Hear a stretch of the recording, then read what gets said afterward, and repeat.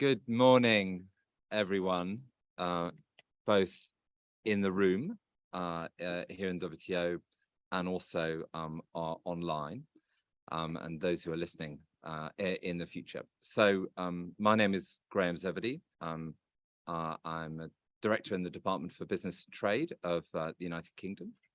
And amongst my responsibilities are the interaction of trade and the environment, which is a fascinating and very important, increasingly important topic as all of our economies seek to transition to net zero.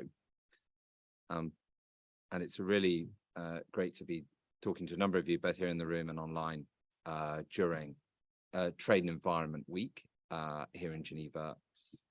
There are many different aspects of work on trade and environment, but one very important one is the trade in environmental goods and services. And this is a subject which has been discussed increasingly in detail here in WTO. And we thought that during this Trade and Environment Week, it would be very useful to complement those discussions by hearing from some voices from industry and bodies which work on standards, because sometimes the debate can get quite theoretical, and it would be useful to talk about, well, exactly what goods and services, what technologies are we talking about when we say environmental goods and services, and how can trading those goods and services help us all to meet our net zero goals? And crucially, what are the barriers faced by private sector actors to trading in those goods and services? Because I think we all recognize that in order for us all to transition our economies and decarbonize them over time, we will need to all have access to the goods and technologies that the best of us has.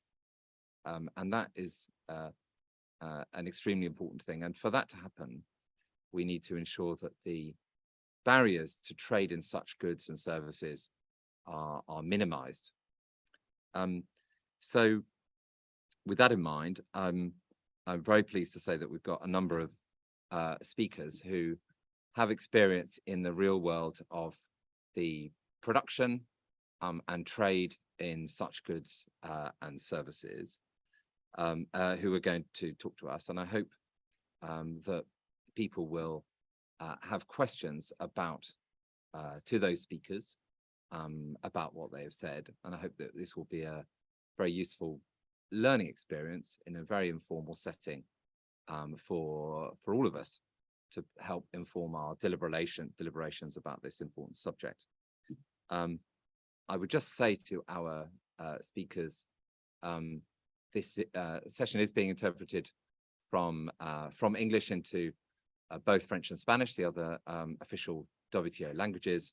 So whilst our interpreters are brilliant at their jobs, please go slowly, particularly when talking about anything which is quite technical. So without further delay, let me move on to our first speaker, who's Andrew Willman, who's the Chief Operating Officer and Director of Legal Trade, Economics and Finance in the British Electrotechnical and Allied Manufacturers Association. Andrew, over to you, and thank you very much. Okay, thank you very much, Graham, and welcome to everyone.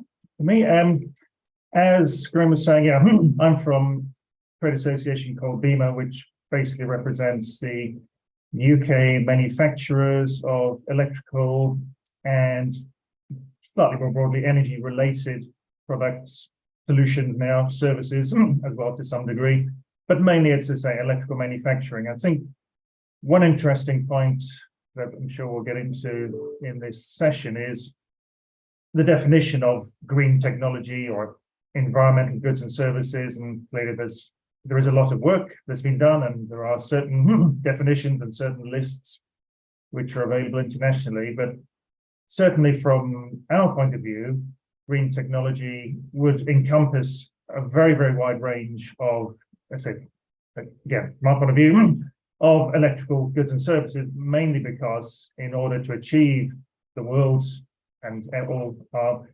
nations' net zero goals and targets, that will involve quite a substantial degree of electrification. So I think it's interesting and useful to consider not only what are often cited as being, brand new technologies, or indeed technologies not yet created or not yet invented, but also to be aware that there's a lot of long-standing technologies and products which have been available for decades, over a century in some cases, which have now been developed. And in order to get the efficiencies, in order to get the greater performance, and to meet both the regulatory obligations and the government targets which we have towards net zero, it's going to be necessary to consider not only introducing, say, the newer technologies, but also to reintroduce, to revamp, to refurbish, to put in place much more efficient energy infrastructure in particular into our system. Now, I think in relation to trade policy,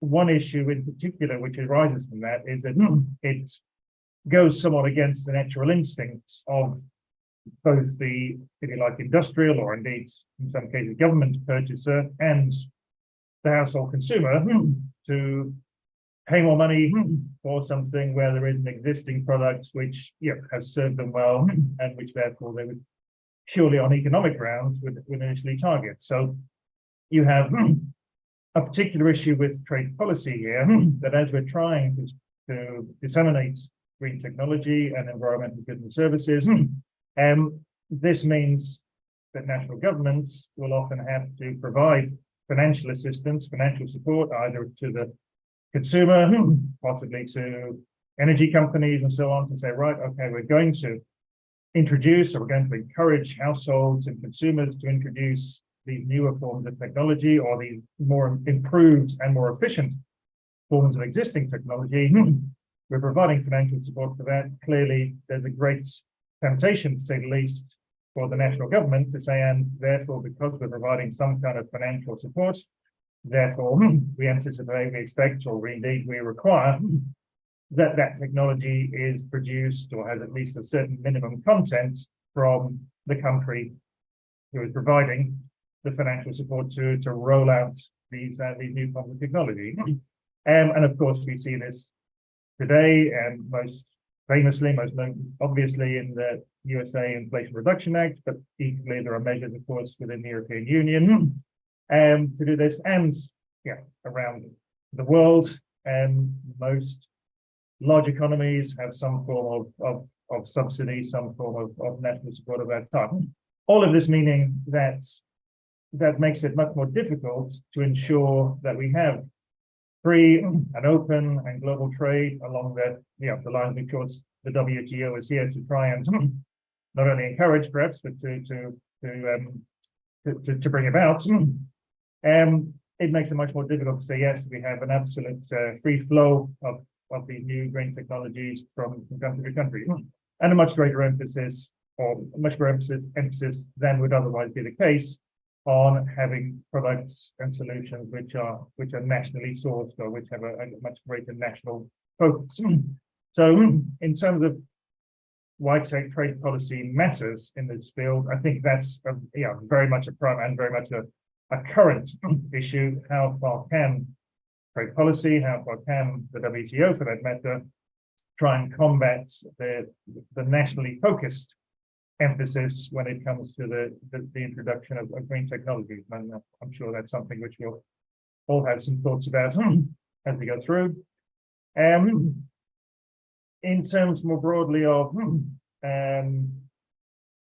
how different parts of throughout the globe are necessary, if you like, and are essential and form a part of the development and dissemination of green technologies, I think another thing which has become particularly obvious, relevant, and has caused a great problem in recent years has been general supply issues, supply chain issues, the difficulty of obtaining supplies of essential materials, components. And that's certainly somewhere where we've seen a great emphasis for the manufacturers, certainly that I deal with, on looking to diversify and expand supply chains, where, and of course, again, the natural trend is to say, okay, if we have a supplier who's been able to deliver for us before, or a particular region in the world, which has been a good source of essential materials or components, and that's what we stick with. And I suppose a positive aspect of the fact that there's been those supply issues has meant that the companies that I deal with have worked very hard to diversify their supply chains. So that again, at least means that, yes, there's been a much greater emphasis on looking at parts of the world, countries of the world, which would not initially have been part of those supply chains, to see what is available and to develop and have greater resilience when it comes to those issues. And I think that, again, has been a positive, or has the potential at least to be a very positive aspect, both in terms of having greater trade and greater resilience when it comes to green technology. Also, of course, to at least some degree, to enhance the role of developing countries in becoming part of those global value chains. And in some cases, of course, they already have been. And another issue which we are looking at very closely at the moment is the supply of critical minerals, critical raw materials, where, of course, in some cases at least, developing countries have a very important role. But the more we look to develop those, as I said, as resiliences generally in supply chains, the more we would hope and expect there'll be a greater emphasis on looking much more widely around the world as to where our sources of supply will be. And and as a general point, I think that the main aspect of this whole question of green technology is we cannot achieve net zero either nationally or globally. We cannot achieve our climate goals unless we have free and open trade in environmental goods and services. It's just the nature of things. And of course, we find, like, from our own experience in the UK, there are so many vital forms of environmental goods and services where we just simply don't have a UK base for those products. So we are already looking overseas for a very substantial proportion, if not the entirety, of certain technologies, and things like photovoltaic, solar panels, things like offshore wind turbines, two obvious examples, again, very widely sourced overseas. So it's something which means that it's essential that both with the, if you like, the newer forms of environmental goods and services, but also the more well-established technologies, we have that, as far as possible, we have that open, that free trade in those products, in those services. And otherwise, as I was saying before, there will be no chance for any of us to achieve net zero targets. Okay, I think that's probably, gives me a good general idea of the sort of issues which I've been looking at when it comes to these issues. And so perhaps I'll, let some of my colleagues say a few words from now. Good. Andrews, thank you so much for sharing your experiences there. I really appreciate that.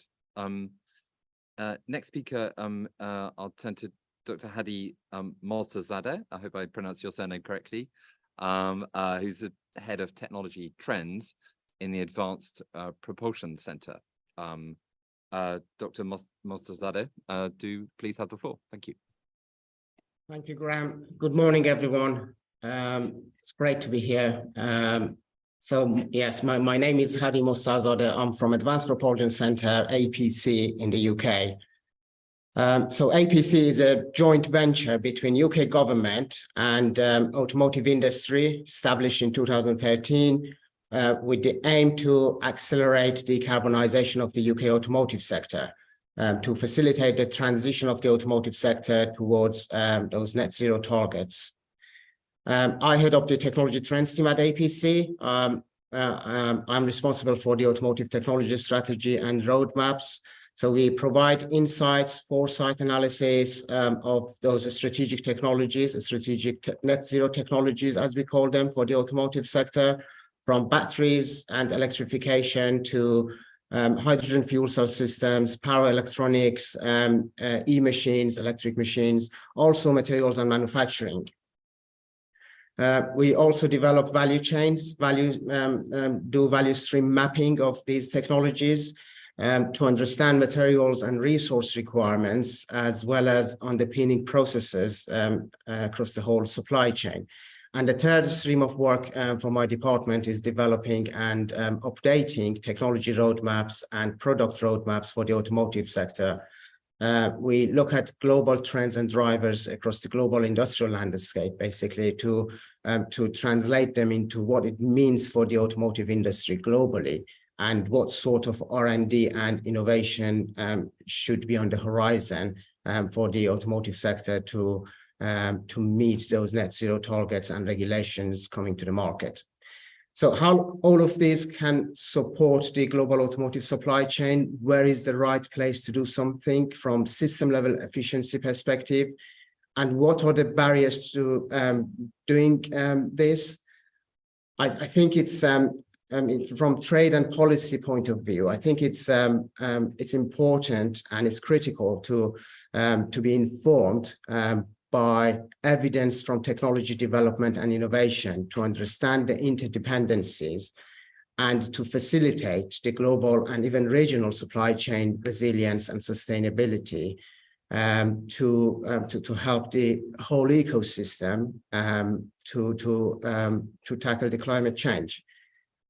And I'm looking forward to further discussion on this topic today.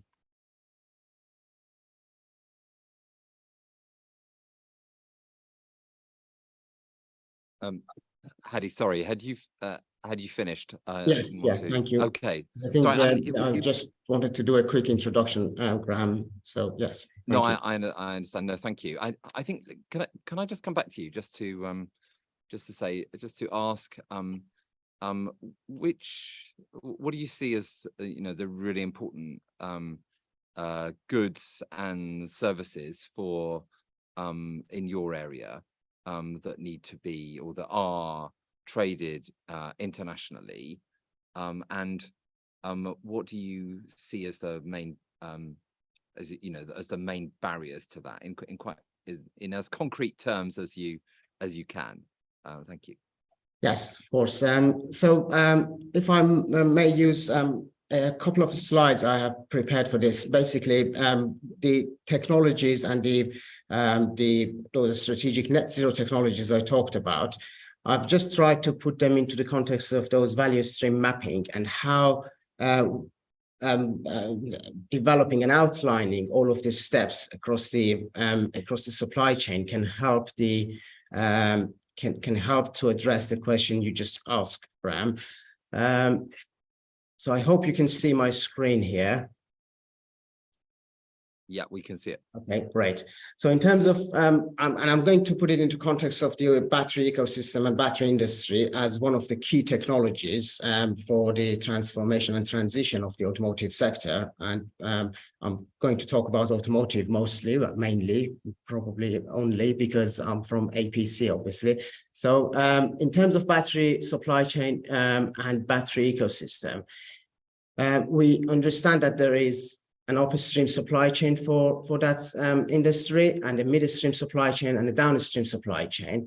Upstream usually focuses on raw materials and refining, and then material processing, and then it feeds into the midstream supply chain in terms of component manufacturing and cell and module and pack manufacturing, and then it goes to the OEMs and they put it into a vehicle, and then we need to get in-service data and then think about end-of-life recycling or a second life for those net zero technologies, for those batteries. What we have done at APC and what we try to do is basically mapping the value chain across the board from that upstream supply chain up to the downstream and of course on the recycling side. And we have just expanded the final box on the right hand side, which says recycling materials, to have more details around what is happening in the recycling steps. But as you can see, and I'm not going to go, don't worry, I'm not going to go through details of this. This is a very technical slide, and this has all of the different processes across the battery value chain and battery manufacturing process. But as you can see, we have some small letters on some of the boxes where there is a trade agreement or trade tariff or a trade code from UK government introduced to basically to facilitate access for the UK supply chain to the global supply chain. And I think understanding this value stream map can help trade and environment policymakers to come up with the right regulations and policy to support the regional and global automotive supply chain. This is an example for the battery one. In terms of the net zero technologies, Graham, you mentioned and you asked, we have done the same for the fuel cell systems, for the hydrogen fuel cell systems. And we've got this map which basically outlines all of the steps across the value chain. And again, it can be used for the same purpose to come up with, to deploy these value stream mapping techniques to look not only at physical transformational steps in a process, but also administrative, non-value add, but necessary steps across the whole value chain, and then support the global supply chain interdependencies, how we facilitate working across the end-to-end supply chain to come up with the net zero technologies. This is another example for that, for what I'm talking about, for power electronics, which was published back in March. And again, you can see that we have clearly identified and defined all of the steps across the whole value chain. So I think all of these can really, should really be in the scope for trade and policy community to use these kind of technology insights, foresights, and value stream mapping to inform their decision-making process. Not sure how much I answered your question, Graham, and whether you want me to go any further. That was great, and really very specific. No, I think you answered it very well. I feel like with the information on your slides, I think I could probably make an electric vehicle battery myself. So no, but it was really useful. And perhaps just one more question. What's the biggest obstacle you face, do you think, in let's say focusing on electric vehicles? What's the biggest barrier when to an international supply chain, and it's sort of to an efficient international supply chain to make these electric vehicles and their batteries as well as possible? Yeah, I think as I briefly touched on, I think the question for industry is perhaps towards the value in value stream maps, to shift the lens towards the value in that value stream maps.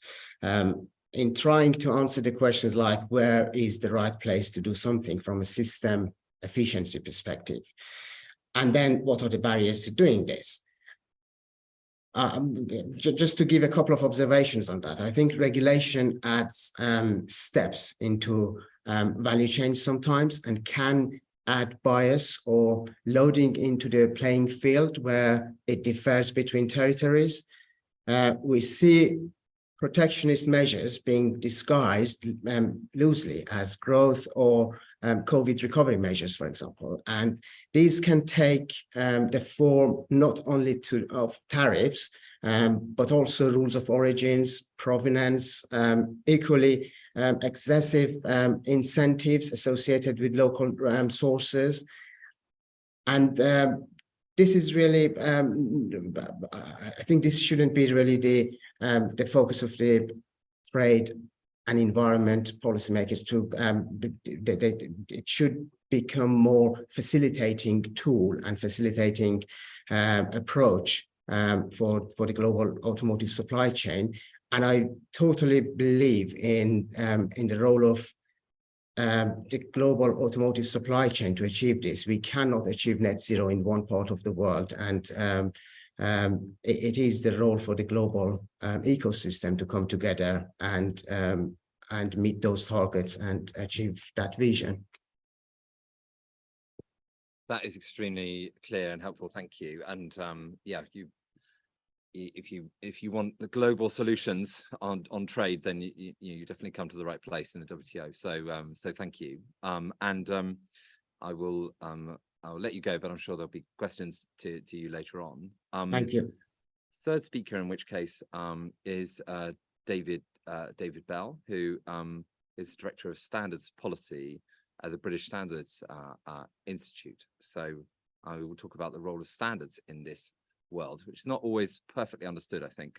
David, over to you. Thank you very much. Well, thank you, Graham, and thank you for the invitation to speak to you. From the British Standards Institution, we're the UK's national standards body appointed by the UK government to represent the UK in international organisations such as ISO, the International Organisation for Standardisation, and for electrotechnical standards, the IEC, as well as defining the UK's national collection of standards. I want to connect what I say to the comments that Hadi's just made, because that fantastic vision of how a integrated supply chain works globally, I think, is really powered by standards, or indeed prevented by them. So I think the role of standards in this is really super important. I think we all agree that trading internationally in environmental goods and services is the only way that we're going to disseminate technologies which will ultimately help us reach our sustainable development goals, our sustainable outcomes that we want for the globe. And without that global trade and that technology transfer, it's difficult to see how you have any transition, in particular in developing and least developed countries. So if we think about what can we do to simplify that trade, to make those supply chains that Hadi talks about as seamless and frictionless as possible, what can we do together to make that happen? And as you say, Graham, we're in the right place because the WTO is all part of the story. Lowering tariffs, really important part of that, particularly for developing economies, but increasingly non-tariff barriers, such as national regulations or mandatory national standards, have become more and more of an issue. And lots of countries, let's face it, we're in the middle of a environmental climate emergency. So every government in the world rushes to regulate, quite understandably. But with that, particularly in developing countries, well, actually right across the globe, but those regulations, that uncoordinated regulatory activity, simply creates more and more trade friction. So it makes it more difficult for those long supply chains that Andrew spoke about and that Hadi spoke about to work seamlessly to deliver all of the goals. And we've seen that around things like competing net zero ambitions from different countries, the closing of supply chains, that economic nationalism that Hadi referred to, and regulatory approaches to things like plastic packaging and other issues. So we believe there's a role for standards, and the relationship between the WTO and standards is a long one. The WTO has always encouraged its members to base national technical regulations on voluntary, consensus-based international standards in order to remove barriers to global trade. It's the important role that international standards plays is enshrined in the Technical Barriers to Trade Agreement. So that's one of the founding agreements of the WTO, as everybody in Geneva will be familiar with. Now, that agreement covers all categories of goods, including those which we could define here as an environmental good.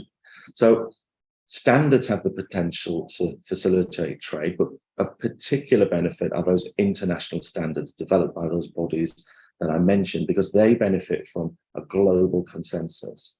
And it's all about creating trust and confidence, not just for industry, but for all of the people who have a genuine stake in the development of a particular good or service. So that's regulators, it's consumers, it's scientists and academics, It's conformity assessment bodies, people who test and certify that products meet the requirements that are set, as well as those producers from industry. So the standards that we are talking about build a level of trust between nations to enable us all to have confidence that a product or a service will perform exactly as expected, will meet our expectations to be an environmental good and deliver those changes that we want to see. So the hallmark of international standards, truly international standards, is that all nations are represented in their development through their respective national bodies. Each country is treated equally, one member, one vote, no one country or region or set of interests is given preference. And there's thousands of international standards covering every conceivable area of economic activity. We've mapped all of the the international standards that ISO's produced against the UN's Sustainable Development Goals. And if you take Goal 9 on industry innovation infrastructure, for instance, particularly relevant in this discussion about the spread of environmental goods and services, we found over 14,000 ISO standards which help to support that goal. So it's really important that we don't just think of standards as simple tools that can be produced from a shelf. We need to think about the way those standards have been developed. And the WTO, again, has something to say about the role standards bodies play. And in 2000, the TBT, the Technical Barriers to Trade Committee, agreed some common principles that all international standards should follow, the so-called 6 principles around transparency, around openness, impartiality, consensus, relevance, and importantly, the development dimension. So how do you ensure that all voices are heard, including those from developing countries? At a national level, organizations like mine have signed up to the Code of Good Practice, which is an annex to the Technical Barriers to Trade Agreement, and they apply some of the same principles of the WTO trading system to the development of standards and non-discrimination, transparency, etc. So the standard system and the multilateral trading system are completely aligned and conjoined. Our role, therefore, is to make sure all voices are heard. And in the UK, we've been working hard recently to make sure that those, not just those businesses we spoke about, the consumers, the regulators, but increasingly environmental NGOs have a voice in the definition of standards. And we've set up a network which we call our Sustainability Standards Network to bring and to encourage the voice of environmental NGOs to participate in the standards world, so that we can create a national level of consensus around a topic. What does good best practice look like? What are the expectations around the environmental performance of a particular service or a particular good? And then that double level of legitimacy once you take that to an international standards body. So it's really important that all voices are heard, not just at a national level, but globally. We bring all of the relevant national standards bodies together in order to deliver against some of the global societal challenges. And we've just committed under something called the London Declaration in ISO, which commits ISO and indeed IEC to consider actively in all of the standards that they develop climate science and the associated transitions, and importantly to facilitate the involvement of those civil society voices and those most vulnerable to the impacts of climate change in the development of international standards. So that's been endorsed by every national standards organization, and we are seeing already the transformation beginning of international standards to make sure that they can have the maximum positive impact on international supply chains, and to go back to Hadi's picture, to make that journey as seamless as possible through the use of standards. Happy to take any questions later, but I'll leave it there for now, Graham. David, thank you very much. That was very clear. And yeah, as you said, there might well be some questions later on that. So, but I think now, therefore, I will go on to our fourth and last speaker, who's Natasha Cooper, who is from a company called Bbox, and Natasha will introduce herself and her company before having some slides to present, I think. So Natasha, Yes. thank you so much, and over to you. Thank you, Graham. Hello, everyone. My name is Natasha Cooper. I'm the Chief of Staff at Bbox, and I've been lucky enough to be working with the company now for nearly 10 years. And so I've seen the company grow from 20 people to now 1,600, which is a really incredible feat. If you bear with me one moment, I'm just going to share my screen. So hopefully you can all see that. So We can. you can, perfect. So I wanted to start just with a few pictures. So Bbox is obviously quite different to the speakers that we've heard so far. So Bbox was founded in 2010 by our three co-founders who met at Imperial College here in London. So 13 years ago, they wanted to use their degrees in electrical engineering to really make a difference in the world, and they chose to do that through energy access. So there are 500 million people just in sub-Saharan Africa alone who don't have access to energy. So that's really where we started, and we started producing our own solar home systems, which I'll be able to show you pictures of shortly as well, to provide energy access across the African continent. Since then, we've realized that we can use both the digital and physical highways that we've built. So these are like on the ground delivery networks, and also our operating system that we've built, which we call Bbox Pulse, to really grow our business into what we are now calling a super platform. So that super platform is helping us transform lives across the continent, connecting consumers and deploying innovative products across Africa. So really, we're trying to bridge an affordability and accessibility gap for these consumers. So if you can see just from the images that I have on my screen, Bbox now offers electricity and associated appliances.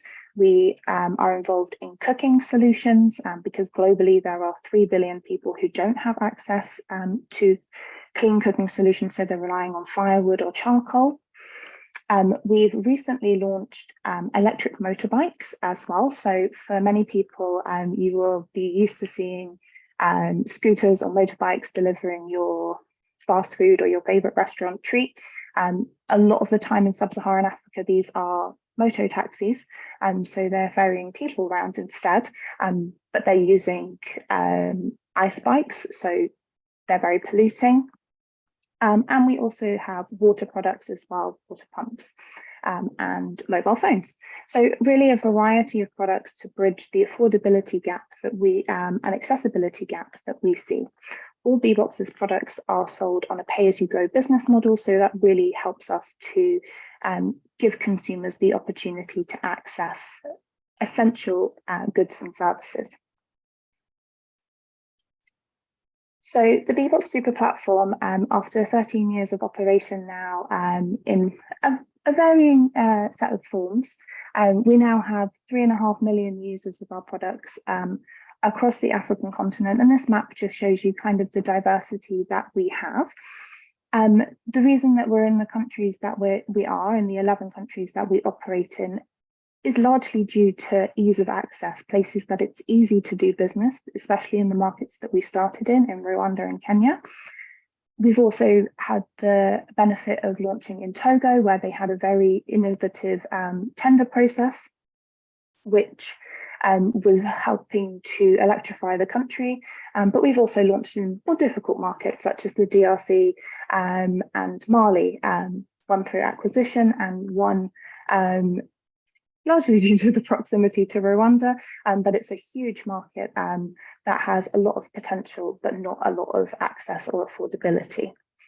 The way Bbox operates, we have 2,000 agents who sell our products, and we have over 200 micro-fulfillment centres. So they're kind of like shops, a large part of our delivery network, dotted across all these different markets. And the other interesting thing is that we don't collect any cash. So all of our business is done through digital payments. So in the last couple of years, we have processed 56 million digital payments. So that's through mobile money. For those of you who aren't familiar with mobile money, it's kind of like the equivalent of paying with your phone with Apple Pay, Google Pay, etc. But this has been operating for at least the last 10 years. in Africa. So it's definitely a leapfrogging technology. And it's something that we would like to see more of, and with the support of organizations like the WTO, really to acknowledge the leapfrogging capabilities of Africa as a continent, and the kind of role that they can play in the future of our world. So just to kind of dive in a little bit more so you can see as well the products that we sell. So they're really empowering solutions. We sell them both in rural communities and in urban communities. Each community type has a different requirement. So for example, our solar home systems have varying sizes. So it could be for something as simple as a few lights on a phone charger up to grid replacement, or so running 42-inch TVs, refrigerators, much higher energy using products. For our cook systems, we sell pay-as-you-go LPG. Although this is not as clean as we necessarily would like it to be, a 6 kilogram canister can help replace one tree from being cut down. So it has huge benefits, both from an environmental perspective and on a gender perspective for women's health and their time. Electric motorbikes I touched upon, and these are a replacement for traditional petrol bikes and are largely used by taxi drivers. The smartphones that we sell, again, is about communication for our customers. It's also about education as we start to see more and more innovative technologies. So we see the rise of AI. Really, Africa has an opportunity to leapfrog again our traditional technologies, and smartphones is one of the areas that we see as being a key part of that. And finally, water pumps. So the majority of Bebox customers are rural farmers. So having good supply of water makes a huge difference to their yield, and therefore they're able to sustainably pay for their products and support their families. The other part of the slide that I want to highlight is really the size of the market. So there's a $180 billion market just in these kind of 5 areas that I've touched upon. I think it's sometimes a forgotten opportunity. And I think one of the things that we really need to focus on and discuss is how we can build the trade from these markets. Africa has one of the fastest growing populations on the planet. There are going to be a huge number of young people in the next 50 years. So how do we build new markets for environmental goods and services that could be exported to the rest of the world, and therefore help the growth of Africa as a continent? And that leads me to my final slide, which just shows some of the kind of impact that the work that Bebox does. So we are very dedicated to the UN SDGs, so that's the Sustainable Development Goals. We have a long way to go before 2030, but having additional support in terms of trade, in terms of access to local environmental goods and services will help us achieve even more than we already have. Thank you very much, Graham. Thanks, Natasha. That was really interesting. But perhaps I can just ask you to go into maybe a little bit more detail about the barriers that you face when doing your business. So I guess, securing the supply of these goods that are then sold onwards, and the services trade that is involved in your business. That would be fascinating. Thank you.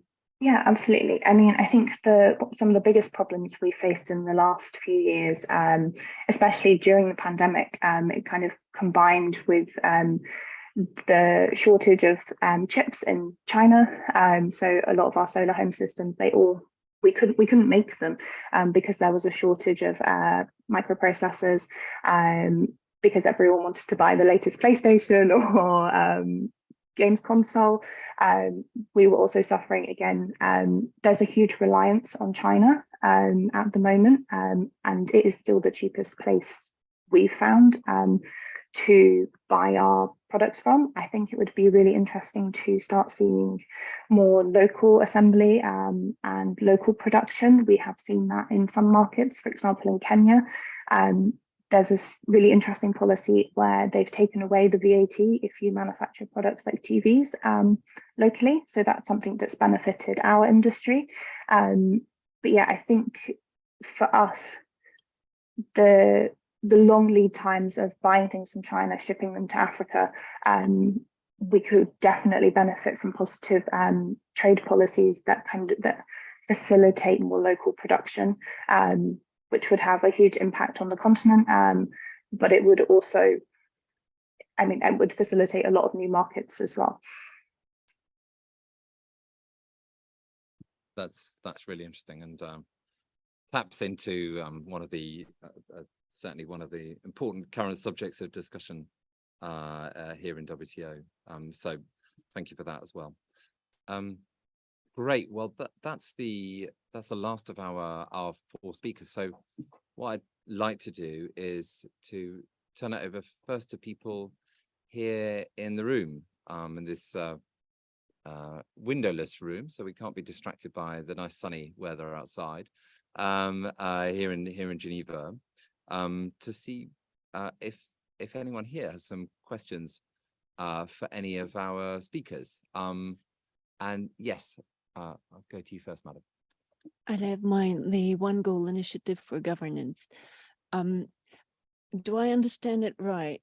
The companies that are working on this, on the norms, are basically defining what an environmental what environmental goods and services are or not. The definition of that is being defined through the private sector that is working on this. Is that correct? Thank you for your question. I don't think that's a question. I think that's probably not a question for our speakers. Probably more a question about the sort of internal process and discussion here in WTO. So maybe I'll try and answer it. So I think I don't think there's any commonly accepted definition of an environmental good or service as yet. Maybe that will emerge at some point, but I would think that would be a discussion between governments down the line. I don't think it would be solely defined by companies. So to try and answer your question there, does that help?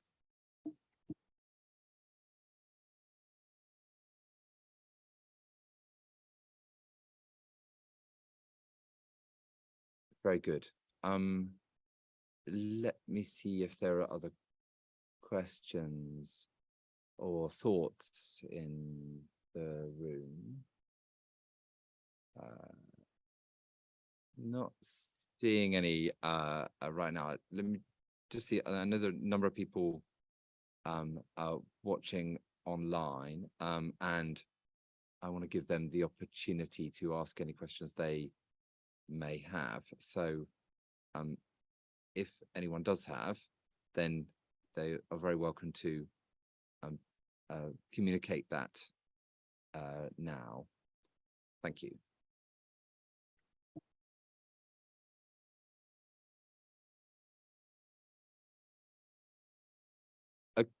Okay. So maybe it's worth me just prompting a little bit with some questions.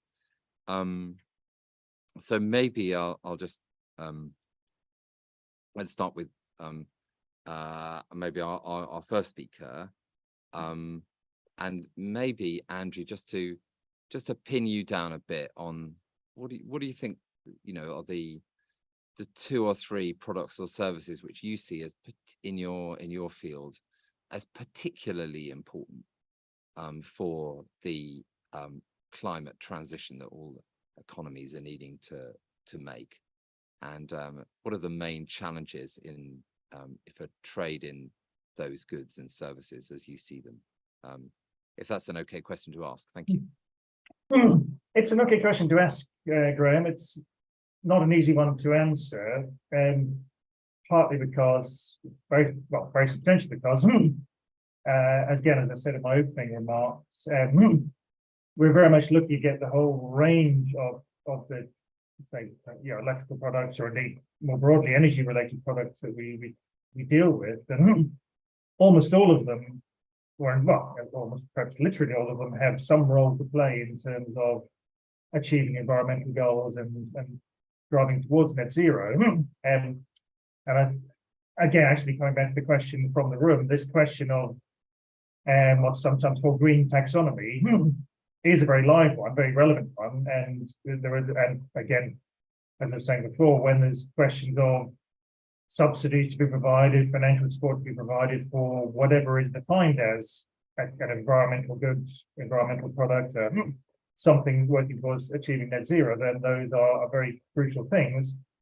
It was very interesting from, for example, Natasha's presentation, looking at some products and services that Bbox is trading in, which you wouldn't normally classify as being, well, I wouldn't normally classify, let's say, as environmental goods and services. But again, as was explained, when they're being used to replace something worse, let's say, environmentally, then clearly they are having an impact in terms of achieving, or taking a step towards achieving climate targets and net zero goals. So I'm trying to, of course, carefully avoid answering your question, Graham.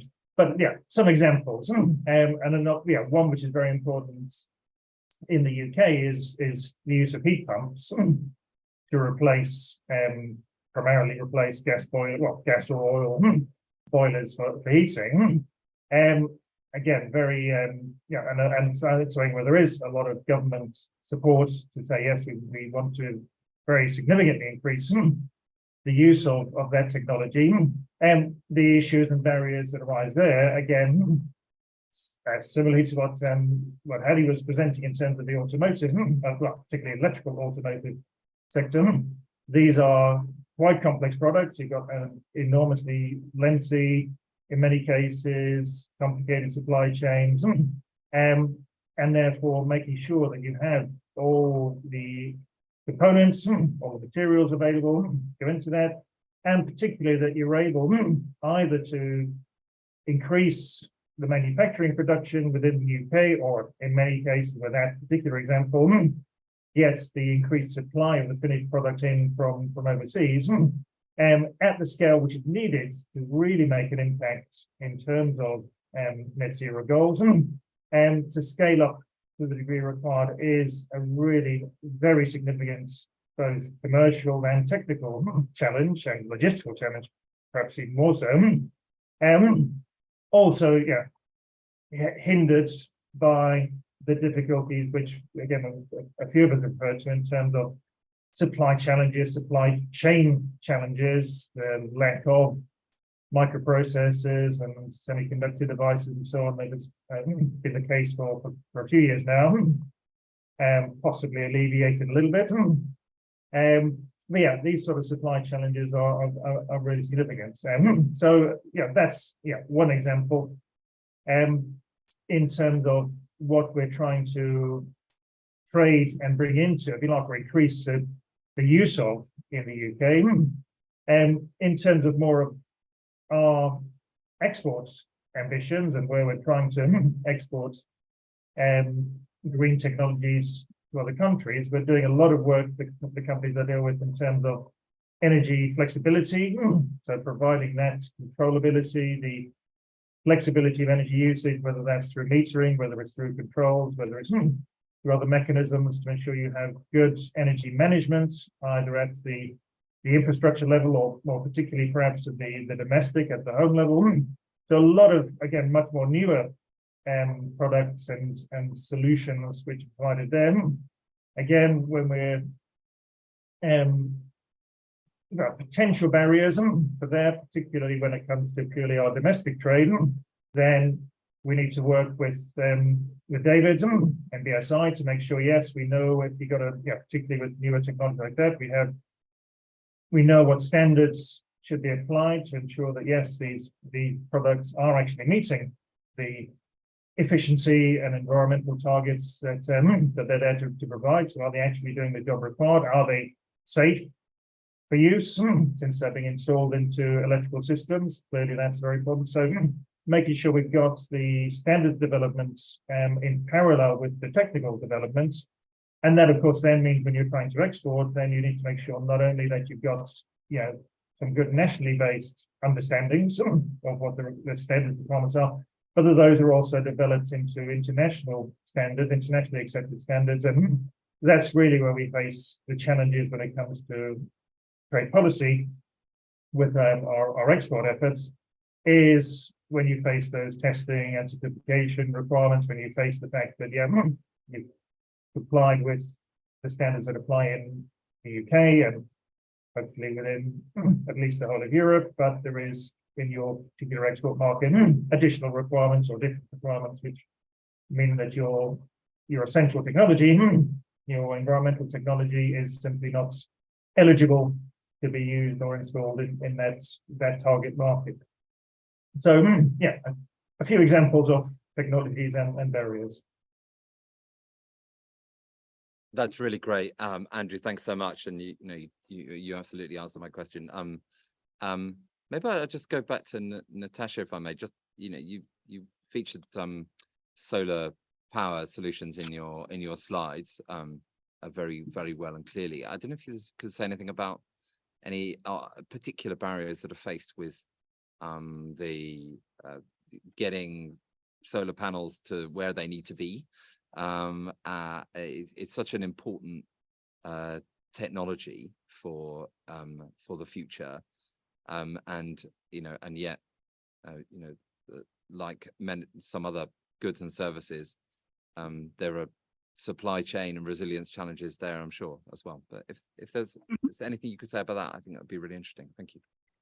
Yes, so solar panels have been a cornerstone of our business now, well, for the whole time we've been operating in varying different sizes, and it's obviously facilitated our business that the prices have considerably come down over the past few years, making it more affordable for our customers to benefit from these technologies.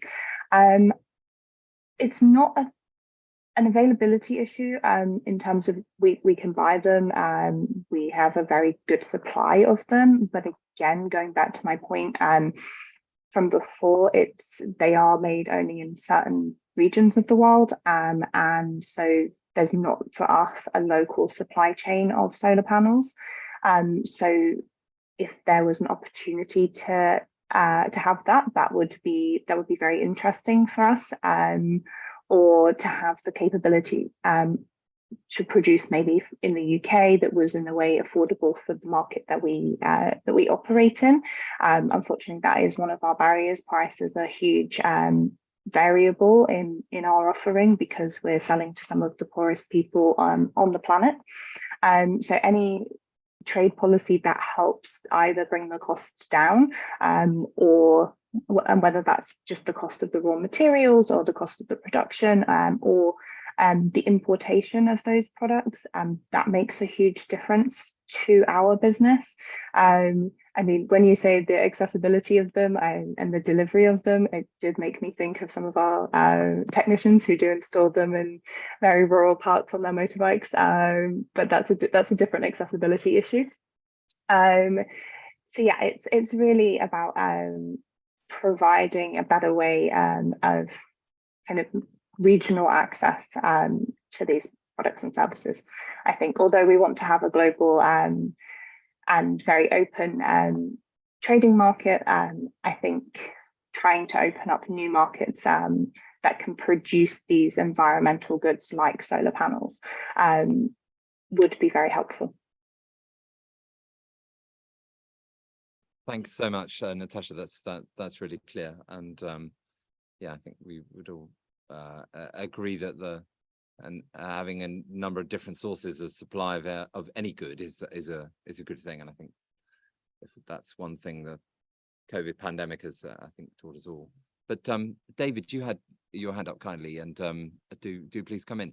Yeah, I was just reflecting on what Natasha and Andrew were saying there. I mean, Natasha, the BBOX model is a real example of an organization that's delivering transformational change and delivering lots of the social and environmental development objectives that we all strive for. But you can see the challenges they've got to continue to roll that out, and the barriers that can be, or the difficulties that are in play. And the good news in Africa is that, in my opinion, is the African Continental Free Trade Agreement, where you're seeing a political will for products to move more easily around the continent, and standards are being used as part of that agreement. So we're very excited about that, the transformative power that could have on the African and the global economy over the next coming years.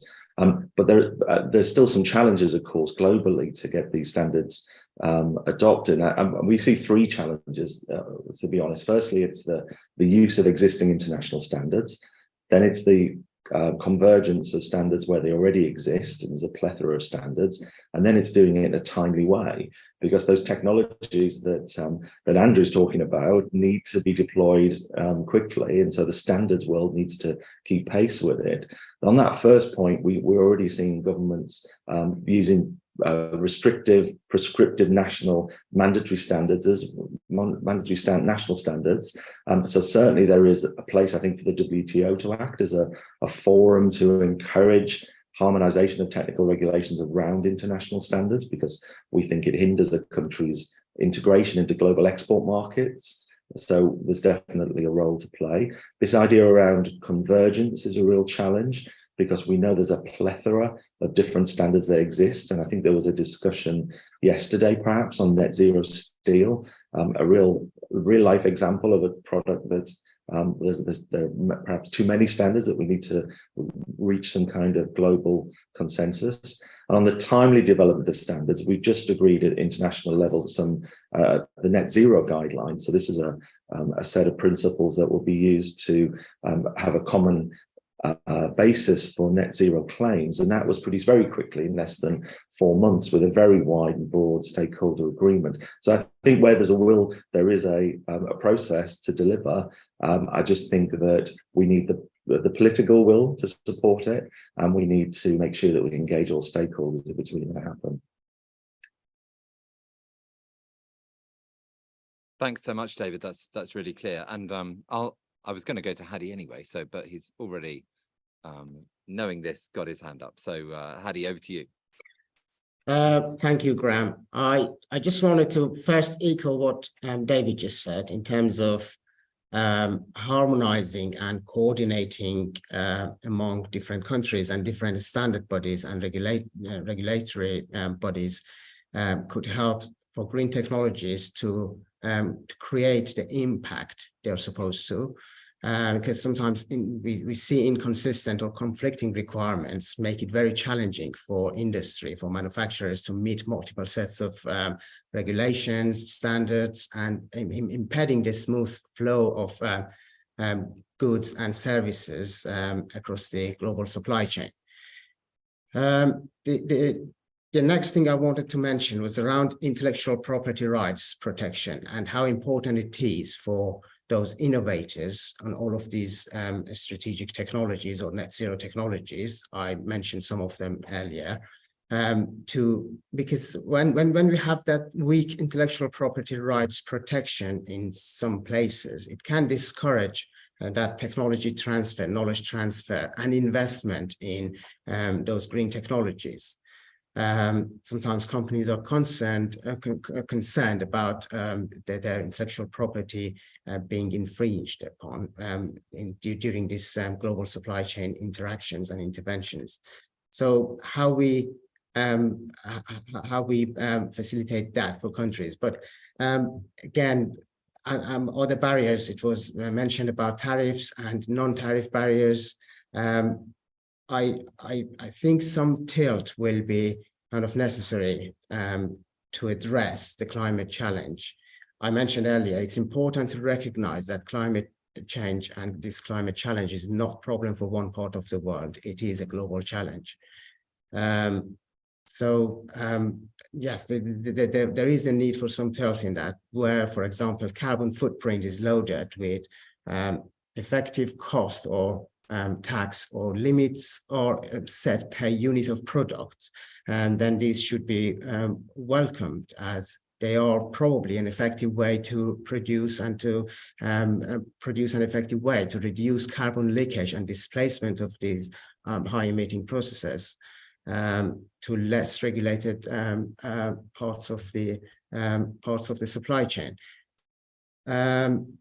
So yes, in terms of green technologies across the value chain for those technologies, there is a great opportunity to build on the current strengths and capabilities in one part of the world. And where there is a gap, really think holistically and do system level thinking to see whether there is a need to put more effort in building those capabilities in that part of the world, or invest more in collaboration and partnerships and bringing the supply chain together. So yes, I think that was my main point really on this. Hey, that's really helpful, and I suppose there'll be some countries who are currently not integrated into supply chains, for example, for on electric vehicles, who might be thinking, this is interesting, but we're currently not involved, and maybe we'll only just be involved as an importer of the final product. I suppose, is there any advice you might give to such a country about, you know, how they might best get more involved, and you know, for the benefit of their own industrialization, job creation in that country, for example? I think let me just be very specific on that, Graham, and to talk about that again, that battery value chain for the automotive electrification.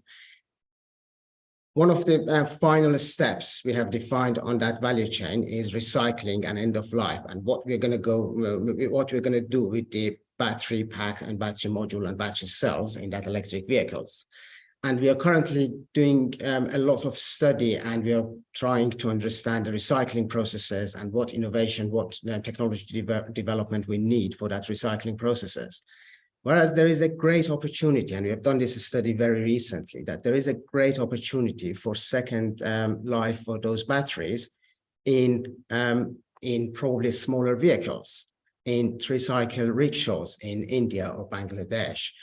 Although some developing countries, they would really want to be linked and to be connected to the global EV supply chain and take benefit of the current products without importing a new SUV, electric SUV or electric vehicle with all of those maybe too expensive kind of tariffs and barriers which currently exist between the global automotive supply chain. So there is a great opportunity to think, when I say thinking holistically and in terms of system efficiency, there is a great opportunity for second life for those batteries at the end of life of the electric vehicles to be put into another use and other applications in other parts of the world. And there is a great role for trade and policy regulators to facilitate that for the global automotive supply chain, I think. Thanks so much, Hadi. That's really interesting, very insightful. Good. Well, we are got not many minutes left. Let me just looking around the room yeah, there's one question from the floor. Yes, please. Thanks very much, Graham, and thanks to our fantastic panelists as well for a really interesting discussion. Just my question is, as we've heard from panelists, in recent years, global supply chain resilience has become a hot topic for governments and businesses thinking about the net zero transition. And my question for the panelists are, what steps are you and your organization taking in this space, and how can trade policymakers help play a role?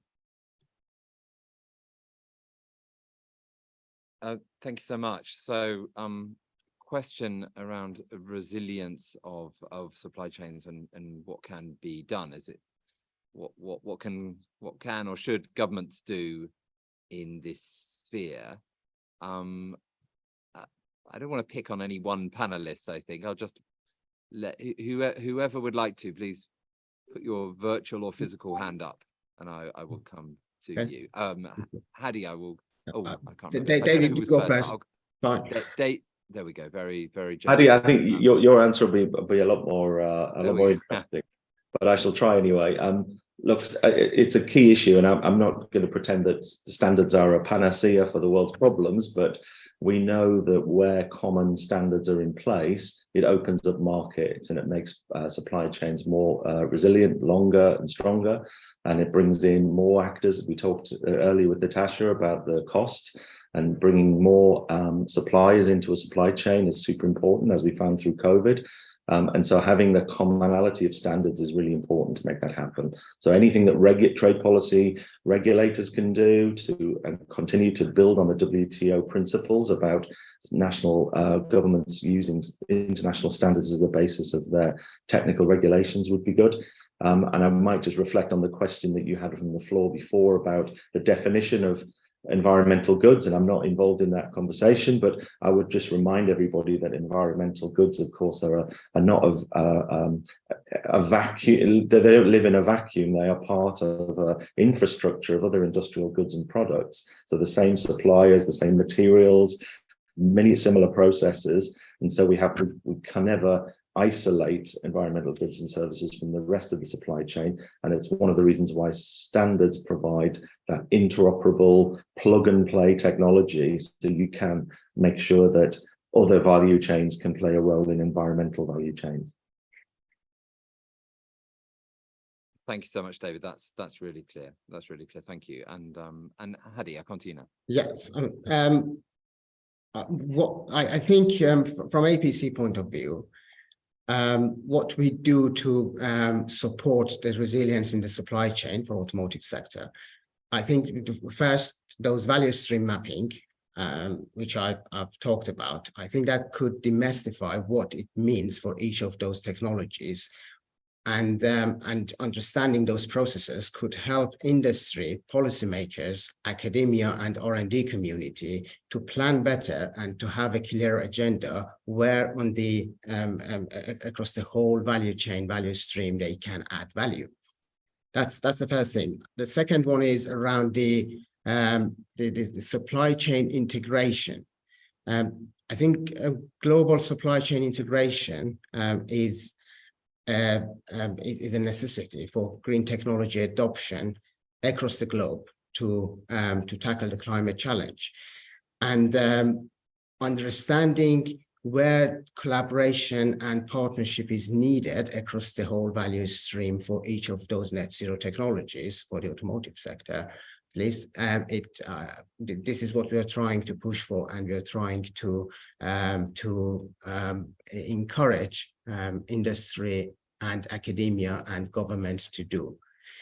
And thirdly, knowledge transfer and collaboration and partnership cross-sector, understanding the energy requirement and energy infrastructure to be in place for the adoption of these new technologies, these new electric vehicles, and also having the energy sector resilience to support the manufacturing and the production of these technologies in a facilitated way for industry is very important. And again, we're trying to inform policymakers and R&D and innovation community to plan for that better. Thank you. That's really helpful and very clear. A lot of really good real world experience being shared here, which I think really underlines the value of this session. Natasha, to you. Yeah, I just wanted to add a couple of points from what David said as well. I think having equality in the conversations that we're having about global trade policy and making sure everyone has an equal voice, I think will be really important as part of making sure that the supply chain is resilient and we are trying to hit those net zero targets. I think like a lot of the time I feel that environmental goods and services are put in one bucket by themselves, like they're this special thing that is kind of not part of our everyday yet. And I think we need to start thinking about that differently if we're going to hit the targets that we've set for ourselves in terms of net zero, in terms of the UN Sustainable Development Goals as well, and really start to see this as like, this is our choice. We have to use these environmental goods and services and perhaps prioritize them for a while and give them preferential treatment to make sure that they are a part of everyone's everyday. And just going back to my first point, with regards to making sure everyone has their own voice, I think that by giving the developing nations more of a voice, they're leapfrogging. They don't need to go through the industrial revolution that many of the countries where we're sitting today have been through, and they have new ideas. I mean, many of Bbox's customers are already net zero. And the children in these households are growing up in a net zero house. They're not going to ever have necessarily had a grid line to their house from a coal-fired power plant. They're going to either have a solar home system, or there might be a hydro site that's powering their house if they do. So I think we really need to kind of learn from these developing nations as well, and not just make global supply chain about the way we traditionally think about the world. And finally, again, going back to those regional hubs of and kind of trying to open up new markets, which Hadi also mentioned. I think by having those regional hubs of different environmental goods and services, you then also benefit from not having to ship things everywhere or fly things everywhere. There's a huge transportation cost, both in monetary terms, but also in carbon terms. So I think by re-looking at where we base our production of both the components and also the production of the end user goods could really revolutionize the supply chain resilience. Thanks very much, Natasha. And you mentioned a number of really important points, including the importance of the voice of developing countries, and indeed that ought to be guaranteed in WTO, with developing countries making up the majority of the membership, and also ensuring that there's sharing of ideas between all countries. And no group of countries should consider that it's got the monopoly of wisdom in this area, for sure. Andrew, over to you. Thanks. Yeah, just on supply chain resilience and what we can all be doing on that. I think particularly, from a UK point of view, we've embarked a few years ago on being a part of a global free trade world, just at the time when lots of barriers were going up against that sort of globalized free trade system. And in some ways that can be positive results, again, as Natasha was referring to, in terms of having perhaps more regionally based sourcing and supplies, rather than assuming everything can be shipped from anywhere in the world, or should be shipped from anywhere in the world.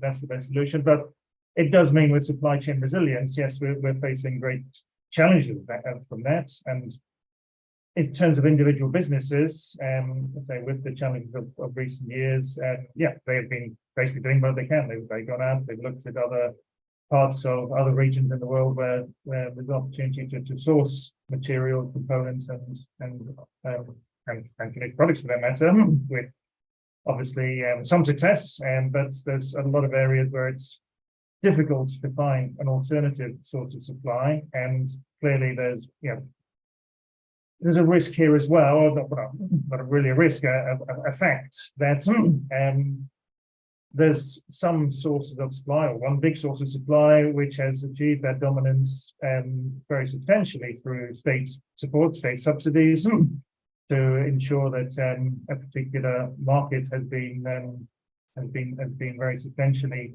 taken within that country, which obviously in itself is a concern when it comes to the WTO, and the purpose of having the WTO to avoid the risk of world trade being distorted by those sort of subsidies. And again, we are seeing much more recently that other major markets have adopted subsidy regimes or are introducing subsidy regimes, and again, for understandable motivations, but equally those are meaning that the sort of world trading system that the WTO was introduced for is being eroded. So in terms of what national governments can do, or UK government can do in particular, again, and what the Graham and his colleagues have been trying very hard to do, is to make sure we have those, if not the network of comprehensive free trade agreements that perhaps we had hoped for initially, but to have perhaps those much more focused, much more specific, friendly relations at least, and in some cases, specific trade agreements with friendly countries, and to make sure that yes, as UK manufacturers, UK businesses, we have better hope of access to critical supplies, critical materials, and so on than would otherwise be the case. But I think at a WTO level, this, not particularly a revelation, but this is the real challenge, and this is perhaps what the WTO clearly is looking to see how can we make sure we are still driving forward that open trade regime that we're all here for, or that we thought we were all here for at least. Thank you very much, Andrew. You hit the nail on the head about what the purpose of this sort of discussion and work stream is here at WTO. So I think it's time, because I see no further requests from the floor to bring this to a close. I think we've heard some real insights from all of our speakers, from their different business and standard setting perspectives. So thank you very much to all of you. I really very much appreciate you coming on. And I think I won't attempt to summarize all the points that have been made, but I think suffice to say that there are this area is an extremely important one. The transition to net zero is something which every economy is engaging in, which every economy needs to engage in at quite a fast pace in order to meet the net zero goals, which are widely shared across the international community. And trade, be it regional or global, in products and services related to the green transition is essential if those goals are to be realized. There are a number of challenges to face today in the real world to achieving this, and there seems therefore it's really useful for people who are engaging in that discussion here in WTO to hear about some of the real world technologies, goods, and challenges faced in trading those, and how, when they think about how those obstacles might be able to be resolved through some sort of process here. So thank you so much to our speakers. Thank you very much to those of you attending here in the room and listening online. Thank you to the interpreters, and I will hereby close the session. Thank you very much.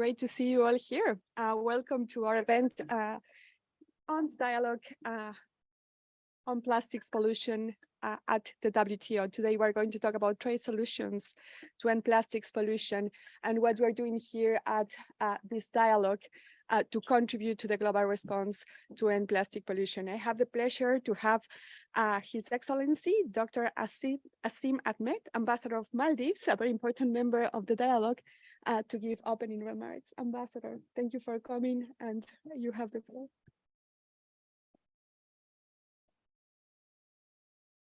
Thank you, Daniela, for giving me the floor. Good morning, colleagues, excellencies. The Maldives was proud to join the Ministerial Statement on Plastics Pollution and Environmentally Sustainable Plastics at MC12.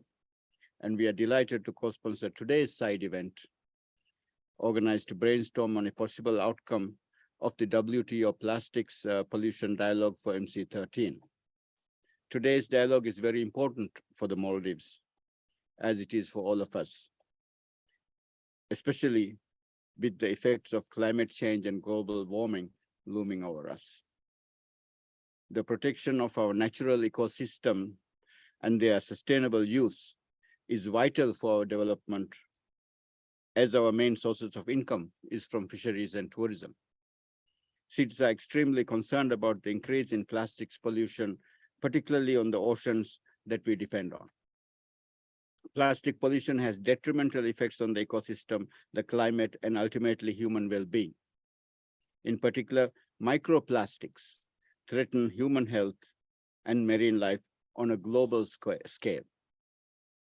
Excellencies, colleagues, the Maldives has banned the production and sale of single-use plastic items from 1st June 2022 under the Environment Protection and Preservation Act. The first step in the phase-out plan commenced a year ago on 1st June 2021, with the import ban of 8 single-use plastic items under the Export-Import Act of Maldives. The ban is part of the Environment Ministry's single-use plastic phase-out plan 2020 to 2023. This plan is a national initiative to phase out the production, import, and sale of particular single-use plastics in the Maldives and promote the use of sustainable alternatives in order to safeguard public health and the vulnerable marine environment of the country. Furthermore, the goal is to reduce single-use plastic usage in a society while promoting sustainable alternatives through targeted awareness and educational initiatives. The main objective of this initiative is to align with our efforts to transition from a linear to a circular economy, which focuses on waste reduction, reuse, and recycling. This transition poses many challenges, in particular concerning changes in the production and trade structure of our economies. To address these challenges and to find possible solutions, a concerted global coordination effort is imperative. Further research and mapping are required to better understand trade policies, regulatory trends surrounding plastics, and to incentivize trade policies that promote environmentally sustainable plastics products. At the multilateral level, we are encouraged by the progress made by the Intergovernmental Negotiating Committee to develop an internationally legally binding instrument on plastics pollution, including the marine environment. We look forward to hear more on this topic at this discussion today. We hope that today's discussions will build on MC12 ministerial statement on plastic pollution and environmentally sustainable plastics trade, and will provide a clear basis for an outcome document on plastics pollution at MC13. In conclusion, I would like to reiterate the importance of global cooperation in this endeavor to achieve a plastic-free world, enhance the blue economy, and promote green trade. I thank you for your attention.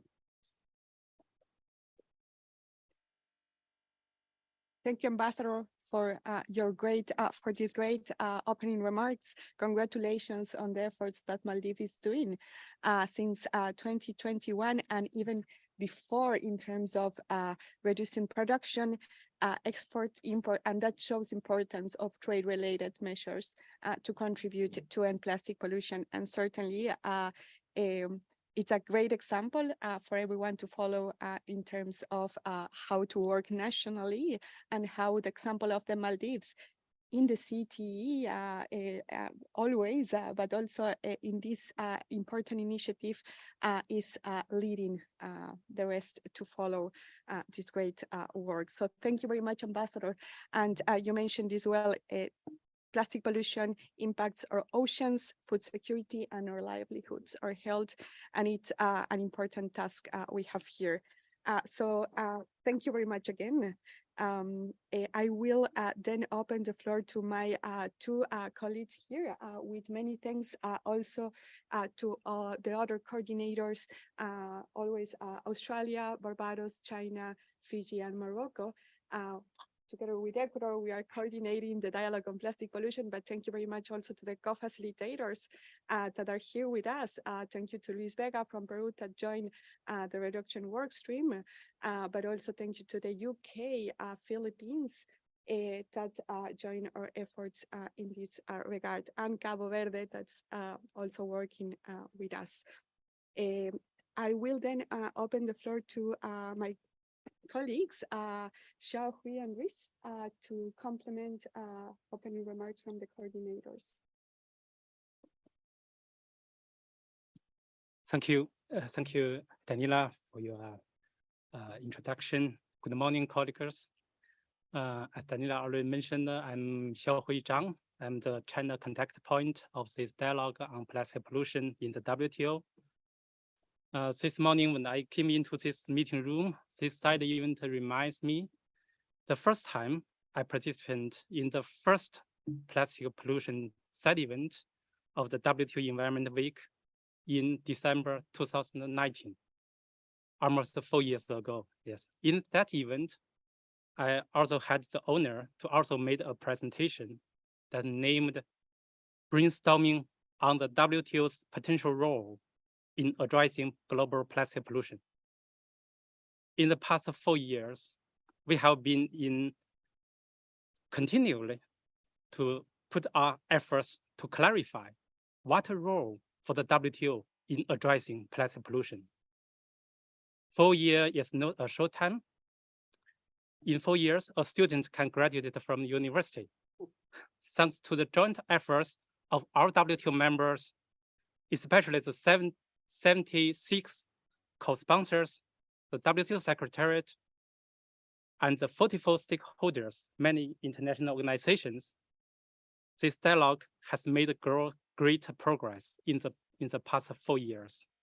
As of today, we have many outcomes, an involved compilation of suggestions made by delegations and stakeholders.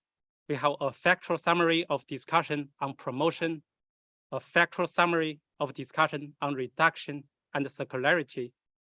And we generated more than 125 room documents, mostly are presentations summarizing technical and science studies. More important, we have established the close cooperation with many international organizations, such as the UNEP, Basel Convention, UNCTAD, WCO, FAO, etc. And also our 76 co-sponsors cover more than 85% of the global plastic trade. Through 4 years of hard work, we have built up a good momentum together. Today, like a university student, we face an important graduate moment. The MC13 minister statement is like our graduated thesis to the world. In the previous minister statement issued in 2021, the trade ministers announced that we will look for concrete, pragmatic, and effective outcomes on these actions and understandings at the latest by MC13. Based on this willingness and mandate of the ministers, the coordinators circulated the 0 draft elements for potential MC13 outcomes before the last plenary meeting. We look forward to your very valuable comments and suggestions on this document.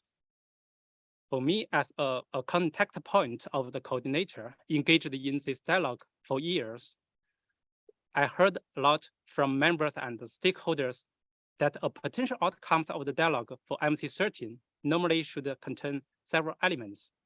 First, we need to further express the strong political will of our co-sponsors to tackle plastic pollution through the trade.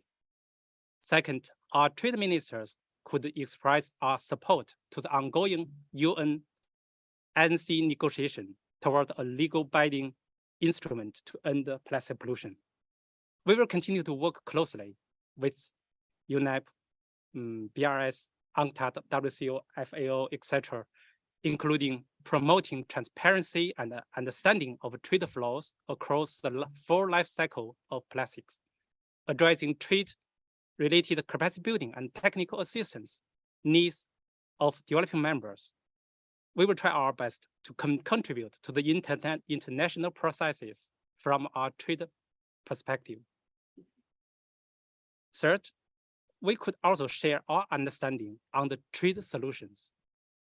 It is hoped that we will draft several potential annexes to the potential statement that reflect our collective efforts, such as the compilation to identify effective practice and options to implement trade-related measures and cooperation to contribute to end plastic pollution. Could be some compilation of goods, service, technicals, mostly targeted by trade policies, which government could seek to reduce or promote as part of the trade solution. We can also have some compilation of trade-related technical assistance and capacity building priority for developing members and potential sources and the mechanism to address these challenges.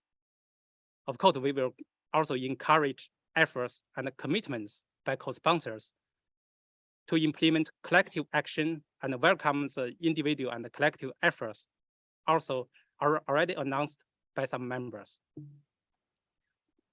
We are quite ambitious for IDP to achieve concrete, pragmatic, and effective outcomes in MC13. Of course, we are aware of our limitation. In this dialogue, currently, we have 76 co-sponsors, but there are still a large number of WTO members who have not yet joined it. We hope that members could take concrete collect trade measures now, but we also know that IDP is not a negotiating mechanism. But we still believe that if we work together to actively engage in outreach and continue to provide inclusive, balanced, science-based, practical, and feasible public goods for WTO members and other international processes, we will certainly be able to make an indispensable contribution to the international response to plastic pollution. This is my understanding of the role of the WTO. This is also the responsibility of all of us as trade experts. Thank you. Thank you, Xiaohui. And it's, I mean, you have said it all. It's great. I think what you mentioned, the dialogue is an example of ambition going hand in hand with pragmatism, but also the importance of collective action and targeted expertise in a work that is really being in a collective work of 76 members with the different communities of the stakeholders. And we have here, the diversity of the stakeholders and the work of the Secretariat also in terms of delivering with us a process that has been collaborative since inception. And when you mentioned 4 years, for me, oh my God, I didn't realize it was 4 years. And thank you very much. From the very beginning, it's been a pleasure to work with the 76 now, but certainly with my two colleagues here and the other coordinators. Reese, you have the floor. Thank you very much, Daniela, and thank you, Xiaohui. And every time I get an opportunity to talk about the dialogue on plastics. And usually I get the wonderful opportunity to speak before or after or next to my good colleague from China, Xiaohui. I'm immediately reminded of the collaboration and the cooperation that underpins the dialogue. That there are 76 members that have joined actively participating, but that it's open to all WTO members to participate, that it's open to stakeholders, to our excellent intellectual community that can drive so many of the answers and solutions to these problems. And the reason that I think that's really important, that cooperation and collaboration is important in the process that we run, is because without that tenet, we will never actually solve the problem. Because to solve the problem, we need cooperation and collaboration across sectors, across dimensions, across spheres of policy. So we need to replicate the end goal through the process that we drive so that we can reach it. And it's really is, wonderful to kind of be a part of that process. And it's a real honor for Australia to be a coordinator of the dialogue. I was going to take a little step back. I mean, I think Xiaohui so articulately explained all of the work that we've done, but I think it's worthwhile reflecting again on why we're doing the work. We know the most obvious reason as to why we're doing the work is the enormous environmental cost of plastic pollution that we know all too well. And there are so many statistics and facts that we can point to. There are studies that look at plastic molecules being found in mother's breast milk. There's contentions that the weight of plastics will outweigh the weight of fish in not so many years in our oceans. And there's the knowledge that whether it's production of plastics and the demand for the inputs that drive plastics, which have an incredible impact on our efforts to address climate change and to drive towards net zero, the scope of this problem is huge. And it's one that has united the world in a variety of fora to address this problem. We talk about the environmental cost a lot. What we don't talk about as much is the health cost. And there's this fantastic commission report that I would applaud to you, that the Minderoo-Monaco Commission looked at the health costs of plastic pollution. And it's an incredibly difficult area of study, but some of the things that they found are genuinely staggering, and I think prompts the need for action very quickly. For instance, they found that the global health costs of the production of plastic, not the use, not the consumption of plastic, but just the production, were in 2015, to the best that they could estimate, $250 billion annually. Enormous. And that's before you get to use. And what they found on use was even more staggering.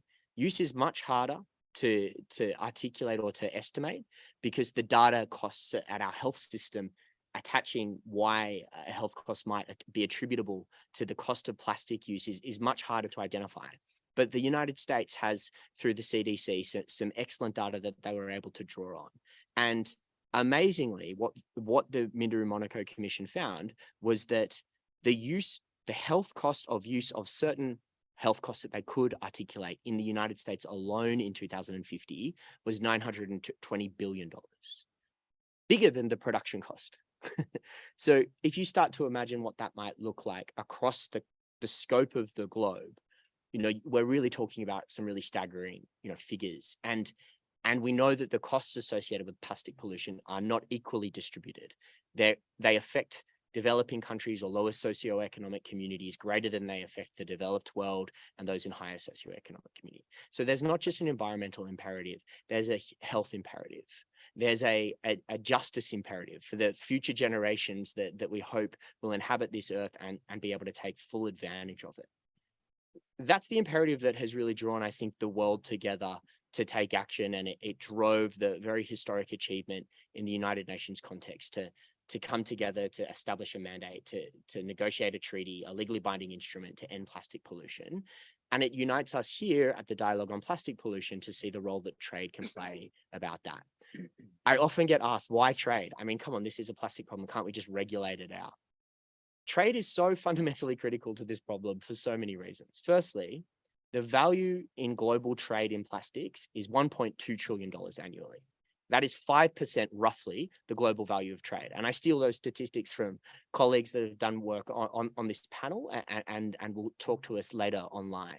And that's an underestimation because the reality is because of the way that embedded plastics works, because of the way that our harmonized systems and World Customs Organization works, we can't truly track the trade flows in plastics. But 5%, now to put that in context, I should have asked my colleague Daniel to make sure that I was, comparing apples to apples when I did this, but I looked at some FAO data, and according to the FAO, agricultural trade is 8% of the global value of trade. Plastics 5%, agricultural trade 8%. This is a really staggering sector, right? And that just shows you all of the touch points that trade has along the whole life cycle of plastics, from the imports to the middle products that go and become a part of other products, the intermediate goods, to the finalized products, to the consumption, to the waste, to the circularity and recyclability when we do it, but also to when plastic is traded as waste and ends up in landfills or ends up in our oceans or ends up in our ecosystems. So the touch points, I think, for trade are enormous, and we have a real obligation as a tool and a lever of the world's capabilities to address this problem. So that's, I think, why the dialogue is here. And the final point I wanted to make was that we also recognize at the dialogue that this is a multidimensional problem and a multi-sectoral problem, and it requires cohesive responses and approaches across the world. And so we're committed to that. We're committed to collaborating with our colleagues at the INC, at the Basel, Rotterdam, Stockholm Convention, at the UNEP, our customs agencies, our standard setting bodies, to really try and take a whole of system, a whole of world, or a multi approach to this really complex and challenging problem. And what we wanted to spend some time talking to you today about as well is, okay, well, we've done all this excellent work, as Xiaohui has already articulated. So where do we take that forward? What's the trajectory of that work in this house for MC13, but also beyond? And we released this wonderful coordinator's vision. We'd like to think it's wonderful. We drafted it, but with the input of our members. And we've already started to get some feedback on that. And in order to kind of prompt this conversation, I think Daniela now is gonna talk a little bit more about what we see as the next steps for the dialogue towards MC13. Thank you. Thank you very much, Reese. Thank you a lot to both Xiaohui and Reese. I think Xiaohui already touched on the points, very important points of the work that we have done and how we look forward to work towards MC13. Certainly there will be a process and we expect contributions from the 76 members, but also of the broader membership and certainly stakeholders to the work we're doing. But you capture everything very well, and certainly an important area when I said ambition goes in hand with pragmatism, and how we're moving targets every time with the plethora of information we are getting in different areas. So thank you very much, Reese, for bringing the facts and bringing the information and our vision and why we're here. Thank you. Without further delay, because I think you both have touched very important points presenting our vision, I will go to Daniel to present our work on the dialogue on plastic pollution and the update on progress. Thank you very much, Daniel. Daniel is our secretary and he's the power behind dialogue. So thank you very much again. Thank you, Daniela. Good morning. Yes, still good morning, everybody. So I'm Daniel Ramos. I work at the Trade and Environment Division of the World Trade Organization. And yes, as Daniela was saying, the coordinators asked me to briefly provide some context on all of this work that has been done so far and that led to this point or the discussions towards the MC13 outcome.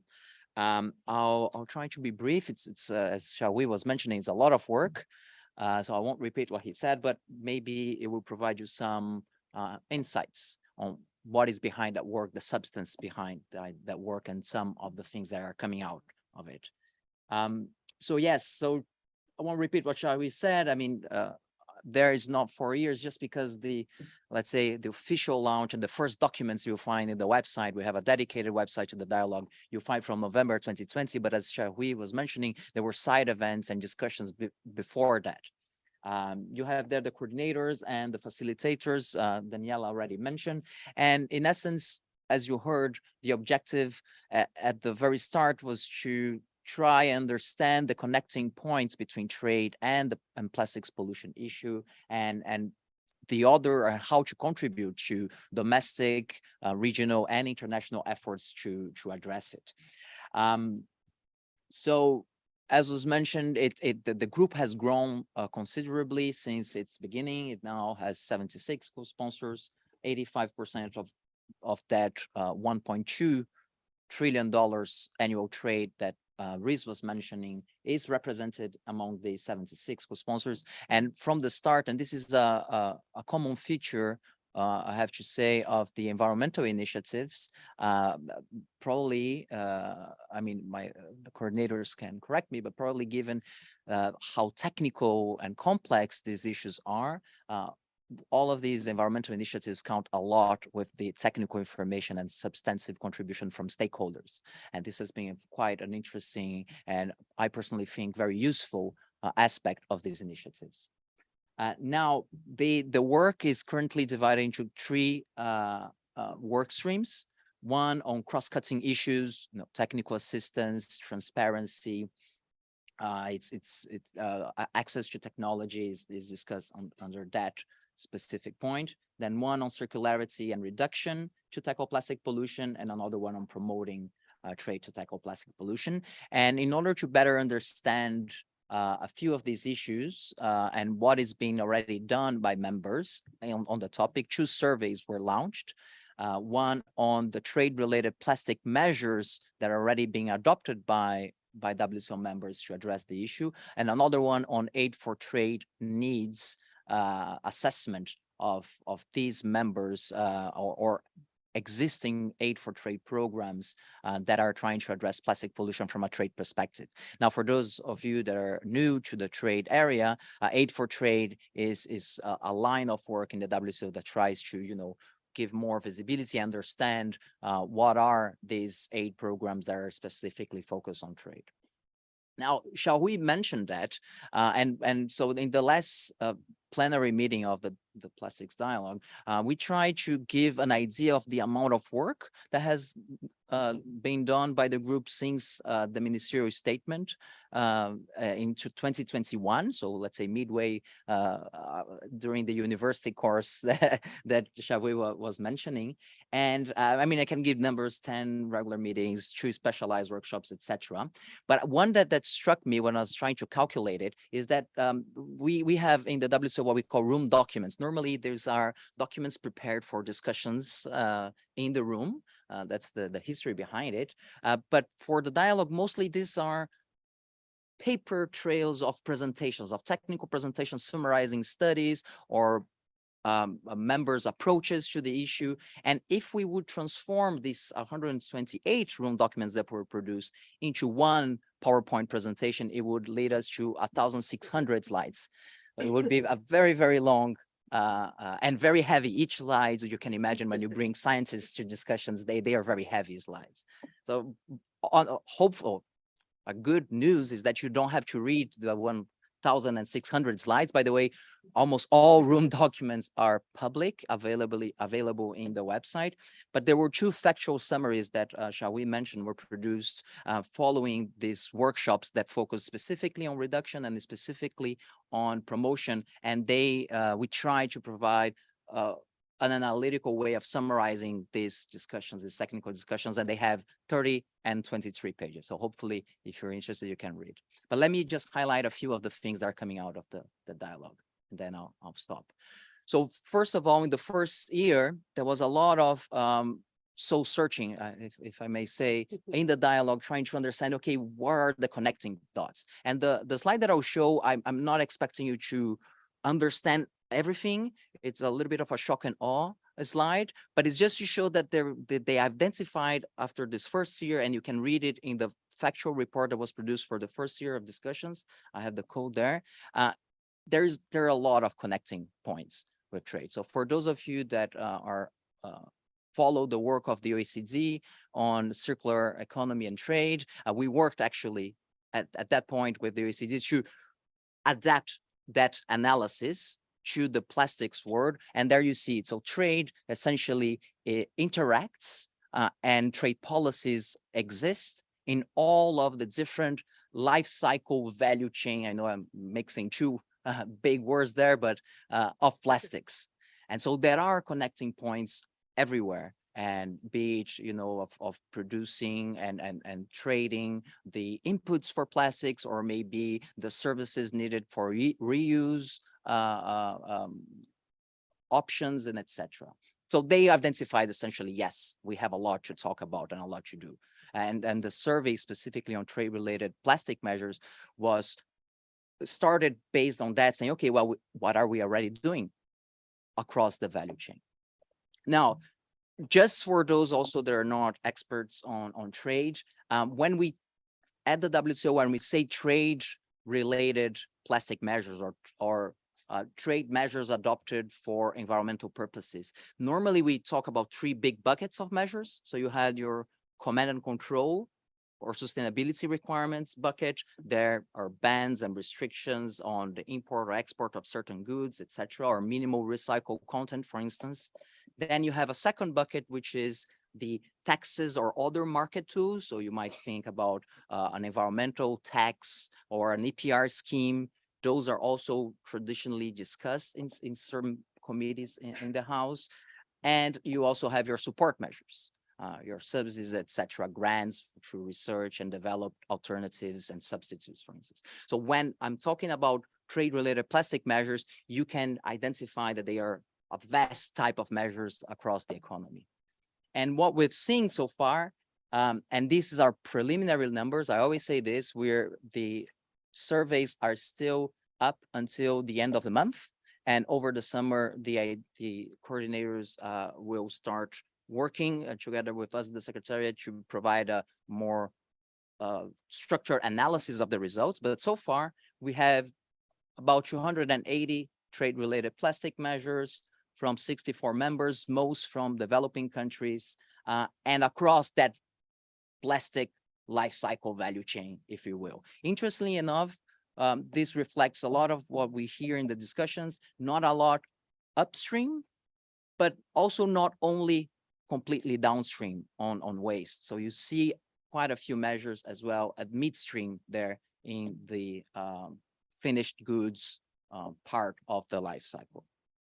Now, as I said, there is a factual summary with where on reduction, for instance, where you can see a lot of what the preliminary discussions around these measures and around the issue have been.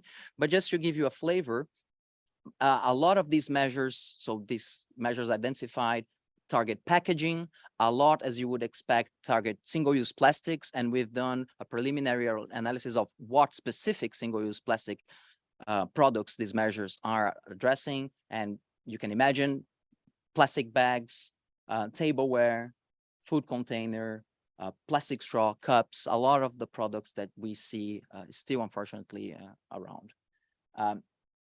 But we also looked at other finished goods that these measures are addressing, and there's a wide variety, construction materials, agricultural materials, e-products, care products, tires, fishing nets, and tobacco products. So there's a wide variety of products. And when we look at specifically how, even if they are all targeting the same product, they are targeting in different ways.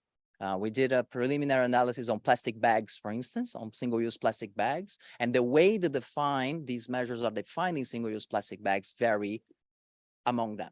They use different criteria, and even when they use the same criteria like thickness, they vary a lot in what thickness specifically would be used to determine that is a single-use plastic bag.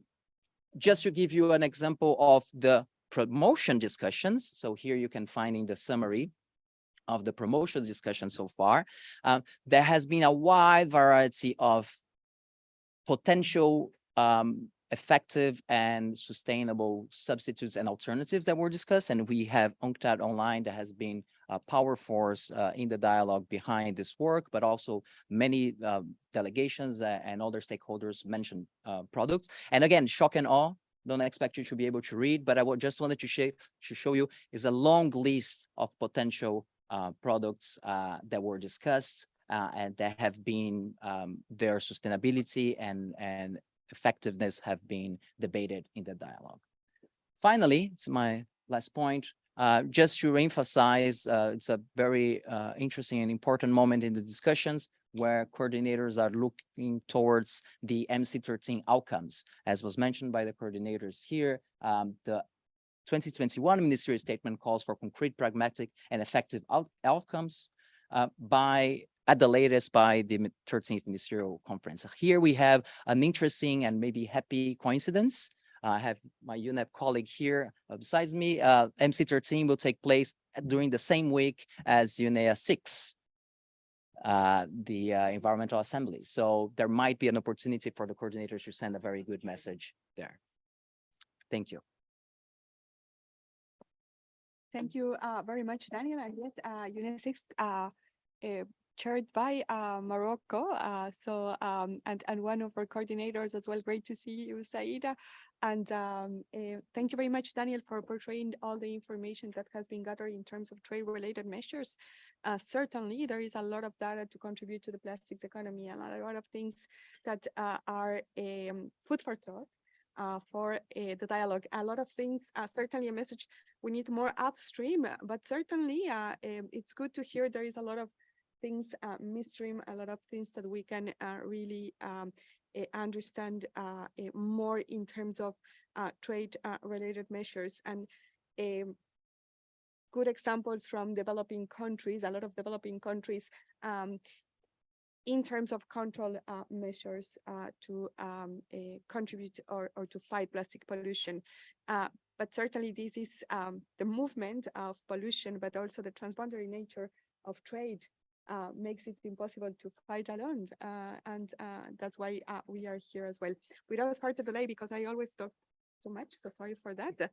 I will go to I know Kay must leave before, so Brenda, with your with apologies, I will go to Kay Ono first from the BRS Secretariat, a very good friend and expert. Kay will give us an update on the Basel Plastic Guidelines that were just discussed and approved recently here in Geneva. Kay, you have the floor. Thank you very much. Thank you very much for the opportunity, and good to see you all here. I'm here to present the 2023 BRS COPs that was held over 2 weeks in May here in Geneva that are relevant to trade solutions to end plastic pollution. One of the key highlights was the adoption of the technical guidelines on the environmentally sound management of plastic waste. And so this was adopted at the Basel COP16.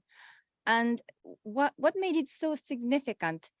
It is because in 2019, the Basel COP adopted plastic waste amendments. I think many of you know already. This made all plastic waste subject to the prior informed consent procedure, PIC procedure, in international trade, except for the clean plastic waste destined for recycling. So that one, you don't need to have the notification. According to the Basel Convention, waste must be disposed of as closely as possible to their place of generation, and the transboundary movements of hazardous waste and other waste must be minimized. So this is the principles of the Basel Convention.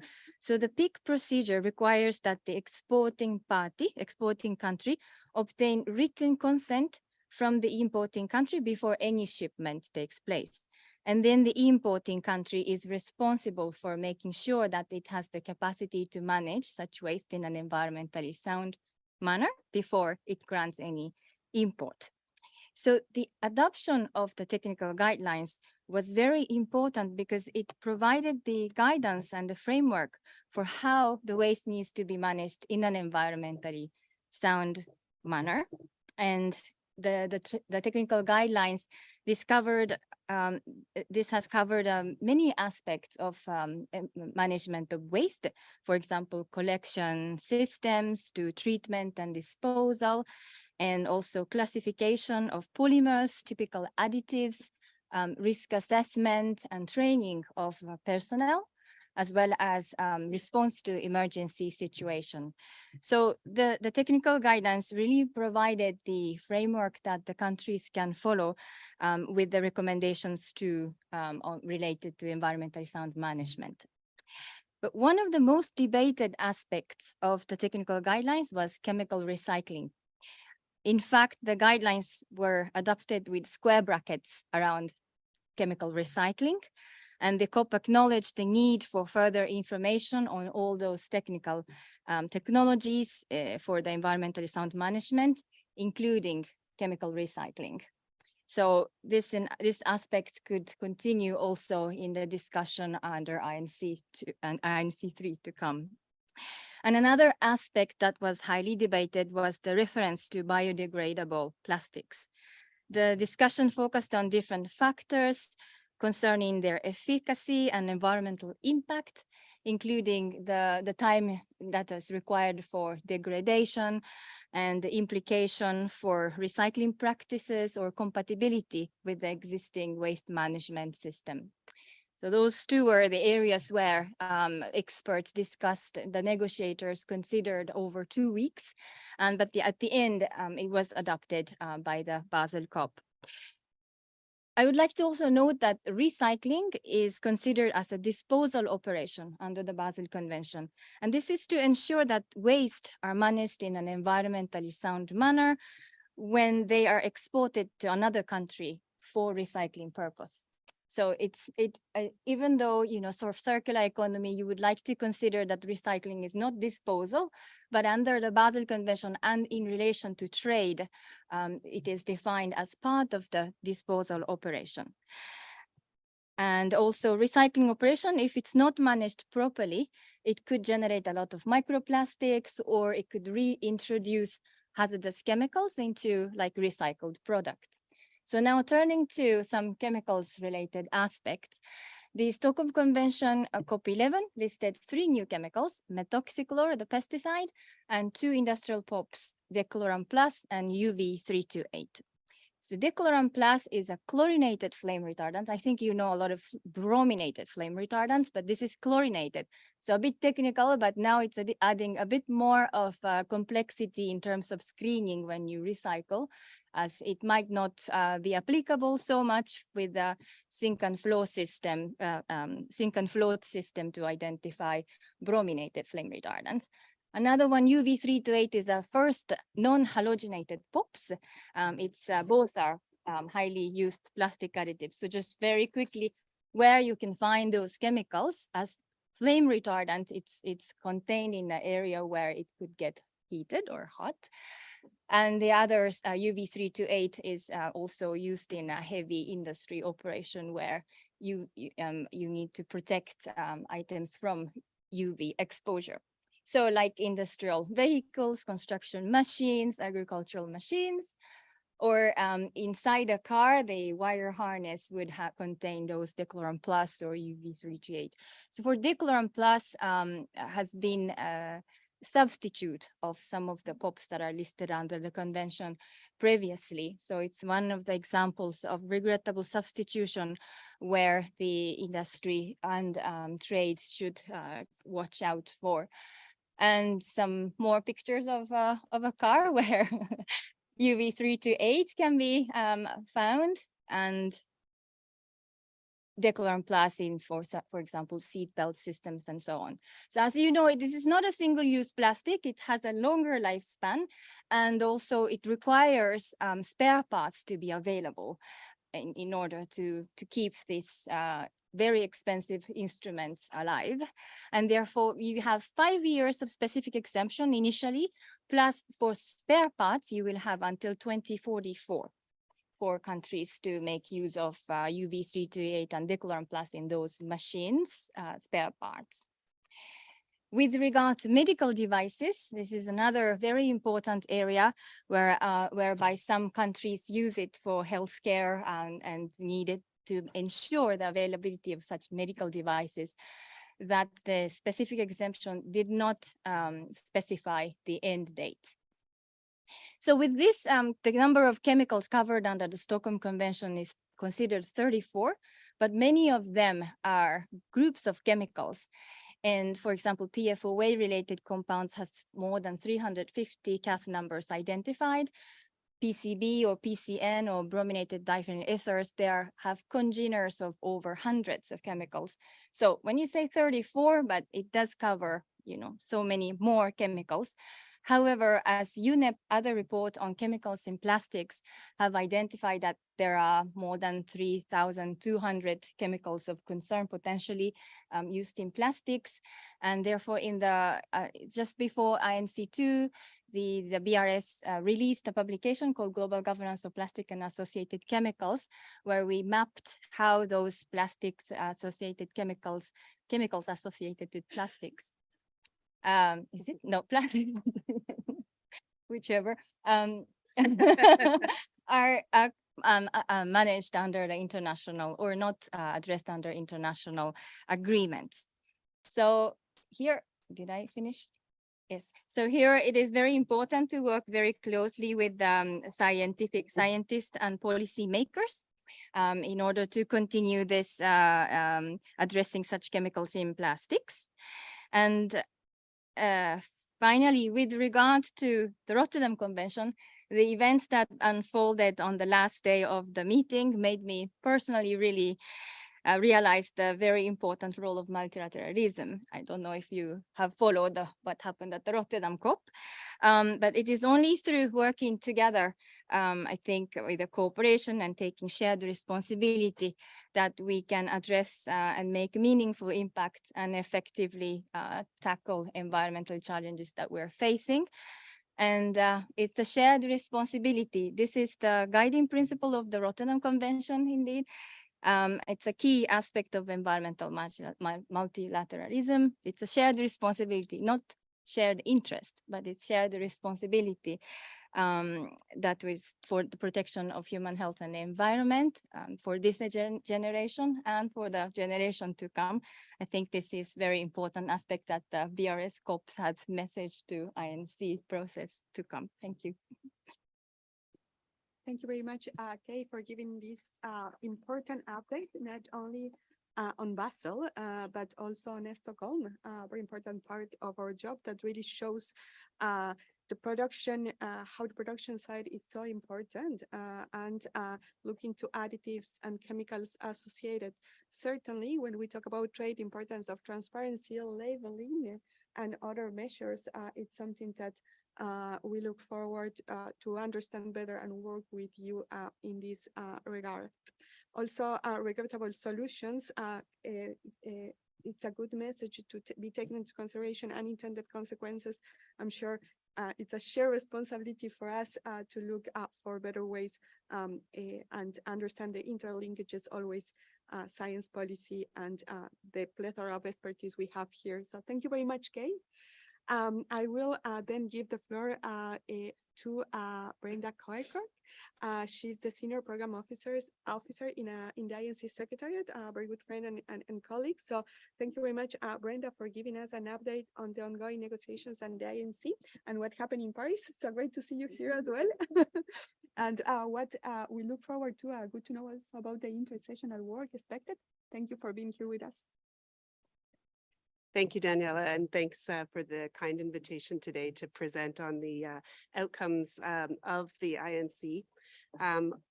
It certainly has been a busy few weeks in follow-up to the Intergovernmental Negotiating Committee that took place in Paris only 2 weeks ago, followed by the 5th of June being World Environment Day, where the theme of UNEP's World Environment Day was solutions to beat plastic pollution this year. And so there's a lot of global momentum that we're building on here. But I would say a key comment as I get started in this is that we officially now are in the negotiation process for an instrument on plastic pollution. So INC2 in Paris really launched that. And with plastics, traded across the entire life cycle, we are keen to help link this trade dimension into the INC process and into our global instrument. So, so thank you for that opportunity to bring this in today. We've talked a little bit about timeline here. I've heard people speaking about it, but my first interaction here in this room was the Global Ministerial Conference that was hosted on plastic pollution in the marine environment in September 2021. And it was hosted by Germany, Ecuador, Ghana, and Vietnam at the time. And I would say it was a critical milestone in helping us get to launching of the INC process in itself. So that was a time when there was a clear message in this sort of joint collaboration space here hosted at the WTO, hosted by several governments. And it was just in advance of March 2022, when our United Nations Environment Assembly, of course, adopted the resolution End Plastic Pollution towards an international legally binding instrument. So the resolution, of course, called for the development of a legally binding instrument. It could include both binding and voluntary approaches. It is to be based on a comprehensive approach across the full life cycle of plastic and take into account, amongst other things, the Rio Declaration and national circumstances and capabilities. As you are well aware, UNEP hosted last year the INC process started with an open-ended working group last year in June in Dakar, followed by the first session of the negotiations in Punta del Este in Uruguay. And overall, the resolution has set the timeline now of ambition to develop the instrument by the end of 2024. So you can see here in front of you, we have the schedule set out. In moving forward now, we have just completed the Paris negotiations. We have 3 more negotiations set, and I'm very pleased that INC2 agreed on the venues for the follow-up negotiations. So our next session will be hosted the week of November 13th in Kenya, in Nairobi at the UNEP headquarters, followed by Ottawa in Canada in April 2024, and followed by the end of 2024 in the Republic of Korea. I have noted here UNEA 6 during the week of the 26th of February as an important milestone along the way. Daniel's also already highlighted MC13, and I think really both of these are important milestones in the process that can help drive ambition and really reinforce our efforts and help us get to the final milestone and guide us as we move forward. So I think they're important milestones that we should keep in mind along the way. So on to Paris.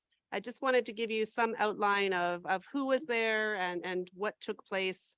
I'm sure many of you followed it, or many of you, I see lots of familiar faces of people who were there. But the meeting took place from the 29th of May to the 2nd of June.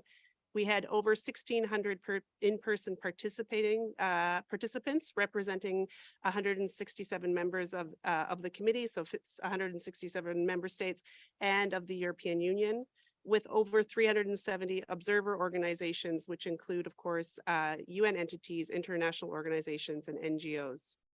We're very pleased that INC2 was successful in electing the vice chairs to the Bureau of the INC and including a rapporteur.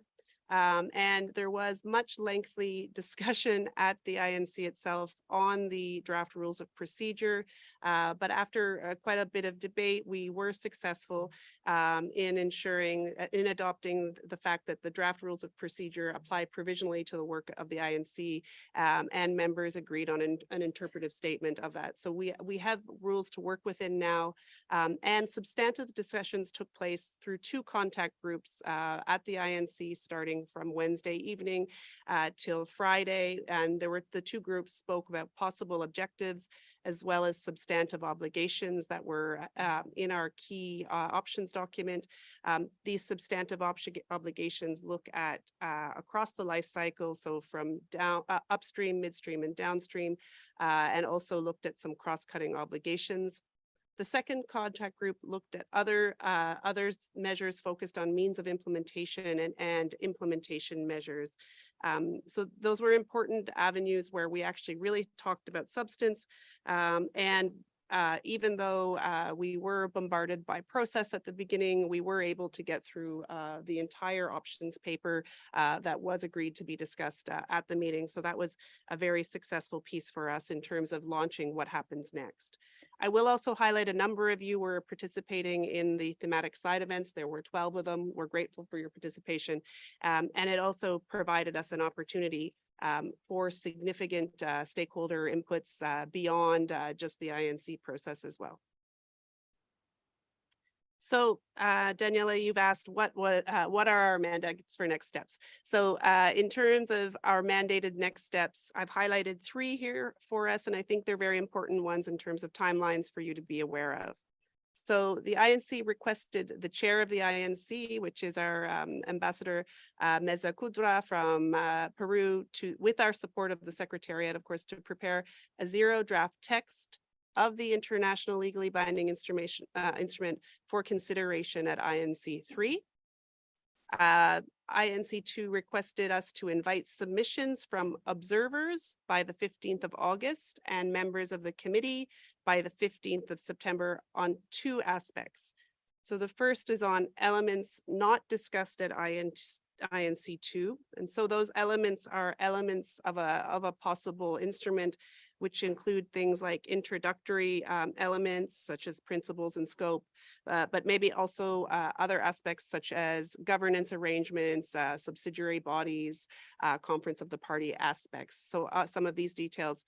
The second piece that we were asked for intersessional areas of work as part B is on any potential areas for intersessional work. I'm going to go on into that in a little more detail in the second slide. And the Secretariat will post all of your submissions that we receive online. The Secretariat is requested also to synthesize the submissions received on the elements not discussed at INC 2. And they are to be discussed at a 1-day preparatory workshop meeting to be held back-to-back with the INC 3. So that will be sometime around the week of the 13th of November. Stay tuned for the exact date on that. I would predict it will likely be on the 11th of November, but stay tuned for the exact date on that. It'll be back-to-back in some form in Nairobi. When I mentioned aspects on potential areas for intersessional work, I just want to highlight what came out of the discussions, because these were potential areas identified by the contact groups at the INC. And I've just put 2 lists here. I will not go through the details of these lists with you, but you will have these presentations and follow-up, part of the 1,800 slides Daniel has on record. But the 2 contact groups came up with lists of intersessional work that could be interesting. One you will see on the first contact group is more technical. On the second contact group, more of means of implementation, and more broader aspects of treaty implementation. But what I would say is we encourage submissions on these topics. I want to remind you the deadline for the submissions is the 15th of August for observers and 15th of September for members. In this list, I see a number of areas linked to trade, including things that are in your IDP survey. So I see linkages to eco-design and reuse, substitutes and alternatives, and chemicals and substances of concern. This is particularly on the left side of the list. So we really do welcome submissions from groups, members, etc. So please, this is your chance to link into the process, and it's a very important linkage for us to hear from others in terms of how we can connect together. So these are our key lists of substantive submissions that are requested. I touched on the trade dimension. So as we head into INC 3, discussions at INC 3, we anticipate will be focused on the 0 draft text. The 3rd session will be preceded by regional consultations on Sunday, November 12th. And as I mentioned already, the preparatory 1-day session will be likely on the 11th of November prior to the opening of the session. We are happy to also share that there will be regional preparatory meetings that will take place prior to INC 3. This will give regions space to talk about details of the session in more details. These will likely be in October once the meeting documentation for INC 3 is posted. We expect the key documents to be posted for the session during the first week of October.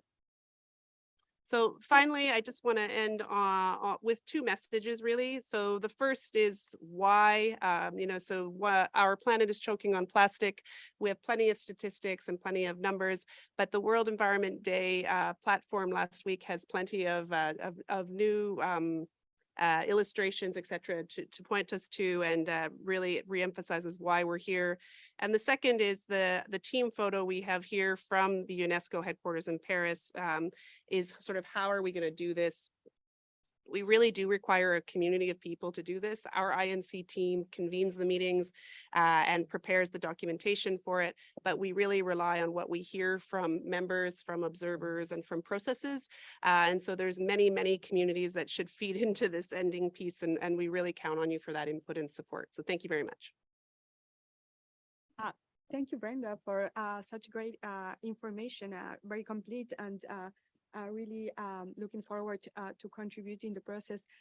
Just was looking into the report from the facilitators, both Germany and Palau, that were provided after the session, and trade is mentioned many times from what members saw in terms of how to look at the whole life cycle and the trade interventions, but also in terms of intersectional work, as you mentioned, including on production and trade bonds of existing polymers and overall sustainable product from health and environmental perspective, for example. So trade with also other areas of expertise that we are talking about here, and Xiaohui and Luis mentioned. So thank you very much, Brenda. I'm looking forward to work together. Also, Daniel was there in INC, so the WTO Secretariat is very well represented, and of course, Kerry, we have a secondment also in the team. So it's good to have that through. It's good to see that through this participation, the expertise is certainly, the trade expertise is certainly a value added. So thank you very much again. And without further delay, I will invite intervention by stakeholders that have been working with us since the very beginning. So I'll welcome, I think Enrique is online. So I will welcome first Enrique Pacini from Economics Affairs Officer from UNCTAD. Enrique, thank you very much for joining us. You have the floor. Thank you, co-coordinators, for inviting UNCTAD to present. This has been indeed a very full month with activities connecting trade, INC in Paris, a big approximation between communities, especially the communities on health, the communities on chemicals, and also in the communities on trade. I'm going to present briefly on what UNCTAD is preparing for the near future.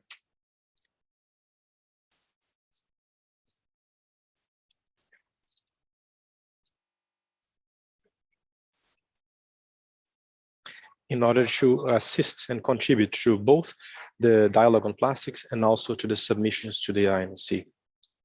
So as many of you know, we have been working on mapping plastic substitutes, meaning goods that can replace the plastics in some functions. We have issued recently a report on that, mapping 282 plastic substitutes, which amounts to a market of around $380 billion a year, which is 1/3 of the market of plastics that are traded in the world. But we will move beyond that. We will try now to look at mapping of services, especially services that are applicable to the prevention and mitigation of plastic pollution. As you know, the world of services is a bit more complex than the world of goods. Also, to identify those services, we are going to have a first shot at it. We are also preparing a storytelling based on the concrete projects that we have in our technical assistance streams. We have 10 projects in Africa and South Asia, working on various types of recycling, upcycling, and also material shift into plastic alternatives. And we are going to map those projects, their business metabolism, so their inputs, their processes, and their outputs, their clients, is examining which are the bottlenecks in terms of trade, in terms of out of policy as well. So, and we will prepare a heat map on control measures based on the WTO environment database and our database on NTMs, or non-tariff measures. On services, we plan to map the externalities along the plastics value chain. Of course, plastics are mostly produced and traded by private entities, but the waste management, so the consequences, are mostly dealt with by public entities. So this creates a perfect storm for negative externalities. And public services are often insufficient to deal with the scope of the problem, the size of the problem. So mapping services is very important, not only to depollute and mitigate, but also to prevent plastic pollution. So we are going to go through the classifications that currently exist for services, like the WTO W120, the services sectoral classification, CPC, as well as EBOPS, looking at financial transfers and the labels of those financial transfers to see where we can identify services related to plastics. There have been substantive work done before on environmental services in general, but not to plastics. We'll try to pin specifically on plastics and try to quantify those services in some case studies. This is important to have an idea of how much is devoted to plastics services, for example, mitigation today, pollution mitigation today, compared to how much we would need in an ideal scale, even in a post-treaty world where plastic pollution is slightly diminished, but we still need to upscale mitigation services. This might be important for the Dialogue on Plastics Workstream 3 on reduction, which is looking at also ways to prevent plastic waste. We'll be also mapping the concrete lessons to try to bring to the audiences at multilateral processes on our grantees. For example, this is in Nepal. They are making construction materials out of upcycled plastics. As many of you know, in Nepal, after the earthquake, they have been replacing roofs from many residences and buildings to less harmful materials, including metals and recycled plastics. And we have a project there, which is commercial. The second is another example, is another project we have on producing fishing nets that are biodegradable. So we'll track the business metabolism of this project and see what are the trade implications or what policy can do to assist. Same with the project we have in this is in Ghana. In Accra, there are many services related to dimensions, just for example, maintenance of machine, the hardship to import those machines, and also to get the right type of labor, trained labor, which is difficult, lack of certifications in the country. So those bottlenecks will be mapped related to concrete cases that we have been supporting as part of our program. This is another example of a depollution project of building barriers in rivers, also in Accra, which collect plastic waste, which is then upcycled into flakes and pellets. So we also plan a small reality check. Of course, we are coordinating that with the colleagues from WTO. As you notice, Daniel and his colleagues are working already on an analysis of the notifications, of the plastic-related notifications to WTO. Colleagues from IISD are working on that as well. They recently issued a very good report, but we will try to have another look at this, looking especially to compare the notifications presented to WTO on plastics, the UNCTAD non-tariff measures database and the control measures tables, which is an illustrative list. The interesting thing about this is that we can always have a theoretical list of what countries can adopt to control plastic waste, both at the trade level and also nationally across the life cycle of plastics. But it's important to know what is being used, right? That's what WTO colleagues are also doing. Which are the instruments that have the most empirical backing behind them, or most empirical results that can help us to move forward on solid ground. So we'll try to do that as well and present those results to the DPP and to the INC processes. That's it from my end. Thank you. Thank you, Enrique. Amazing matrix. Certainly puts in a very organized way what trade interventions can do in terms of the contribution with the specific trade tools, and how trade expertise is instrumental to this process. In terms of services, certainly mapping needed, important. There is a need of environmentally sound recycling. I mean, by looking at the picture, it looks a lot of exposure to microplastics and chemicals. So certainly a good point to look into environmentally sound recycling as a service and how we can contribute to that. And thank you very much, Enrique. As I mentioned, UNTAD has been working with us since the very beginning. Carol, I have Eleanor and Caroline. I will give the floor to Eleanor so Karen can, she has been working with us since the very beginning, so I know you will wrap up in a great way and bring together all the things. Ellie, you have the floor, and thank you very much for joining us. Thank you very much, Daniela, Chawi, Rhys, and Daniel, for organizing this important event and for hosting the Trade and Environmental Week at the WTO here. It's always a pleasure to come to this house and participate in these discussions and hear also from esteemed colleagues. So my name is Eleanor. I work at the Center for International Environmental Law. We have been following discussions on plastics for over 7 years and are engaged at the BRS, INC, and now for 2 years here at the WTO on the dialogue on plastic pollution. I would like to start by mentioning something I've said in the past, but that I believe is truly deserves recognition, is that the dialogue at the WTO has been so far the most innovative, inclusive, diverse process that many of us in the trade and environment arena have been witnessing for the last years, not to say decades. The DDPP involves external experts, other international organizations, civil society actors, and academics, and allows for honest feedback and contributions and creates actually truly a safe space for dialogue, including when topics are challenging. And successful work comes through challenging but ambitious discussion as well, and through the engagement and tireless time and efforts of many people in the front line and behind the scenes. And this is something that truly the DPP has rocked and has achieved tremendously over these years. And just as I come back from Paris, where I could partially follow the second round of negotiations of the Plastics Treaty, as mentioned by Brenda and Daniela, trade measures have appeared quite strongly in statements and comments made by many delegations and were successfully included in the report of the Contact Group 1, which focused on on treaty objectives and substantive obligations. Please believe me when I say that without the work of the WTO Secretariat, WTO delegates, UNCTAD, TESS, and other stakeholders in the last years, this would not have been possible or would have been very difficult to achieve. Why? Because policy needs data, and the DPP has provided so much data. The DPP has provided a better understanding of the trade flows of plastic feedstocks, precursors, chemicals, additives, primary plastics, and intermediate form of plastics, which has allowed us to go beyond what we knew already about plastic waste trade and look at trade flows and plastic pollution through the full life cycle of plastics. And this is extremely important. It has demonstrated then or led us to know that trade measures are essential to end plastic pollution and also to secure an ambitious plastic treaty, which is a success in itself.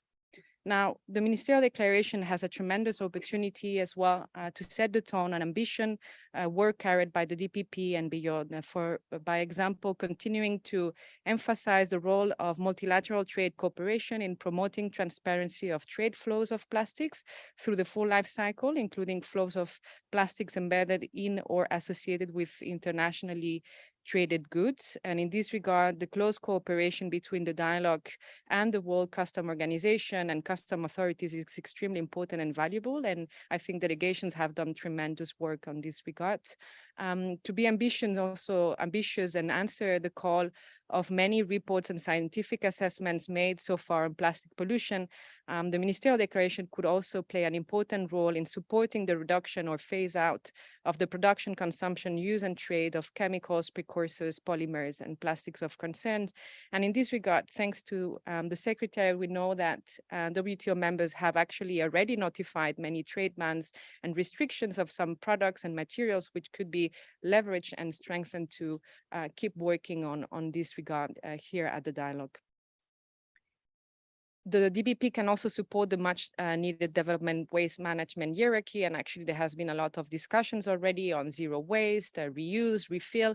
And there's a lot of work that needs to be done regarding the promotion of services. And I think this is a tremendous opportunity here to carry on these discussions and try to provide information about what could be promoted in the future. And finally, the ministerial declaration could also support the promotion of safe and more sustainable alternatives to plastics or substitutes. And because also, like it's essential to ensure that we don't promote or aggravate or replicate the problems that plastics have carried on the first place. It's a difficult conversation to have because in part, we need to apply a precautionary approach to alternatives and substitutes.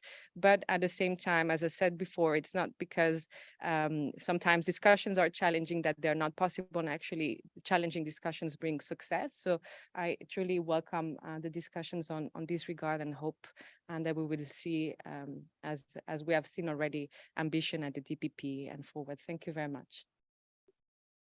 Thanks to you, Ellie, and for the great work that you are doing at CIEL and in contributing to the dialogue. Caroline, you have the floor. Thank you very much.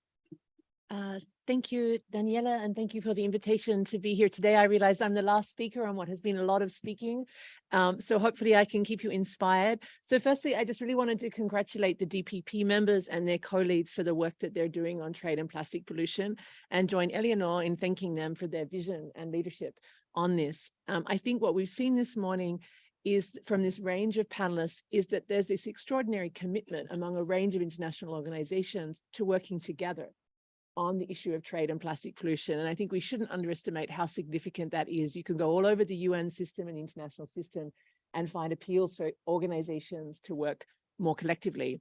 And so here I think we've got a really stellar example of that work in action. So in my 5 minutes, I want to step back and draw together what I think are 4 underlying messages from this discussion. The first is that to end plastic pollution, we'll need to cooperate internationally to control, harness, and transform trade. The second is that we lack adequate global cooperation and rules, including on trade, to help shape the kind of production and consumption trends that we need to see, the systems change that we'll need to see to end plastic pollution along the life cycle. We know that rules to address cross-border trade and value chains will be vital to that systems change to transform the global plastics economy. We need to have rules in order to push investors, producers, and consumers toward greater sustainability and to set the playing ground within which they need to invest and sell and consume. So that can, and these kind of rules and international cooperation are vital to provide a framework, a coherent framework for national action as well. A fragmented patchwork of national measures from a vast array of different companies and different countries won't get us where we need to get to. So what we have in the context of the Global Treaty is an opportunity to define such a framework, to foster and catalyze national action, and to promote further collaboration among international organizations. Some of that treaty framework will hopefully include some work on trade. But what we also need is pathfinder initiatives. And that's what I think that we have here at the WTO.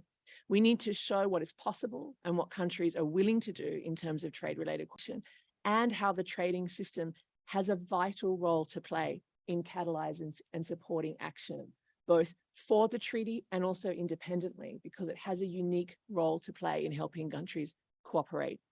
So here, I think it's also really important that we remember that the UNEA resolution asks for countries not to wait for the treaty to be concluded. The treaty won't be concluded until 2027 at the earliest. It may take more years for it to enter into force. We can't afford just to wait for that in order to act. So that means it's great news that here at the WTO, you've heard this morning that members are willing to act. The work here offers opportunity, I think, to inform, drive, and support this trade-related cooperation and contribution. So MC13 is a critical moment along the way in the Global Plastics Treaty process as well. It comes between 2 key negotiating sessions. And so whatever you're able to do here to show that you're willing and committed to cooperating is actually really significant in sending a wider signal, especially because we should expect that trade issues, economic issues, commercial interests will be one of the things that will arise as we go forward in the treaty negotiations. So for once, I feel like the trade community is out in front You know, these issues have already been discussed here for several years. You've already been building a lot of understanding. So as time is short, I'm sure I'm already over. I just don't want to be too prescriptive about what should happen in MC13, but I think it's important just to highlight 4 areas where it's key that we have a trade-related contribution to make. One is ensuring trade is supporting work to eliminate and restrict unnecessary, avoidable, and problematic polymers, products, chemicals, and waste that we know are harmful to the environment and to health. The second is to look at where we can promote and facilitate trade that can help support technologies, goods, and services that will help us end plastic pollution. That includes in the areas of environmentally and sound and safe waste management and cleanup technologies and services, environmentally sound and safe substitutes, to promote new business models that can reduce plastic use, and also to repair and remanufacture goods. We also need to do work here to help coordinate and cooperate on the regulation of plastic products that are placed on the market. We'll need cooperation on regulations, standards, and criteria that are needed to drive systems change and global values change and change global value chains. So that's a key role the WTO can play, and also in promoting transparency of the measures governments are taking and of flows in materials across borders and plastics, the composition of products, and also supporting cooperation on the traceability and labeling of products. So there's a huge amount of work here that needs to be done, and there's a distinct trade-related contribution. I'm happy that the Zero draft for MC13 already signals a commitment to cooperate on many of these issues. In his introduction, Xiaohui, our colleague from China, noted a range of possible annexes to the ministerial statement, and I think this is really where we can make the commitments a bit more concrete by drawing together the work that members have already done thus far, seeing where we might need some more contributions in the coming months to help draw that together, but a lot of it is there already. But I thought what was really exciting in his comments was the idea of encouraging some concrete commitments from members to individual and collective efforts. It'll be really fantastic if some members or groups of them are really willing to put on the table about what they intend to or can do. It doesn't mean we have to do it all by MC13, but we can signal a movement of travel, harvest some of the goodwill and efforts that governments are willing to take, recognizing that some areas will require a lot further work to build understanding. I think I should probably stop there, but thank you very much for the opportunity. But I just would like to end by echoing what Eleanor said. I think we shouldn't underestimate the innovation that we see in this process. It's really unique in the WTO's history, and also for the effort to connect the dots between agencies nationally and internationally, and to take this shared responsibility. I also think, as someone who's a scholar of international relations, that individual leadership matters so much, and we should applaud those who are taking individual responsibility and leadership here. That's what makes a difference in global governance. So I really want to thank you all for the tremendous example that you show us. Thank you, Caroline. And you have, I thank you very much. And as I mentioned, you had the last part of the conversation because you gave us always such an amazing panoramic view and also good energy. So we can't wait to act. It's a strong message, and you gave us a very good structure and taking from everyone on what and how we can cooperate. We have a great team here, and I thank you very much. I think we don't have time for questions, but certainly we'll all be around. So I invite you to approach us and our team here. Daniel, we have 5 minutes for questions. So if there is 1 to 2 questions, we'll take it from the floor. I want to thank you, Ambassador, very much, because Maldives leadership has been instrumental and your leadership. So it was great to have you in this panel. Questions from the room? If not, I'll thank you very much. We were very clear, it seems. So I'll thank you very much. And please join me in applauding this magnificent panel, and see you later.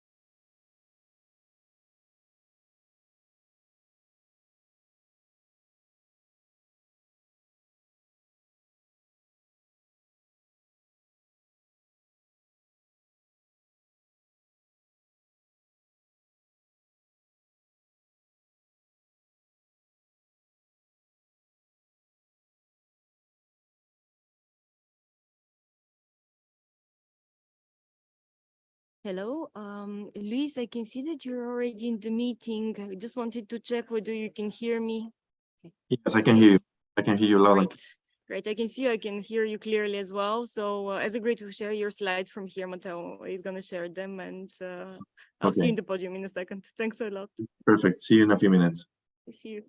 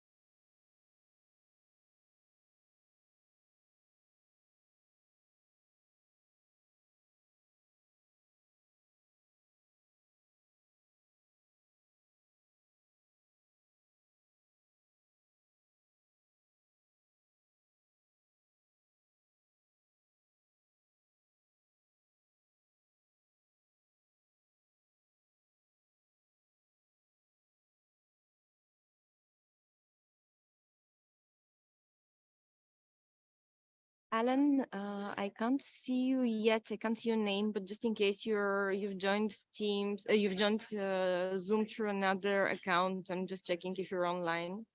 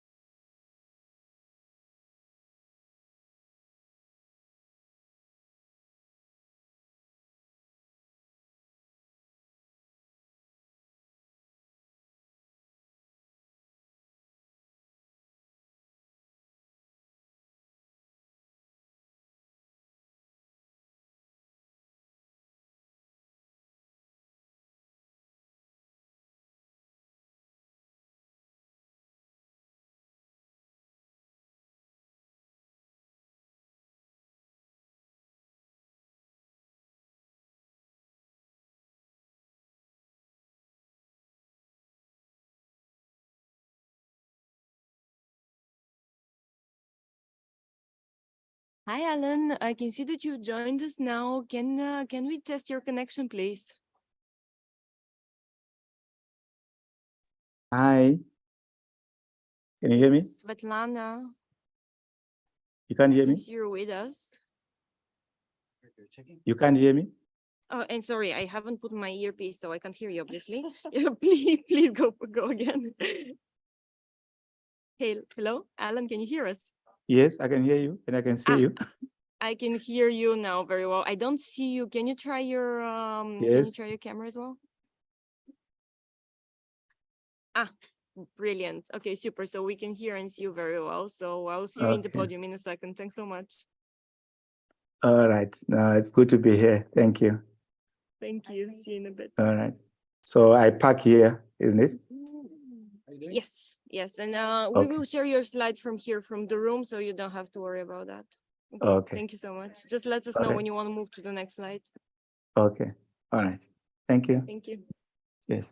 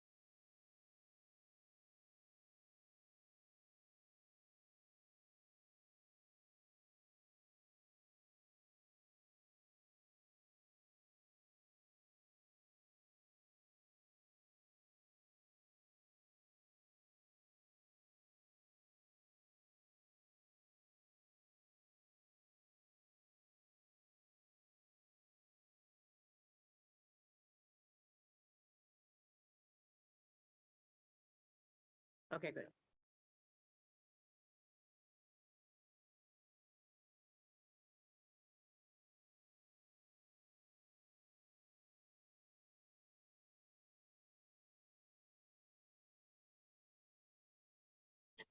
That was a big turnout. Yes.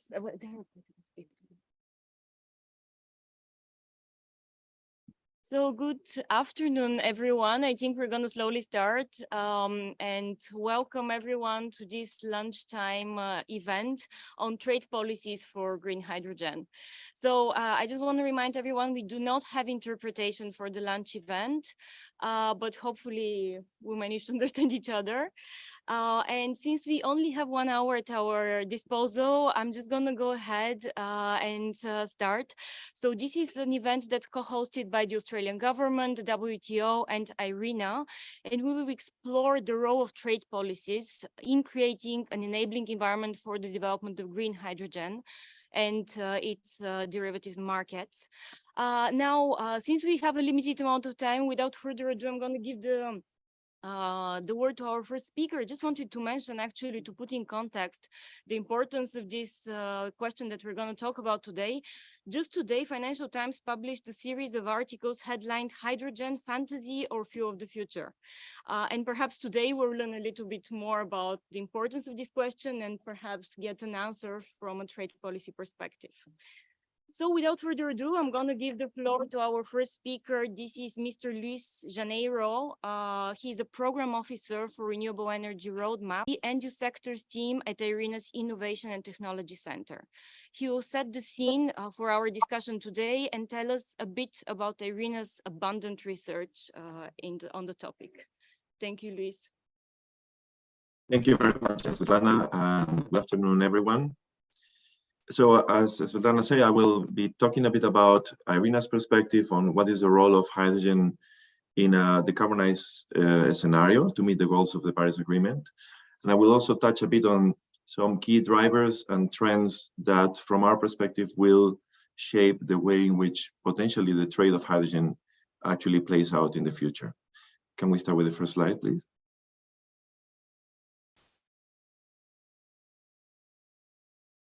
Next slide, please. Yeah, thank you very much.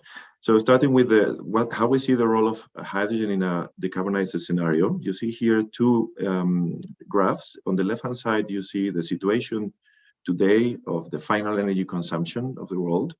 And in the right-hand side, you see the same breakdown, but for 2050 in our scenario for decarbonization to meet the goals of the Paris Agreement. You see a few things happening. So first of all, the fossil fuels almost disappear, and electricity emerges as the central carrier of the energy system, accounting for more than half of final energy consumption by 2050 in our scenario.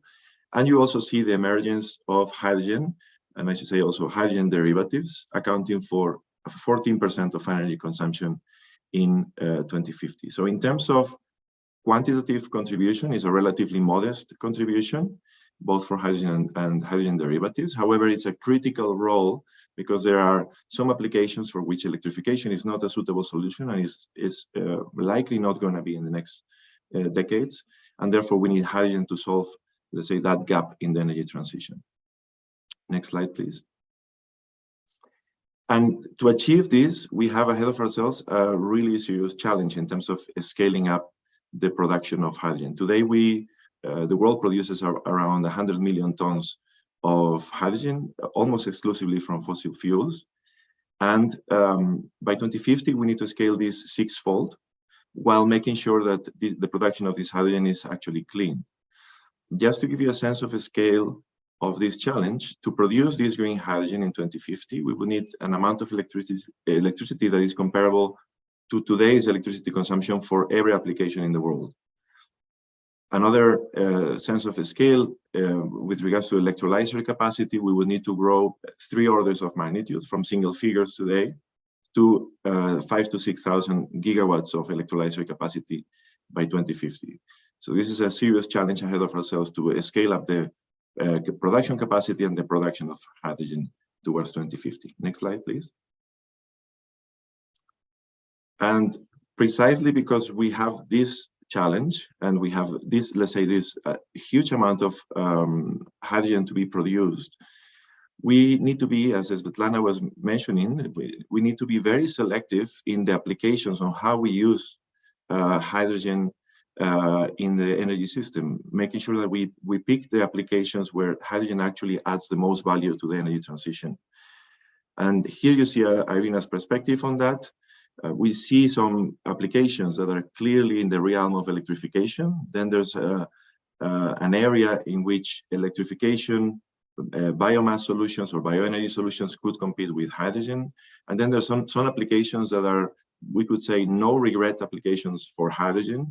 And this would include what you see on the right-hand side of the picture, the production of certain chemicals, but particularly ammonia, methanol, the production of primary steel, the production of synthetic fuels for aviation and shipping, as well as in some cases, the use as seasonal storage for providing flexibility services in power systems. So these are, from our perspective, the key applications where we see the role of hydrogen adding the most value to the energy transition. Next slide, please. Now, we have a huge challenge ahead of ourselves. The good news is that renewables are becoming very, very, very cheap.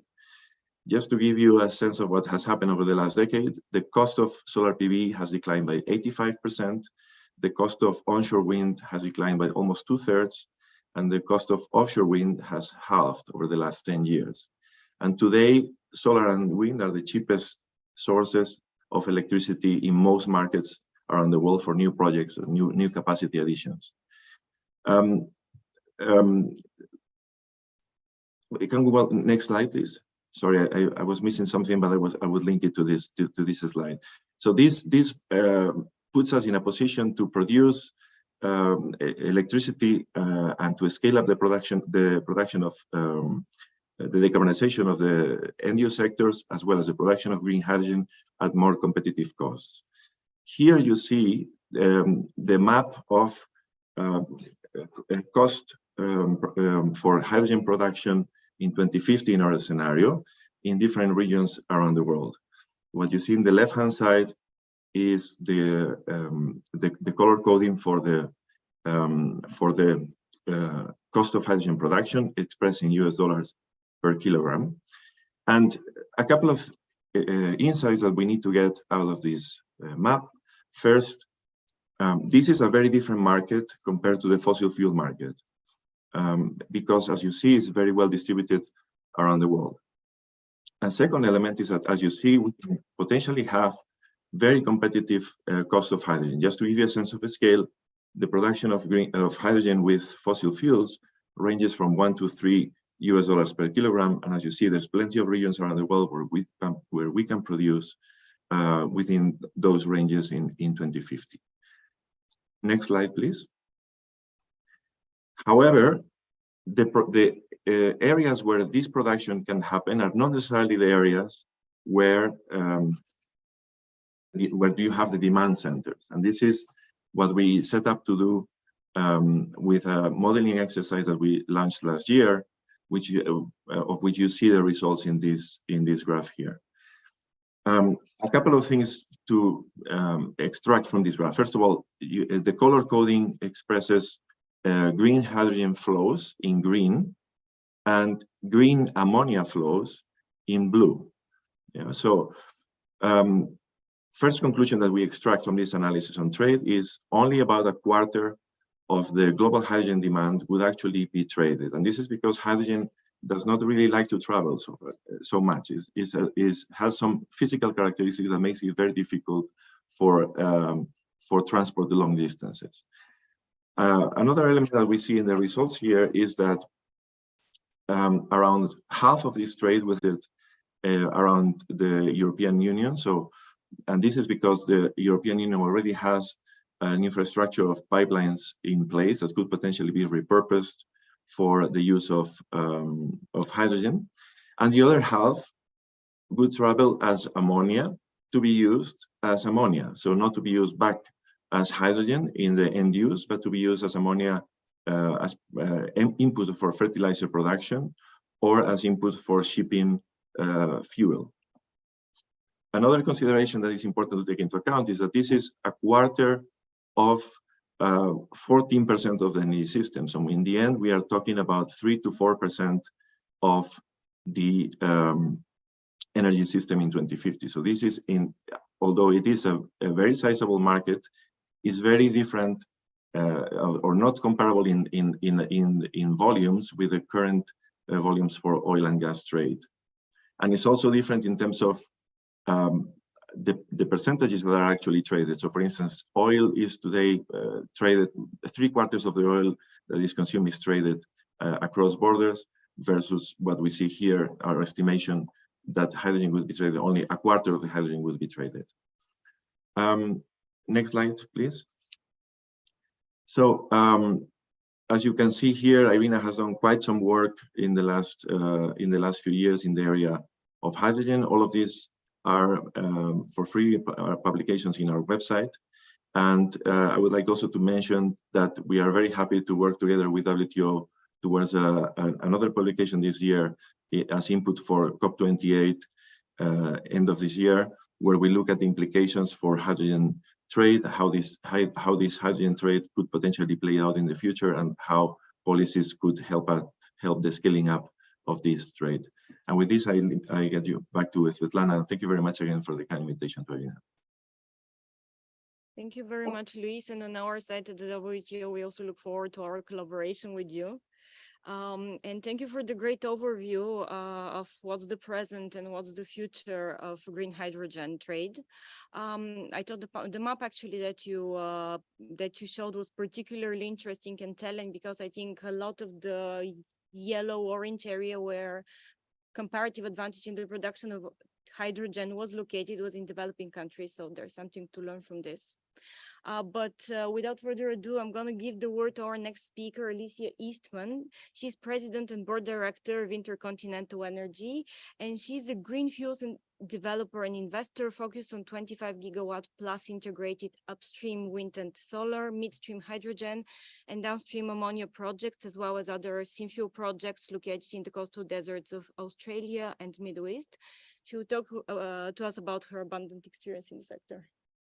You have the word. Thank you, Svetlana. First, I just want to thank the WTO Trade and Environment Division, IRENA, and the Australian Mission for organizing this event and inviting me here to speak about hydrogen and trade elements required to reach a just transition. My name is Alicia Eastman. I'm the president of Intercontinental Energy. We are one of the world's largest green hydrogen companies, which includes both investment and development of very large projects in Western Australia and the Middle East. We co-founded the company in 2014 based on the fact that something that my partner noticed, which is that the cheapest electrons in the world, the cheapest green electrons, are in coastal deserts that have a perfect diurnal profile of a lot of sun during the day and a lot of wind at night. These are located in Australia, MENA regions, a number of the regions that were not included on the IRENA map for some reason. But these are the best and cheapest places to make green electrons from wind and solar, because you have a 24-hour, 24/7 input of power. And as everyone is probably aware, there are a lot of issues with intermittency with just renewables alone.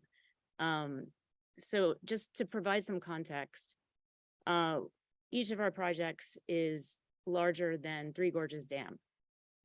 So 25 gigawatts of upstream wind and solar. We have our first project that we announced, which is the Australian Renewable Energy Hub. BP joined last summer, and they are going to be the operator of the project. And we also have a project in Oman, which Shell joined in December, and they will be the operator of that project. And what we do essentially, because I know that hydrogen is new to the WTO, is we have the upstream wind and solar, as we mentioned. We make those green electrons. Then we take seawater. We don't use clean, potable water that communities need. We take seawater. We desalinate it with our very, very cheap green electrons. And then we take that water that's been desalinated and we divide it into the hydrogen and the oxygen. And there are a lot of uses for the oxygen, but that's just additional sort of gravy. The hydrogen itself can be used locally. It can be used in the process of making green steel, doing iron ore beneficiation, lots of things that can be used that hydrogen is a perfect fit for, as Irina just said recently. But it can also be shipped to other places in the form of ammonia. And the reason that we choose ammonia is because it's quite easy to make. 78% of the atmosphere is nitrogen. So if you take that nitrogen and you add it to the hydrogen, you get NH3, which is ammonia. So it is very easy to make through a process that's 100 years old. Ammonia can be shipped at -33 degrees Celsius, whereas hydrogen needs to be shipped at -253 degrees Celsius, which is 20 degrees above absolute zero. And that means a lot of energy loss in that movement. We are focused on ammonia for exports for that very reason, but also ammonia is turning out to be the best option for the shipping industry for long distance cargo shipping, to use ammonia as a fuel. So you can burn it in a normal internal combustion engine. There's obviously a number of different things you need to add so that you can avoid NOx and any other emissions, but it can actually be a greenhouse gas free fuel, not just a net zero, not just a methanol using biogenic CO2 and it's recycled, but actually zero green product. So that is our focus. We are eager to participate in this panel because we'd like to identify some of the trade policies that are needed and how the WTO might help us deliver on our part of the just transition. And I would add to the Irina description, the 14% usage of hydrogen, we can argue if that'll be 14 to 30%. I mean, it's different projections. But only 25% of it being traded cross border is highly unlikely. I think that we're leaving out another category, which is products that are made with energy. So products that are made with green hydrogen. That would be things like steel. And I think the CBAM and steel is something that WTO is just getting into, and probably this is the first foray into hydrogen is through this product, which is essentially energy. The amount of energy required to make steel is so great, and the impact of the reduction of greenhouse gases produced by the steel by using green hydrogen is so great that it really must be included in the cross-border trade. All of the products that we manage to green should be included because they are all going to be crossing borders and requiring trade mechanisms and policies to support that. I think in a recent Foreign Affairs article, Why the World Needs Trade, your Director General was quoted speaking about carbon pricing and hydrogen and stating specifically that it is true that transportation, like other carbon intensive sectors, needs to reduce its emissions. And indeed, researchers are hard at work on alternative fuels such as green hydrogen and green ammonia to power cargo ships. But what critics miss is that the world cannot decarbonize without trade. And in this, we wholeheartedly agree. So the things that we are most concerned with, I will start just with 4 things. First, for any of our hydrogen and derivative fuels to be successful, we have to have a lifestyle, or what we call a well to wake or a well to wheel global standards to provide benchmark methodologies that assess the sustainability attributes of hydrogen. So this is not just limited to the environmental impact. It's not just limited to whether it's green or blue or any of the colors that people want to attribute, but it's also how it's made. How are the local populations treated, the employees, it's the social and also the governance that is important as well. And we need a standard methodology for greenhouse gas assessment of hydrogen production, conditioning, and transport by ISO. This will assessment methodologies go hand in hand with certification. So we want to use the same methodologies for assessment to determine how much greenhouse gas intensity is in any given fuel or product, but we also have to agree on what is the certification methodology for evidencing these ESG attributes. So we believe that there needs to be mutual recognition of certification schemes. Just recently, the G7 Climate, Energy and Environment Ministers communique of 16th April 2023 reiterated this very fact. It's up to the individual countries and regions or trading blocks to use whatever carrots and sticks they think will be most effective. And they will have different regulatory levels and different standards. But we need to use the same math. We need to use the same methodologies for actually calculating what is the usage of greenhouse gases, what are the emissions along the entire life cycle of the product. So that's really important for us to compare apples to apples and know what we're actually trading. Then I will narrow down a little bit to shipping. Shipping is going to be a big off-taker of green hydrogen, likely in the form of ammonia, and already plans for methanol. Although I would say that the first methanol ship is not actually using methanol made with green hydrogen, is using, it's called green biomethanol, and it's not actually green, but that you can take up with Maersk. So within shipping, one of the primary results that we're really hoping to see from the IMO's MEPC 80 in July is that we can agree on this common nomenclature, that this common methodology and this common way to both assess and to evidence what it is that you're trading. So I think right now there are so many examples of different products that are referring to themselves as green or blue, and there's really just no definition of that. Recently, Saudi Arabia sent a shipment of blue ammonia to Korea, and they got certification from TUV. And if you look at the certificate, it says blue ammonia. That's it. So they've certified that it's blue ammonia, but there are no characteristics, there's no percentage of carbon that has been reduced, nothing in this certification. Obviously, we need to get beyond that. Otherwise, we can't build projects that are actually making green products. So the second significant area of concern is the sheer size of the energy transition. It's expected to cost US $275 trillion. And the investments needed for each of these large green scale projects like our own are too big enough for the private sector and for commercial banks. And we really need to finance it with IFIs, multilaterals, and ECAs. It's incredibly important that the WTO supports the involvement of these institutions and ensures a clear and supportive regulatory regime. WTO trade agreements and the OECD arrangement on export credits are extremely important. This is a fantastic opportunity for countries in the global south to participate in the hydrogen economy, but they will require more than the typical project finance support, as these are new markets and in some cases, very new or adapted technologies. So third, as new fuels and markets emerge, there will be difficulty dovetailing all aspects at once.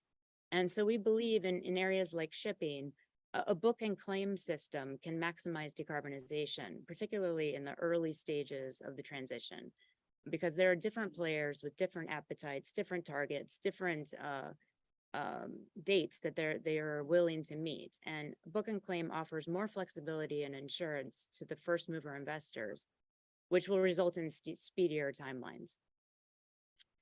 And finally, and most importantly, there must be a cost to greenhouse gas emissions. These emissions are negative externalities that have been simply accepted as only a problem for those living near refineries or directly impacted by roadside pollution, for instance. I mean, that's bad enough. But of course, these emissions are in fact harming the entire world by causing global warming, and they should be internalized by the polluters so that they or their customers will pay the real price of their fuel choice. We should not be talking about green premiums, when green products are the actual price after internalizing any negative externalities and creating many positive ones. So more accurately, we are currently providing dirty discounts for fossil fuel companies and for the people who choose to buy fossil fuels instead of green alternatives. In addition to the subsidies in most markets, oil and gas companies do not currently pay for the environmental damage that they cause. Green fuels will actually be cheaper eventually, but if you actually internalize these negative externalities, they would be cheaper today. And the proceeds of carbon taxes could be used to help disadvantaged or global south countries to grow with green fuels, to grow their economies with green fuels and participate in the hydrogen economy.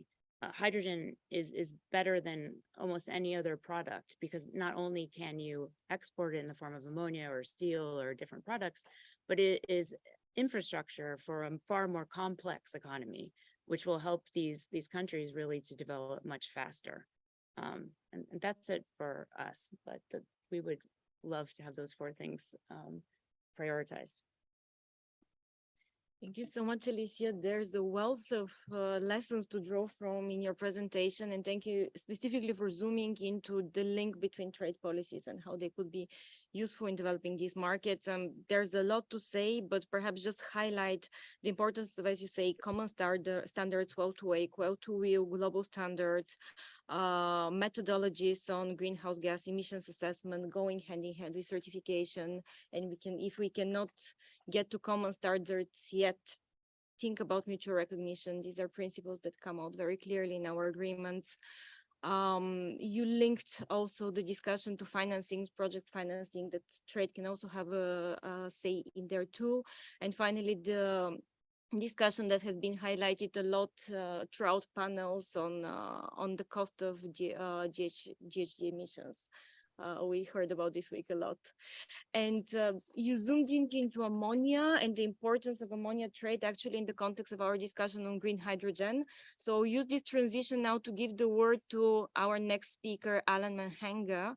He's a chemist with over 30 years of experience and has been with Sable Chemicals, which is the whole producer of ammonium nitrate in Zimbabwe, for over 20 years. Mr. Mahanga is currently the Senior Executive Manager responsible for special projects in Sable Chemicals, and he will share with us the story of Sable Chemicals about the production exactly of green ammonia and specifically how policies in this context can affect the development and sustenance of green projects. Alan is joining us online, so please, you have the word, Alan. Thank you very much, Svetlana, for the introduction. And also, I would like to appreciate the organizers of the event for inviting me to be here today. So what you are seeing there on the screen is the aerial view of our site, which is the Sable Chemical plant. Next slide, please.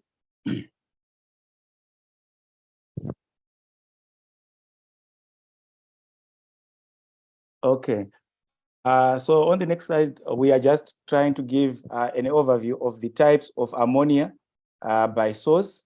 There's generally the fossil fuel based, those ones at the top, where you have your gasification or steam reforming or pyrolysis. And then there is also the one which is right at the bottom, based on nuclear energy. But what we want to focus on is that one based on renewable electricity, which is electrolysis, where you then derive your green ammonia. I wanted to highlight that between 1972 and 2015, Sable ran the biggest electrolysis plant in the whole world. The second largest one was based in Peru, but ours it had 14 electrolyzer pairs, which meant 28 units. And there was even a space for an extra pair, which was going to be the 15th one, but which was never installed because of limitations on the ammonia making section. Next slide, please. A bit of historical perspective on Sable. We are the sole manufacturer of ammonium nitrate in Zimbabwe, and also one of a handful across Africa. Our installed capacity is 240,000 tons of ammonium nitrate fertilizer per annum. We started in 1969, then we were using only imported ammonia until we installed our own ammonia making section in 1972. We were now making 70% of all the ammonia that we required from that section. But what we realized was the process was energy intensive, requiring about 115 megawatts of electricity, which was coming from Kariba Dam. Kariba Dam had been commissioned. There wasn't much industry to talk about in Zimbabwe back then, and the population was too small. So there was plenty of excess energy, and that's why it was decided that we do electrolysis-based ammonia making based on Kariba. And for the longest period, we were the largest electrolysis in the world. I've already mentioned that. But come 2015, there was a drought in the catchment areas for the Zambezi River, on which there is Kariba Dam. And those persistent droughts led to reduced generation capacity at Kariba Dam. And because of that, there was a shortage of power, there was an escalation of tariffs, and the business was about to collapse. And the power utility and the government pulled the plug off Sable. So now we are currently running on 100% ammonia importation. The picture that you are seeing on your right of that slide, that is a snippet of the electrolyzers. That's how they were installed, just sitting there with DC current, deionized water with some KOH in it, and making lots of money for the company. Let's move on to the next slide, please. So the next slide is just showing a typical electrolysis process where you've got your water, which goes through a deionizer, and then you've got electrical current, which is converted to DC, and then it goes through the electrolyzer modules. And then from there, you get your purified hydrogen. It's just purified to remove things like water, KOH, and possibly traces of oxygen before it goes to the ammonia synthesis plant.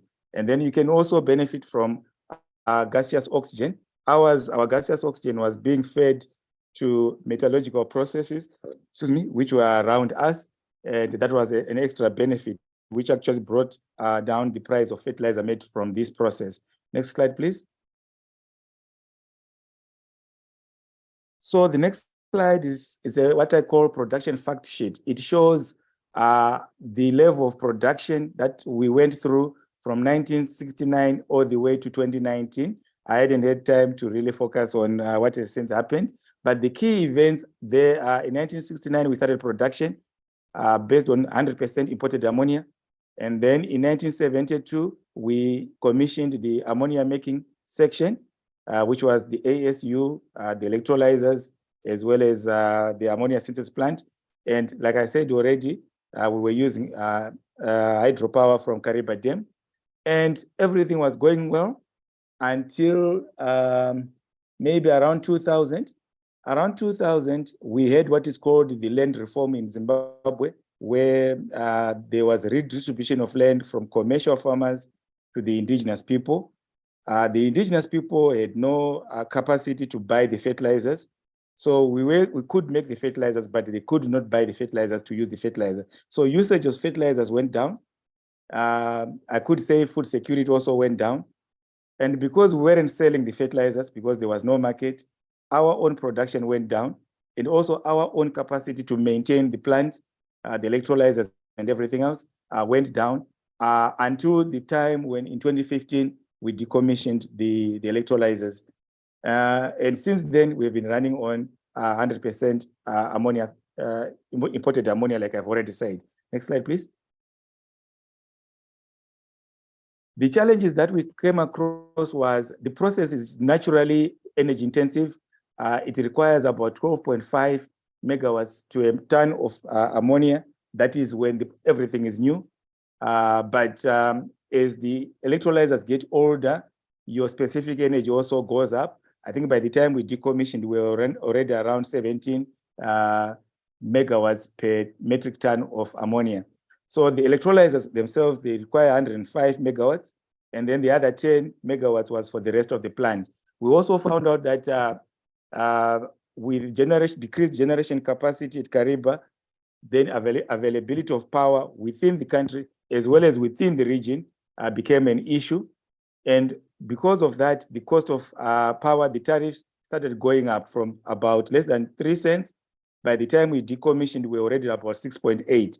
So your profitability and competitiveness is also a factor when you consider things like the tariff that applies for the energy. Let's move on to the next, please. So we've been talking about green hydrogen and green ammonia. What is it basically? We are saying green hydrogen, it's where when we use renewable energy such as solar, wind, and geothermal or hydroelectric to produce the hydrogen. And then when you convert the hydrogen into ammonia, you are now making green ammonia as well. And in our process, we're using the Haber-Bosch process to make the ammonia. And basically, we did that from between 1972 and 2015. And we are thinking about going back there, provided certain key enablers are in place. Let's move on to the next slide, please. Some global perspectives that we should consider because of climate change and global warming. We are looking at decarbonizing economies. Everybody's looking at that and talking about that. And that's why we are having this conference today, so that we see how we can actually do the energy transition. And green hydrogen and green ammonia are things that we think should be really looked at because they reduce the greenhouse gas emissions. And if we are doing it like in our process, it means that we decarbonize the manufacture of nitrogenous fertilizers in Zimbabwe. So that's why we are looking into this. Next slide, please.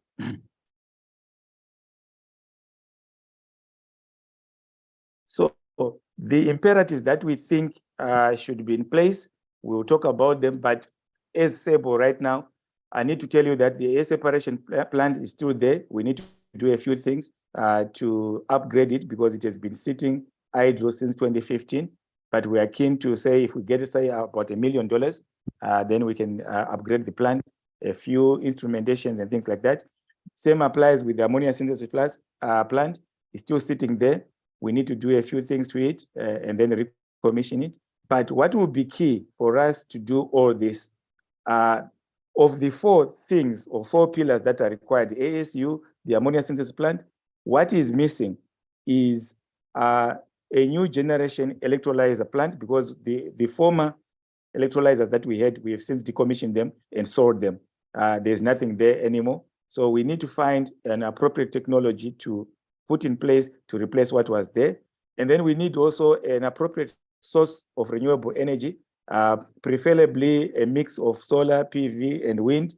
And we are talking also about the possibility of geothermal in Zimbabwe. The government is talking about actually giving us land or facilities to do 50 megawatts of geothermal. So that would be a good thing if that happens. Next slide, please. So the justification for SEBO looking into resuscitating this is because of the global perspectives that we have talked about, where everybody is transitioning from the fossil fuel-based ammonia making and nitrogen making to renewables, which is the green things that we're talking about. We need also a SEBO and as a country to regain our own production capacity of ammonia and also our own fertilizers. That is going to improve on food security and availability of fertilizers within the country. There is also, we doubt that there's going to be any funding in the coming years for any new project based on fossil fuels. So that's why we are keen to really do this. And as a nation, we have what is called how do you put it? There is a scheme that the government has put in to say, how do we ensure food security? And one of the ways is to ensure what we call import substitution of imported fertilizers with locally based fertilizers. But all that we want to do is subject to a feasibility study that shows that it's going to be feasible to do what we say we want to do. Next slide, please. So that way, if you want to do this, you need a source of renewable energy, then you need to assess technology readiness. We did this for years. We think it's possible. Then you look at the infrastructure, and then we need government support in the form of supportive policies. And then you also need possibly offtake agreements. So if you are making excess hydrogen or you are making excess ammonia, who is going to take that before you make it? Next slide, please.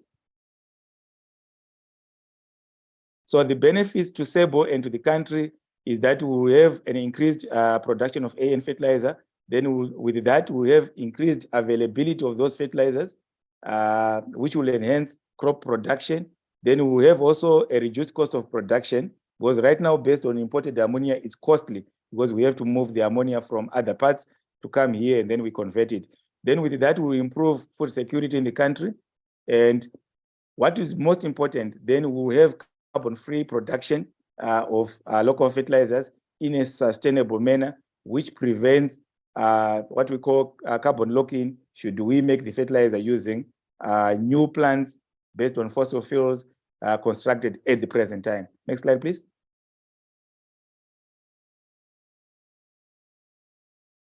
I think on that slide, we are simply just telling you that we have all the other things that we need.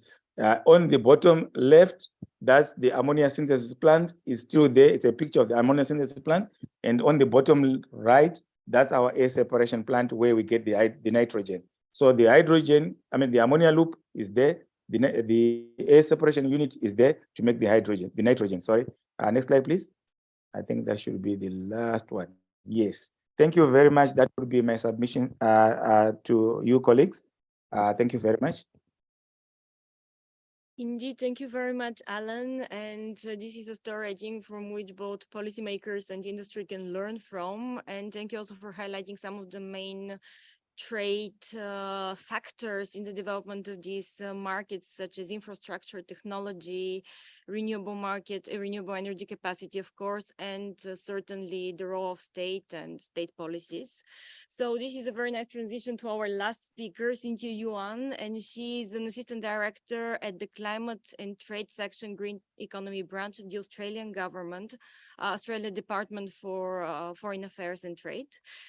In this function, she is responsible for providing strategic advice on issues that lie at the nexus of trade and climate policy. And she will talk to us about Australia's Guarantee of Origin scheme. Thank you. Thanks, Svetlana, and thank you to the WTO and IRENA for the opportunity to speak about what Australia is doing in this space. So the presentation I'll be providing today is on behalf of our colleagues at the Department of Climate Change, Environment, Energy and Water, who can't be with us here today but are online. And so if I slaughter any part of this presentation, that's my caveat. I wanted to firstly begin by acknowledging the traditional owners of the land in Australia and to also pay my respects to elders past and present. So essentially, I'll be honing in on, oh, is it working? Don't think oh, it's working now. I feel like as I'm encroaching to my 30s, I'm becoming a bit of a boomer when it comes to technology, so forgive me.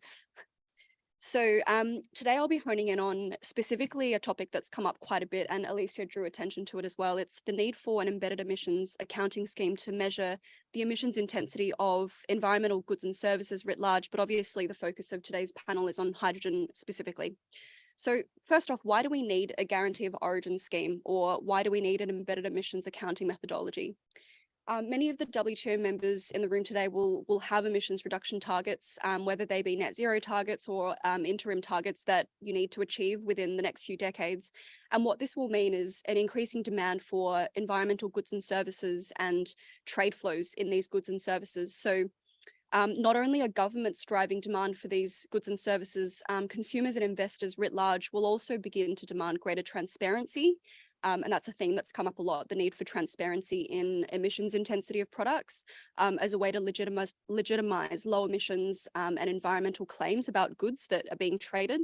And so this requires an accounting scheme that will effectively measure, report, and verify the emissions intensity of these goods. Now, it's absolutely critical that in order to underpin international trade and investment, that these methodologies different countries are developing will need to be aligned and interoperable, another theme that's come up quite a bit throughout this week.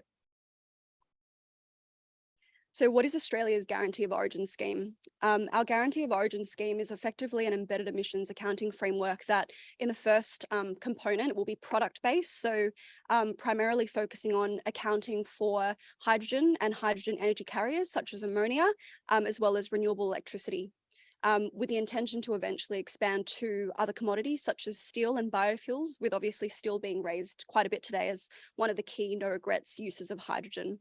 Now, the second component of the scheme will be a certificate that can be generated and traded for renewable electricity that's generated within Australia. This builds upon our existing domestic renewable energy target framework and seeks to enable industry to generate enough to reach our 2030 renewable energy target of 82%. Now, with the second component, there's also potential that it could facilitate future trade in cross-border electricity. And this is something that is in the long-term horizon. Now, our approach to policy design over the last 3 years has been based on 2 core principles. Firstly, ensuring that we're co-designing the scheme in close consultation with industry and ensuring that the scheme meets the needs of industry in this space. And secondly, making sure that we're working with international and domestic stakeholders in parallel such that we're not only influencing the development of international standards, but also vice versa, that international standards development and methodology development is being fed back into our domestic policy design. So the key features of Australia's scheme. So the intention is that since the trials of the scheme, there will be new legislation introduced to implement this scheme domestically within Australia. It'll be voluntary and government-led. So it's led through our Climate Change and Energy Department, but it will be administered by one of the agencies sitting within that department called the Clean Energy Regulator. It's built on existing and domestic international emissions accounting and renewable electricity certification framework. So what that means is that we already have some domestic reporting requirements under legislation called the National Greenhouse and Emissions Reporting Act. This act was introduced in 2007, and it's effectively the way for companies to voluntarily report on the greenhouse gas emissions intensity of their production. But this reporting mechanism is currently facility-based, and so there will be a need to work out how it's to integrate with this product-based certification scheme. It'll also align with IPHE methodologies being developed around hydrogen embedded emissions accounting, as well as ISO standards being based upon those methodologies. So the topic of scope and boundary came up quite a bit in yesterday's IEA steel decarbonisation panel.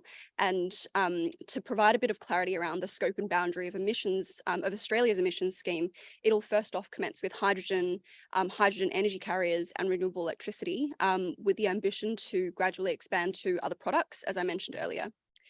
In terms of the boundary, we've in the first instance set it as well to user for the product guarantee of origin component. And what that means is anything from feedstock and inputs such as gas, water that are used in the hydrogen production process up until the delivery gate or the consumption of that product, but excluding the emissions from the consumption and end use of the product itself. So that includes everything from storage to transport of the hydrogen product.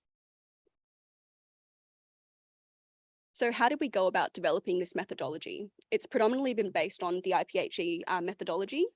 So for those in the room who aren't aware of this body, it's internationally recognized as the leading the leading government to government forum for the development of such a methodology.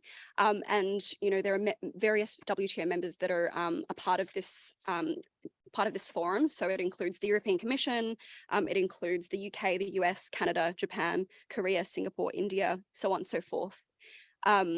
And, you know, Australia has been quite actively engaged in seeking to influence the development of the methodology in this forum.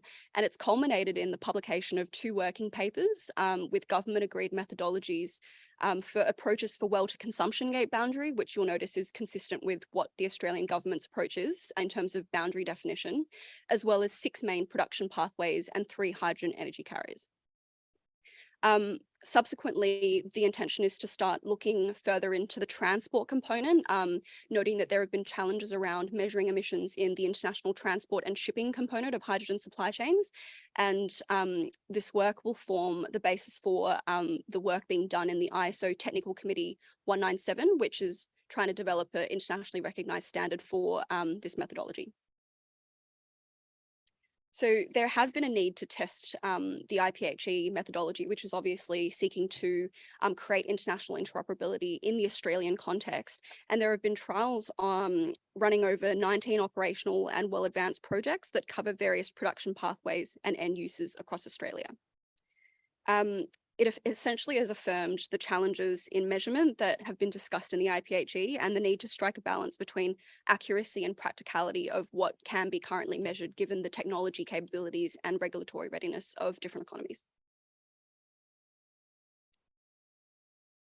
So interoperability, I think this is probably the key theme that everyone in the room is interested in. How do we, Australia, in developing our methodology, ensure that it's interoperable with all the other methodologies that other countries are developing at the same time? So in terms of key considerations for what needs to be interoperable, it's important to look at the drivers for why we're creating such a scheme. You know, as I mentioned earlier, there's an increasing global demand and a need to be able to meet new regulatory requirements that are being set by different economies. One example of which is the EU CBAM, as well as the EU's new carbon accounting methodology under its Renewable Energy Directive Mark II. Further to carbon border adjustment mechanisms, there's also import market criteria that are implemented in various economies that require certain emissions intensity standards to be met for imports that are entering their border. And further to this, there'll be a need to consider the carbon accounting methodologies that existed before the advent of these nascent technologies. So domestic and international inventories for emissions data, product classification, as well as ISO standards, which have actually existed for quite a while in the carbon accounting space. Oh, you're not meant to see my markups on that slide, apologies. You can see that a lot of government work is just arbitrarily changing words.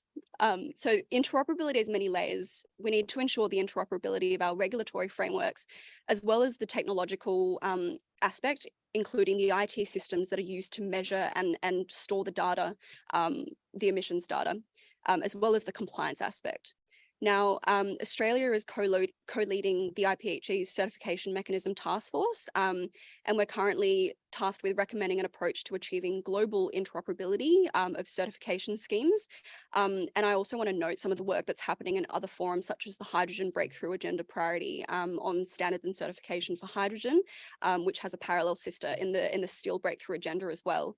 And I think a lot of the work that's being done in these bodies will be really relevant to keep track of and to monitor, as it will provide a lot of the technical underbelly of the work that the WTO is looking at. And all from me, if you have any questions, technical questions about the scheme, feel free to email our Department of Climate Change colleagues. That's their email address. Otherwise, feel free to feed them through to the Australian delegation. Thank you. Thank you so much, Cynthia, for giving us the insights and the specifics of your GO scheme. I think going back to this map that was shared by Luis in the beginning, it seems that Australia really has a huge comparative advantage in the production of hydrogen. So I think this scheme is a great example of how national policies can actually be leveraged to help the markets move in the right direction. And indeed, as you mentioned, interoperability, make sure that they're consistent with other national and international standards. That's a great point. We have very little time left, but I think we can run a little bit over time since the next event is not scheduled before 2:30. So if you can bear with us, I think it will be very interesting to engage in some questions and answers with our speakers. So I'm going to pose a general question to begin with. How can trade policies be leveraged to enable the development of the green hydrogen market? And what partnerships must be formed to do so? And I'm going to invite Luis to start first, but obviously it is a question to all of our speakers. Thank you very much, Svetlana. I think Alicia articulated this quite well in the previous intervention. I think in terms of scaling up green hydrogen, I see at least two areas. It all boils down to making projects bankable. In the end, you need to go to the bank, or you need to go to your equity provider and convince them that the revenues will be there in some years from now. So, and that implies stability in the policies, visibility in the long term, whether those policies will stay in place. And that applies for domestic policies, but also applies for the policies that determine, trade policies that determine the access to a certain market. So I think that's one key element. And I will not touch further in the certification area. This is obviously is very important, but I think it was very well articulated by Elisa before. We need to have, also by the Australian representative, we need to have common math and common methodologies underlying whatever standards we actually end up using for guaranteeing that a certain product, either hydrogen or a hydrogen derivative, has a certain low carbon attributes. So I think those are, I would say, the key elements to how policy, and more specifically trade policy, can accelerate adoption of green hydrogen. And I also wanted to add, I very much agree with Alicia what she mentioned before about the, and sorry, I forgot to mention that in my presentation. My apologies, it's 5 a.m. here, and I think the coffee has still not kicked in properly. But I wanted to say also that from IRENA, we see that the trade of commodities or products that are actually produced from hydrogen in the locations where hydrogen is the most competitive will be more relevant than actually the trade of hydrogen itself. I think that's a key message for countries to understand. And also this opens an opportunity for developing countries to produce more higher added value products compared to just exporting electricity or hydrogen to their partners. So that would be my reflection on your question. Thank you very much. Thank you so much, Luis, and indeed, thank you so much for waking up at such an early hour to be with us. Does anybody else like to add something to that? Yes, Lisa. Thanks, Svetlana. And thank you, Luis, as well. I feel like I maybe picked on you too much. But I agree with what you've just said. And I think de-risking is super important. And so by having clear regulations that last, that don't change very often, and that provide the certainty for investors, that helps with bankability, in addition to all the different institutions that we need to use somewhat different methodologies, or to take on some risks that they don't usually take on. So, mostly the multilaterals, they're willing to take on country risk or political risk, but technology risk is not usually one of the things that they do. And unfortunately, in this situation, we do have to take on some technology risk. And so I think that there needs to be a little bit of willingness to change some of the ways that the financing is structured. I also think that one important thing for making this work worldwide is to look at the industries holistically. So instead of just looking at the shipping market, or looking at steel, or looking at whatever individual market you may be interested in. This goes back actually to Luis as well, his chart that showed the best use cases. And I'll give one example that I think is really important. So aviation has very little optionality for decarbonization. It takes about 15 years to create a new aircraft. So they can't use ammonia or hydrogen for long distance flights for some time. So they mostly can use e-kerosene, which it uses biogenic CO2, and they can use biofuels, but that's about it for about 15 years. Shipping, on the other hand, can change a vessel in 1.5 to 2 years. They can build a new vessel, and they can accommodate ammonia. They could be using a zero greenhouse gas emitting product like ammonia as their fuel. So I think it's important that shipping not take all of the biogenic CO2 that aviation requires, because aviation has no other choices. And I think that doesn't need to be regulated or stated by the WTO. I think that we will just see aviation signing long-term offtake agreements for an entity that is very rare. Biogenic CO2 is really hard to find now, and it's just going to get harder. So you are going to see aviation willing to step up, because otherwise they can't meet their targets at all. And that means that we have to keep that in mind when we look at shipping. Do we really want methanol ships if they also require the same biogenic CO2, and there are other options for shipping? And so I think the whole the whole of all industries have to be looked at in one holistic view instead of just silo by silo. And it's just something to keep in mind. Thank you so much, Alicia. And actually, it feels like the story that Seibu Chemical shared with us does go back to the importance of clear and consistent regulation and what happens to industry when this might not necessarily be the case. So I'm going to use the trajectory to stay with Alan. Alan, you had an emphasis in your presentation more generally on sustainability and going green. And in this context, what would you consider key enablers and success factors for this to happen? And do you have any time frame for us to consider in this respect? Okay, thank you so much for that question. So what the authorities are telling us is that they want us to do this. They've since passed on legislation which is supportive of climate change mitigation. They've told us that we need to do import substitution and localized production. But then at the same time, you may find that we are also looking at developing CBM, corbett methane resource. We have plenty of those in the northwest of the country. There is also natural gas, which is being explored in the North Basin of the country. And we know that if we are using natural gas, then your price of fertilizers goes down. So at the end of the day, what we need is to say, what do we as a country, as a nation, what do we need as an entire international community? Do we want to decarbonize? So what policies should we put in place that encourage people to do the transition without looking back? Because if the policies flip-flop, one year you're talking about this, the other year you're talking about this, even when you go to try and raise the financing for the project, the banks are going to ask you, how certain are you that this is going to be like this for the next 2 years or for the next 10 years? Because if you can't sustain the project, then you are not going to be able to pay back their money. So from 1972 to 2015, the policy was very consistent.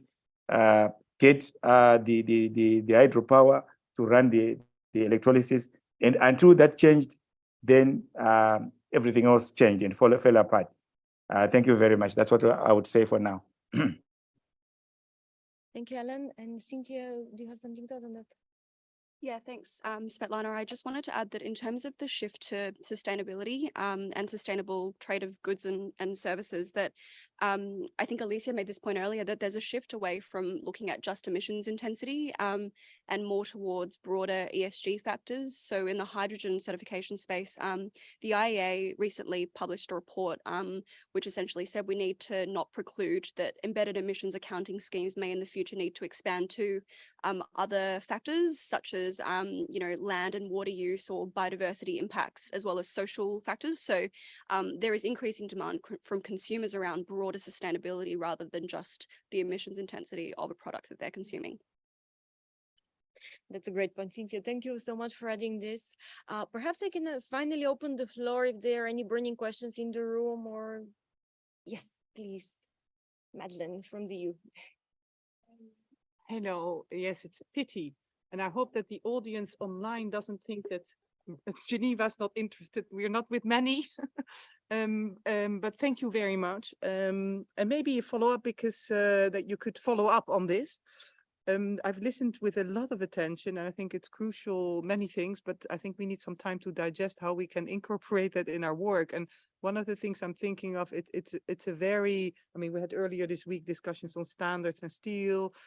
There's many efforts going the same direction. We get the call, certainly we as EU, as we are developing a piece of legislation, we get a very clear call for coherence and the development of that. And we are very much thinking on how to do that. So to give you an example, we've been proposing, and are more interested in having within the Committee on Trade and Environment discussions on methodologies to determine carbon embedded emissions. So I would be interested in hearing from you, even as a follow-up, what concretely could we do to stimulate that discussion? Is methodologies on embedded emissions one of the useful things that can be done? Of course, we need to make it manageable. We cannot do all in one, but that we start this discussion maybe on the basis also of the table to do this. And I think what we learned from hydrogen is actually the critical role this has in greening.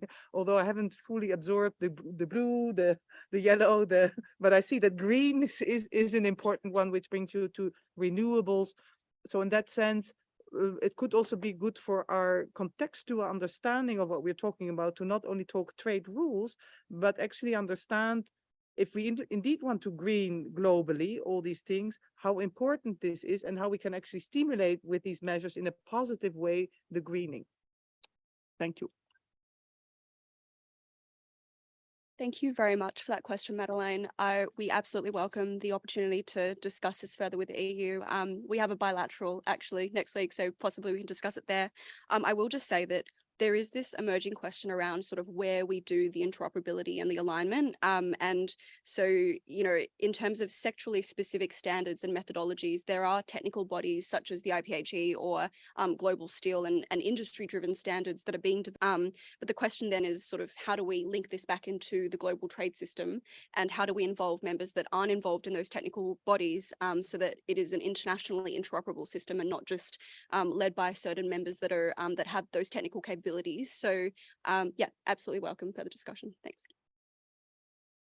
Hi, I will also add, as a board member of the Ammonia Energy Association and a steering committee member of Hydrogen Council, we are also using the same methodologies that Australia has evidenced.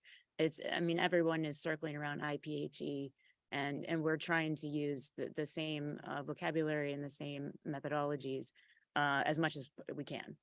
So I think that is quite helpful, at least for hydrogen and ammonia and potentially methanol or the derivatives from hydrogen.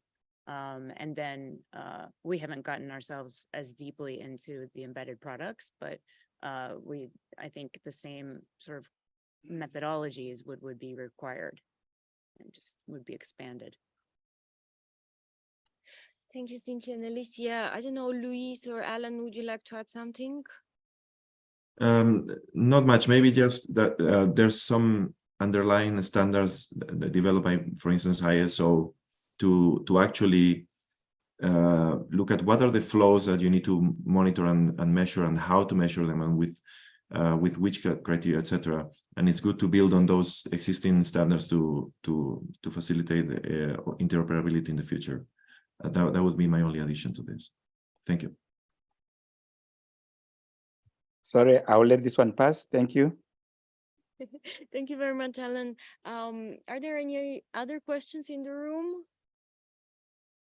If that's not the case, I think we've run over time a little bit already. So let's give a round of applause to our excellent panelists. And thank you very much, everyone. Hopefully it's just the start of the conversation here at the WTO. Thank you. Thank you very much. Bye-bye.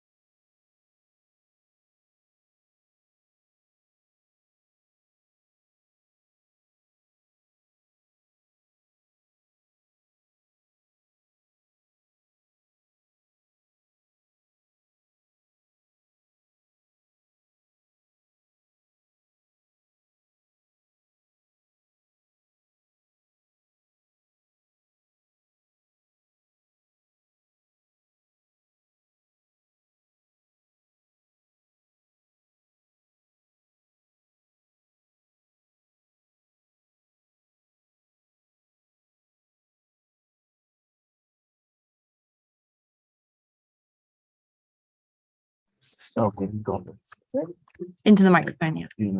Hi, bonjour, Madame Patricia, est-ce que vous êtes là? Oui, je suis bien là. Bonjour à tout le monde. Oui, bonjour, vous voulez tester le vidéo? Oui, s'il vous plaît, je peux le faire. Oui, essayez.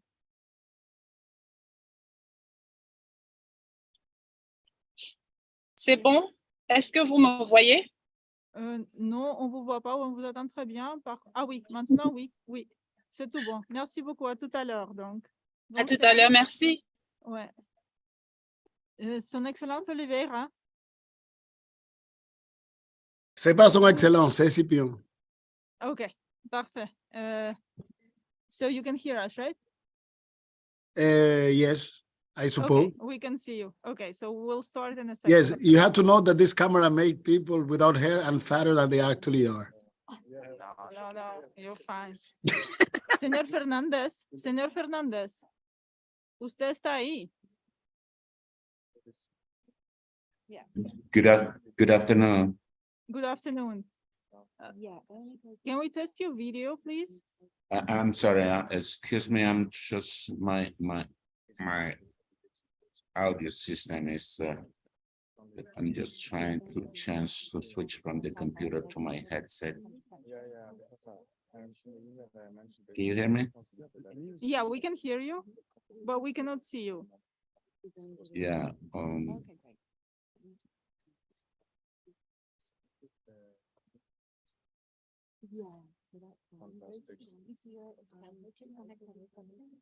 Yeah, if possible, can you connect again?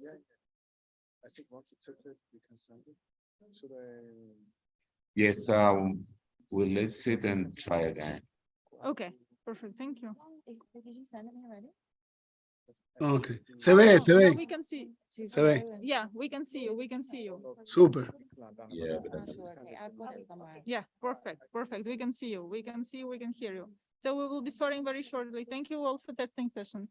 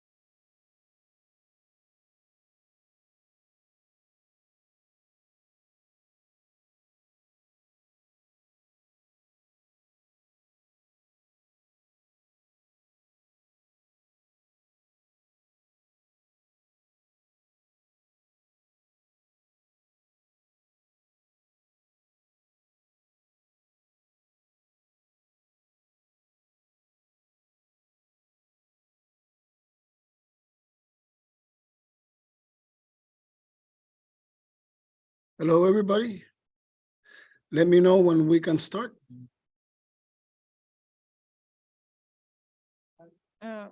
Thank you, we can start. We can start already? Yes, please, when you're ready. Okay.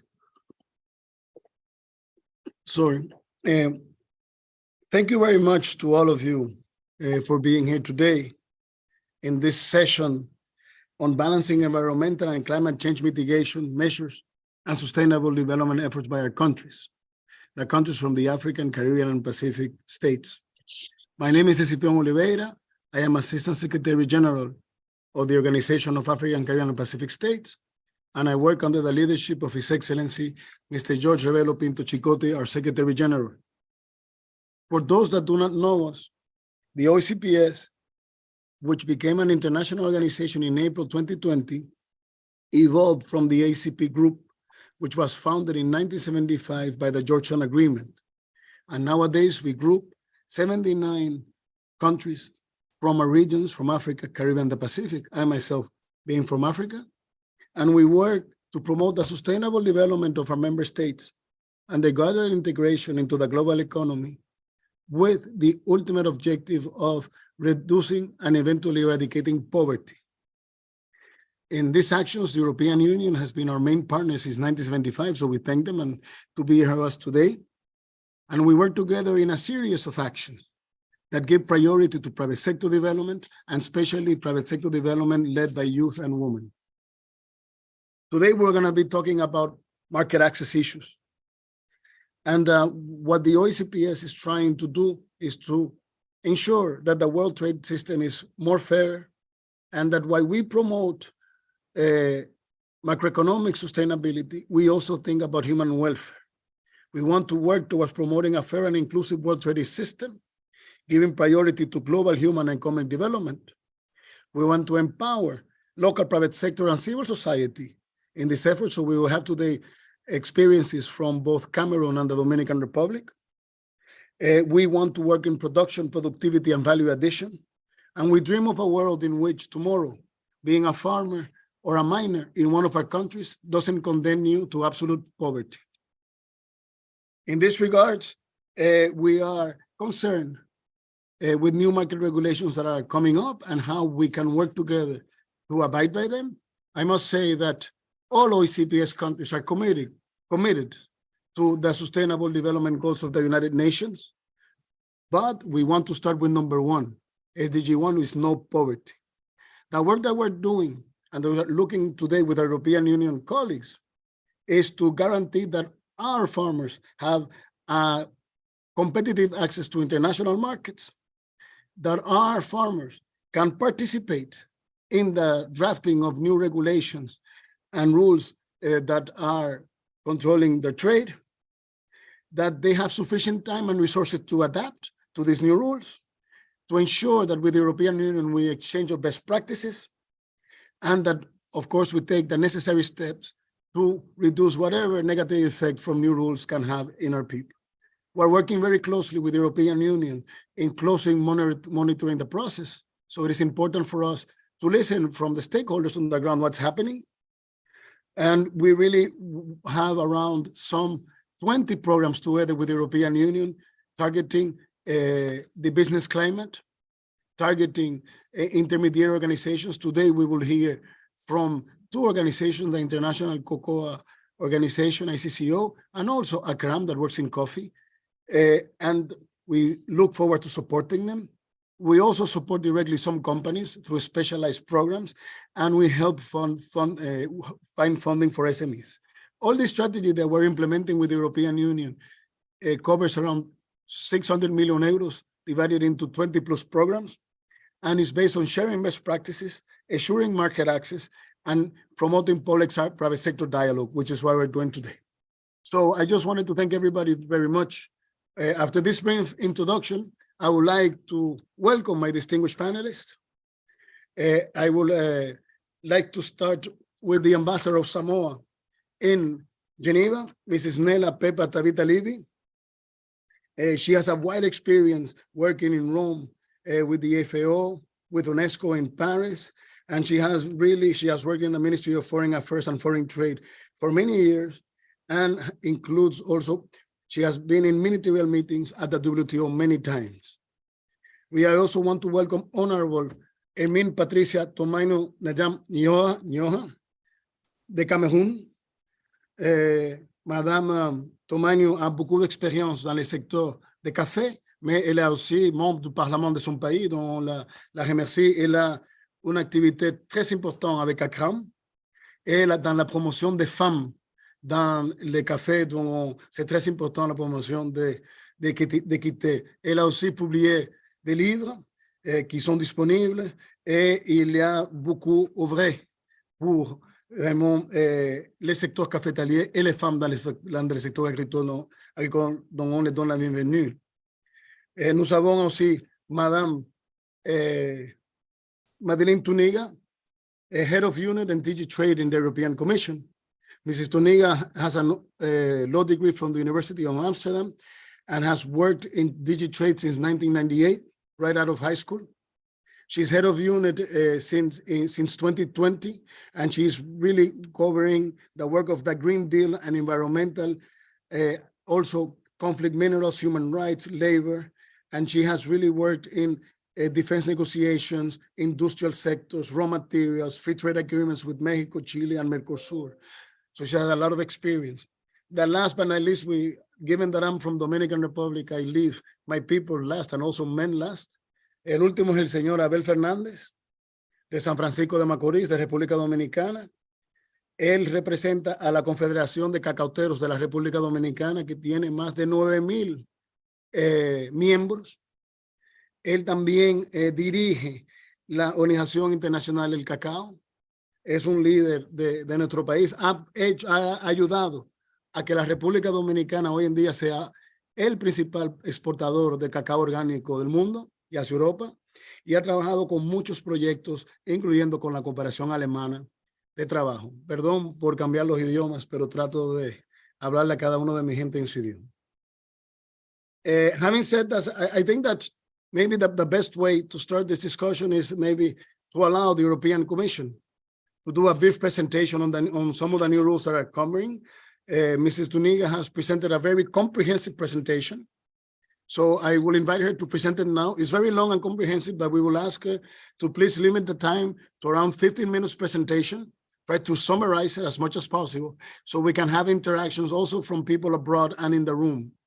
And the main objective of today is to be able to share among trusted partners and debate in a constructive manner to allow our countries really to continue export to the European Union. So if you allow me now, I would like to ask Mrs. Madeleine Tuniga maybe to say a few words about herself, because I suppose she will introduce herself better than I did, and maybe start her presentation. So thank you very much for all of you being here, and we look forward really to enriching discussions today.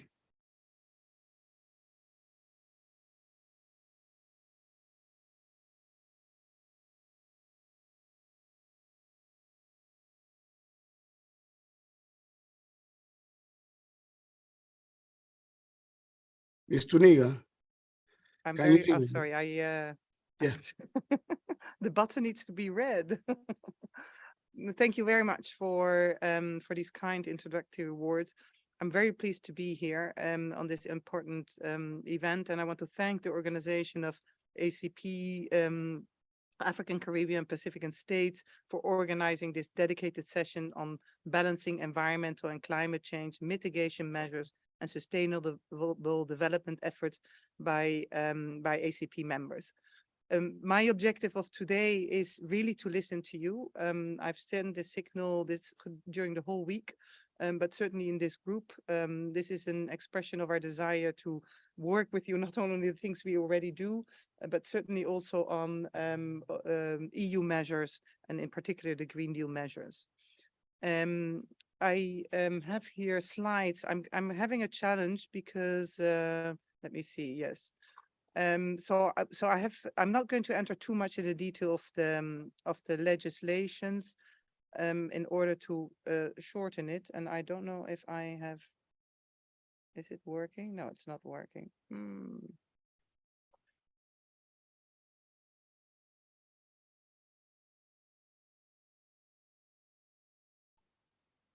engagement with partners. So that's the title. We want to engage with partners. They're not unilateral measures, they're autonomous measures, but full of external opportunities. And Indra, maybe I need your help with that. Ah, yeah. A few words on our commitment to overall before zooming into you. To underline our commitment that we will continue our role as one of the biggest contributors to climate financing globally. We do that with targeted support to partners, notably least developed countries, in the form of technical assistance, technology transfer, extensive capacity building, and financial support. And the EU, with its member states, is the largest aid for trade provider, 40% of the total, corresponding to 22.9 billion, with 48% targeted to environmental objectives. The EU will commit around about 27.8 billion over 2021-2027 in support of climate objectives in partner countries with its neighborhood development and international cooperation instrument, Global Europe. Now let me zoom in on the group of today. So development, and in particular sustainable development, are central to our external relations. This is also what is behind the long-standing partnership we have with ACPs. The partnership brings together 79 ACP countries and the 27 member states of the European Union, representing over 1.5 billion people. It's the world's largest political and financial framework for North-South cooperation. This partnership of 107 states on an equal footing represents more than half of the UN membership.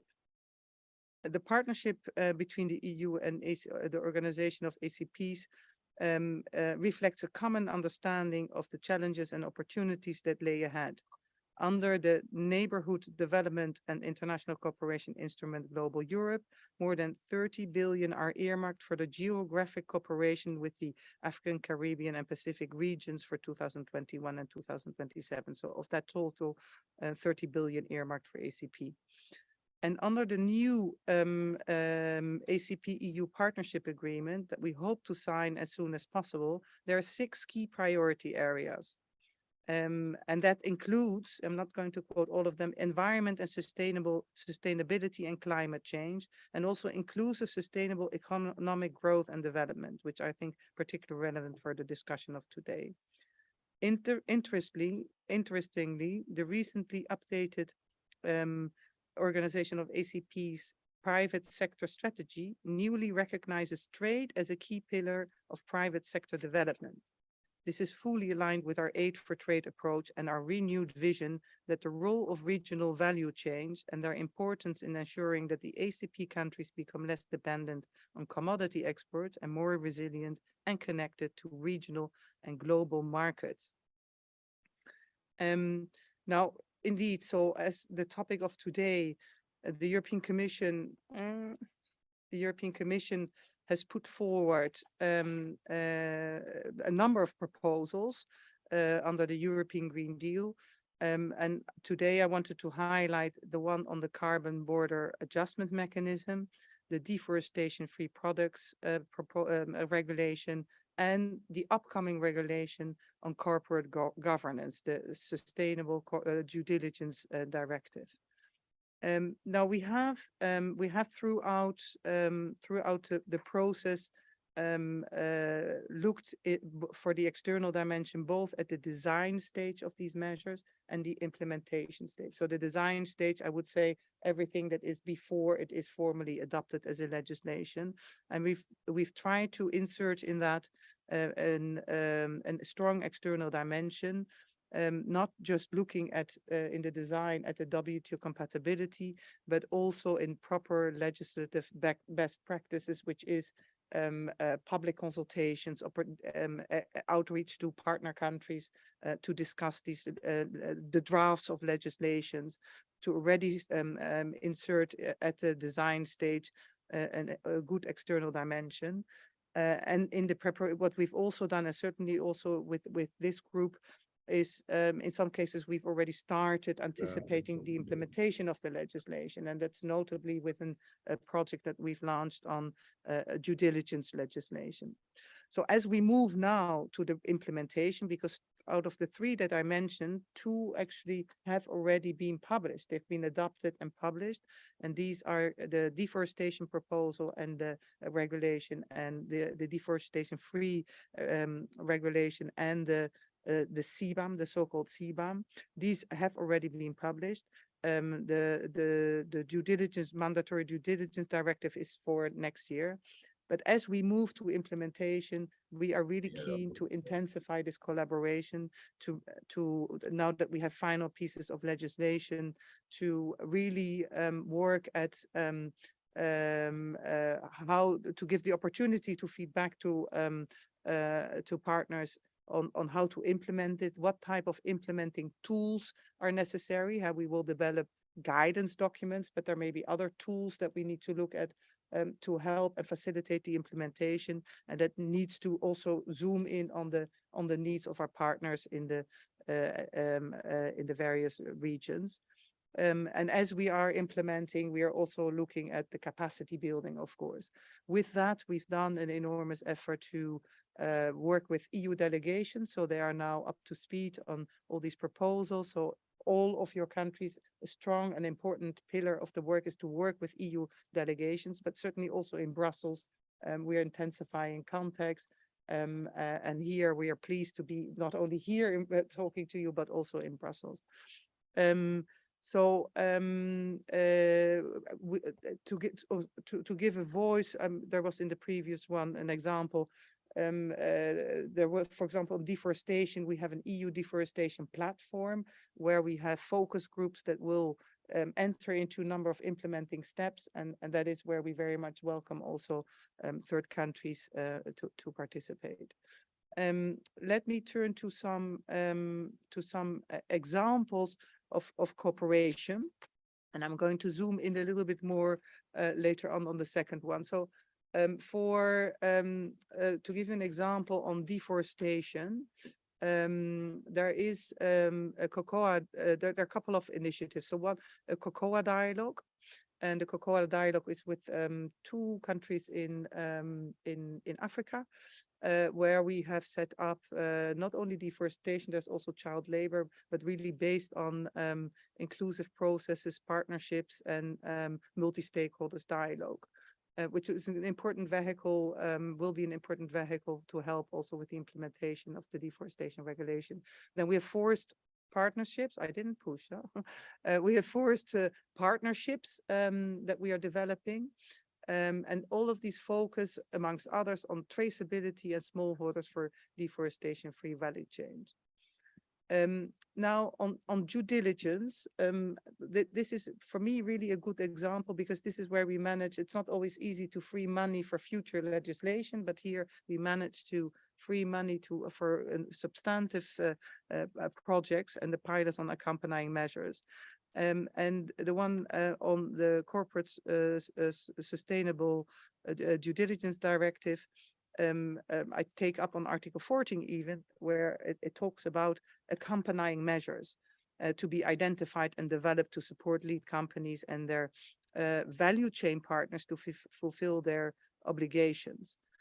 So we are working with ACPs on accompanying measures to help prepare upstream stakeholders and avoid unintended consequences for suppliers and producers in exporting countries, to accelerate the understanding of the operational realities of conducting effective mandatory due diligence and the options for facilitating its implementation at scale. We have supported the development of a guidance document, which elaborates on the typologies of accompanying measures. And then what the second point that we've been doing is working on pilot projects in coffee, cocoa, textile and garments. This is in Ethiopia, Ghana, Uganda, Eswatini, together with the International Trade Center and industry associations and country stakeholders. So these are government representatives, CSOs, NGOs, and producers organizations. And these pilots are practical bottom-up case studies on accompanying measures to the directive in 3 value chains in selected countries. And they're designed to convene an inclusive collaboration between buyers and their value chain partners and stakeholders on the practicalities and tools that will help all actors to operationalize such due diligence. Now, in the work so far, there are some findings that emerge on the need to increase, and I will quote a couple of them because it would also be interesting to hear what you see as needs. So the need to increase awareness among value chain stakeholders on the legislations. So information campaigns, training material, etc. We see a need to clarify how the due diligence directive relates to other legislative frameworks. So the due diligence directive and deforestation-free regulation is also due diligence. And the forced labor regulation, which also deals with supply chain questions. What we also see is the importance of sharing responsibilities and defining costs of due diligence between value chain actors, including the role of consumers as end payers. And we hear that the role of voluntary sustainability schemes and certifications as measures to implement the directive is important. There are questions about that. How can we use our scheme? And the need to reconcile due diligence implementation with national laws, policies, and expectations. And of course, training needs and equipping farmer groups on key due diligence functions. So for example, risk assessment and reporting, and the role of national multi-stakeholder coordination platforms to enable and harmonize due diligence. Now, it is also clear that we do not want to reinvent the wheel, and we should therefore rely on existing proven systems to the extent possible. And finally, the joint undertaking and participatory approach, providing space for dialogue, understanding, and collaboration between us, partner countries, producers, traders, buyers, and regulators in the value chain proves to be essential. So to stick within the time that I was allotted, I do have slides if somebody's interested to zoom in on the regulations. We can also circulate them. But this hopefully gives more space to your questions. And if there are questions, I'm happy to respond to them also on the specifics of the legislation. Thank you. Yes, thank you very much, Mrs. Tuninga. I think it's excellent the way that you summarize it. And yes, your presentation should be distributed because it's very, very informative. Before we proceed, I just wanted to tell the audience that the OECPS group is also, we have an office in Geneva, and the coordinator of our ambassadors in Geneva is His Excellency Ambassador Mailu from Kenya, and that the chair of our Committee of Ambassadors in Brussels is His Excellency Ambassador Genesi from Mauritius. Having said that, I would like now to welcome Ambassador Nela Pepa Tabita Levy, Talofa, Ambassador Tabita Levy. Hello, Ambassador? Yes, I can hear you. Yes, sorry. So Talofa, Fafetai for being here today with us.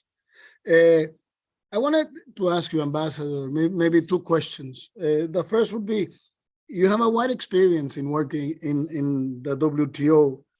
What gaps, imbalances do you believe exist in WTO rules that could be addressed to ensure a better balance between environmental and climate action and sustainable development efforts?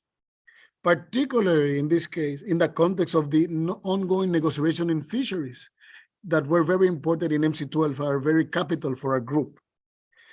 More broadly, what multilateral, regional, and bilateral trade solutions could be targeted to address pressing challenges associated with climate and environmental degradation crisis, particularly with respect to mitigation and adaptation measures? As you know, the OECPS are suffering a lot from climate change, and we didn't necessarily produce the gas effects that are taking us there. So please, could you try to answer those 2 questions related to fisheries, and how can we really tackle together the environmental crisis that is affecting small island development states like Samoa and Dominican Republic? Thank you very much, and good afternoon, everybody. Thank you, ASG Gomez, for extending the invitation for me to participate in this important discussion this afternoon. Talo Falava to everybody. I can only attempt and try to answer the very broad questions that have been posed, perhaps sharing 2 or 3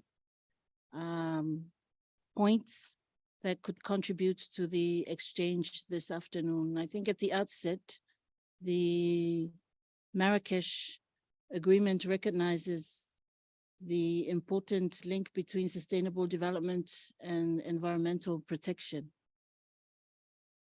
However, we think that the rules did not envision the environmental impacts and the onset of climate change and natural disasters that we currently are facing today.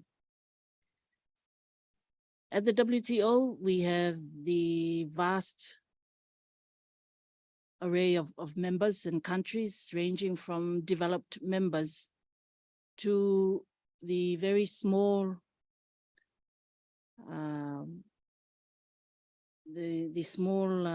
island developing states. And with that diverse membership, the rules should be made to recognize the differences in the levels of development.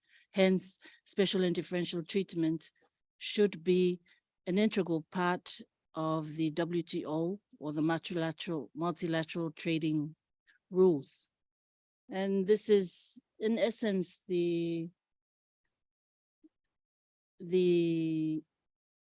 how the fisheries fishery subsidies agreements negotiations are taking place, is that we all agree that the harmful subsidies should be disciplined, noting and recognizing that special and differential treatment should be accorded to developing countries who require that preference. So we all know that the fishery subsidies agreement includes a provision on natural disasters that allows members to provide subsidies to rebuild from those natural disasters, and that the second wave of negotiations that's currently underway focuses on disciplines on subsidies to overcapacity and overfishing.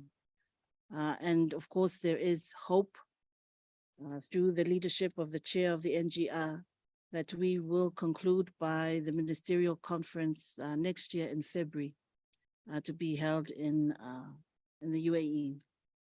The fishery subsidies negotiation is aimed, of course, at fulfilling the SDG 14.6 to prohibit certain subsidies contributing to overcapacity and overfishing and eliminate subsidies to IUU fishing.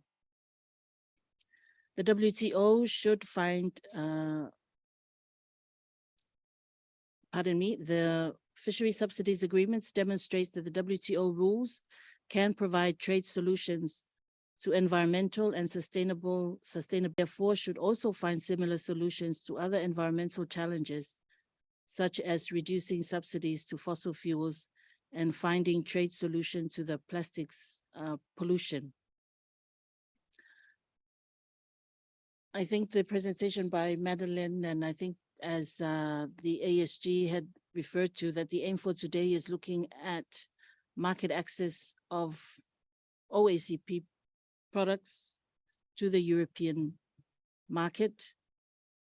That is a reality challenge faced by OACP countries relating to market access and market entry, and therefore programs need to be developed to be targeted to address the needs and the capacity of OACP countries to enable our products to enter the European market. One of the important things and one of the gaps that we think is important is the availability and access to information and data. In order for us to make informed decision-making, in order for the membership to make informed rules, to craft international and multilateral trade rules, we need to have available to us data and information to create those rules. Therefore, one of the work that has to be strengthened is transparency, in that members should be able to make available information. And the example can be taken from the situation of the fishery subsidies negotiation, in which access to concrete information on subsidies to fisheries need to be made available so that the rules can be determined accordingly.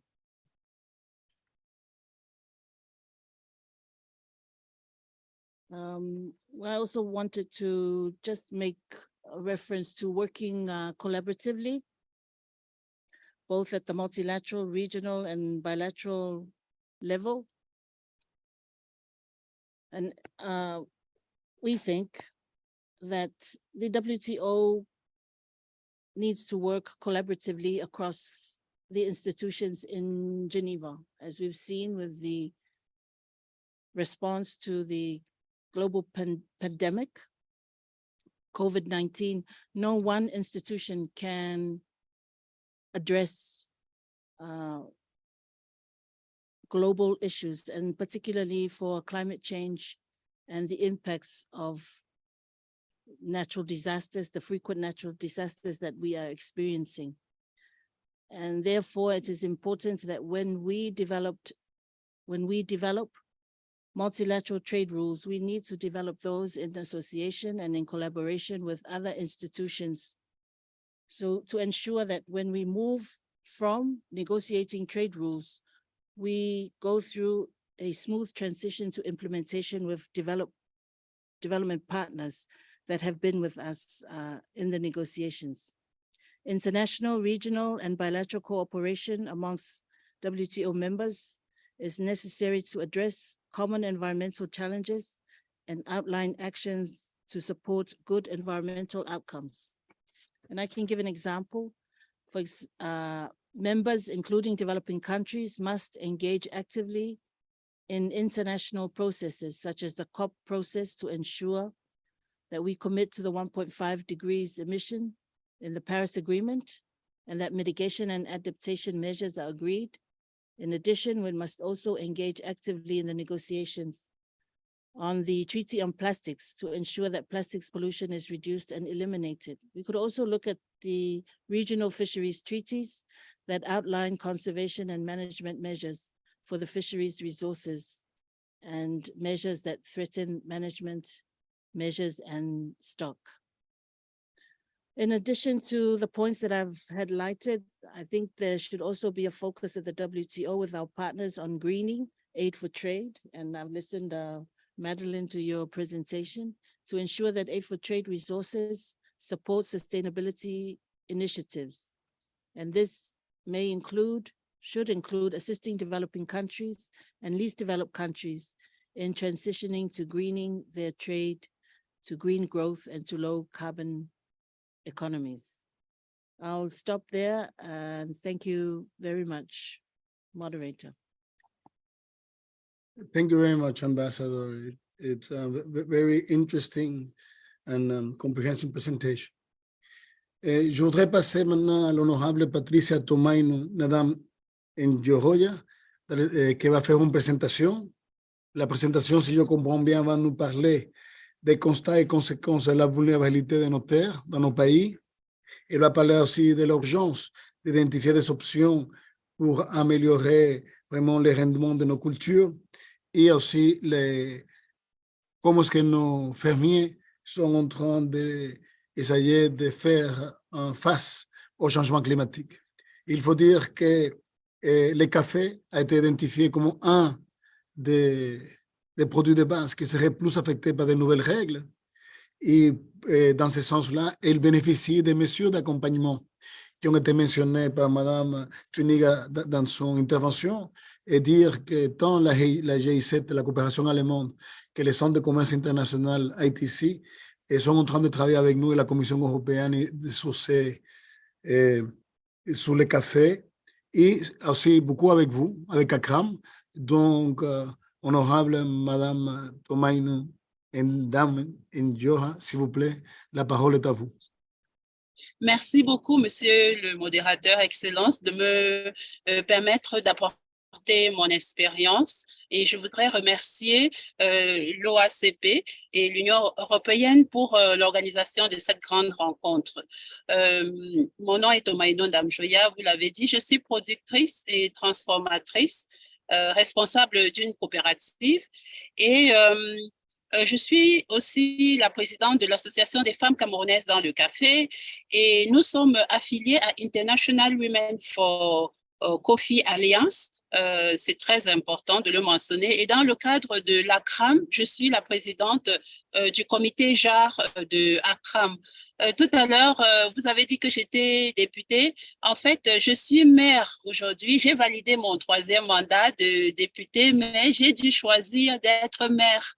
Parce qu'au Cameroun, on ne peut plus être député et maire à la fois. Donc, je remercie cette opportunité. Il est un constat de vulnérabilité de nos terres aujourd'hui et par conséquent du système agricole. Nous avons des perturbations climatiques. Il ne pleut plus et le calendrier agricole est complètement différent et perturbe les producteurs. Et voilà, donc il y a une sécheresse prolongée ou alors il y a des inondations avec la déforestation, il y a des crises foncières et des feux de bouse répétitifs et des espaces agraires qui se réduisent en même temps avec des conflits agro-pastoraux. Maintenant, les conséquences de cette situation sur le café, c'est qu'il y a baisse de production, et les coûts de production sont élevés par rapport à ce qui est comme rapport de vente, et ce qui fait que les producteurs se désintéressent de plus en plus à la caféiculture et souhaitent avoir des cultures qui sont moins difficiles, plus rentables, moins coûteuses. Et on voit aussi que le changement climatique fait qu'il y a des attaques du caféier.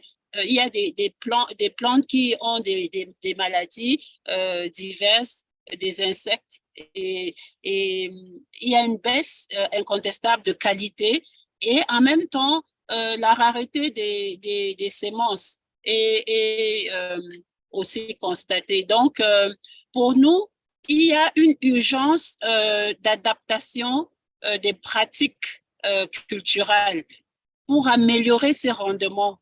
Et donc, il y a des études à faire. Il faut analyser les sols parce que, vous savez, en fonction des spécificités de café, il y a le Arabica au Cameroun, il y a le Robusta, il y a les sols noirs qui sont des sols volcaïques, il y a des sols rouges, il y a des cafés Robusta qui sont dans les basses altitudes, Arabica dans les hautes altitudes. Donc, chaque écosystème doit être étudié en tant que tel. Et donc, il faut, en fonction des résultats, prioriser les bonnes pratiques. Parce qu'il se trouve que dans nos traditions, nous avons des bonnes pratiques qui sont bio. Donc, il faut maintenir celles-là et il faut des plans de formation par rapport à l'adaptation sur les bonnes pratiques. Mais les études sont importantes et incontournables parce que avec les études, on peut corriger le sol. Avec la correction du sol, il faut prévoir, par exemple, le traitement des déchets pour en faire des engrais organiques, par exemple. Et maintenant, il faut un business plan. Il faut que les producteurs sachent que leur hectare de café va leur apporter telle quantité et avec cette quantité, avec les coûts de production, ils vont vendre à tel prix. Il faut qu'ils aient des informations sur le marché. Donc, voilà un peu ce que je pense que c'est important de savoir. Et par rapport au changement climatique, il est question, parce que c'est un problème global dans tout le monde entier avec des spécificités. Il faut une approche globale et c'est pour ça que nous apprécions que vous preniez en main à votre niveau la solution à ce problème de changement climatique. Et tous les maillons doivent être impliqués, les pépiniéristes, les producteurs, les transformateurs, et à tous les secteurs publics, les secteurs privés. Je suis maire d'une ville, Fumban, qui se trouve un bassin de production du café au Cameroun important. Donc, maintenant, il y a plusieurs initiatives. Vous les avez citées avant. D'ailleurs, dans nos propres coopératives, nous sommes obligés d'avoir des rencontres de sensibilisation, d'information, d'éducation de nos caféiculteurs, de nos membres.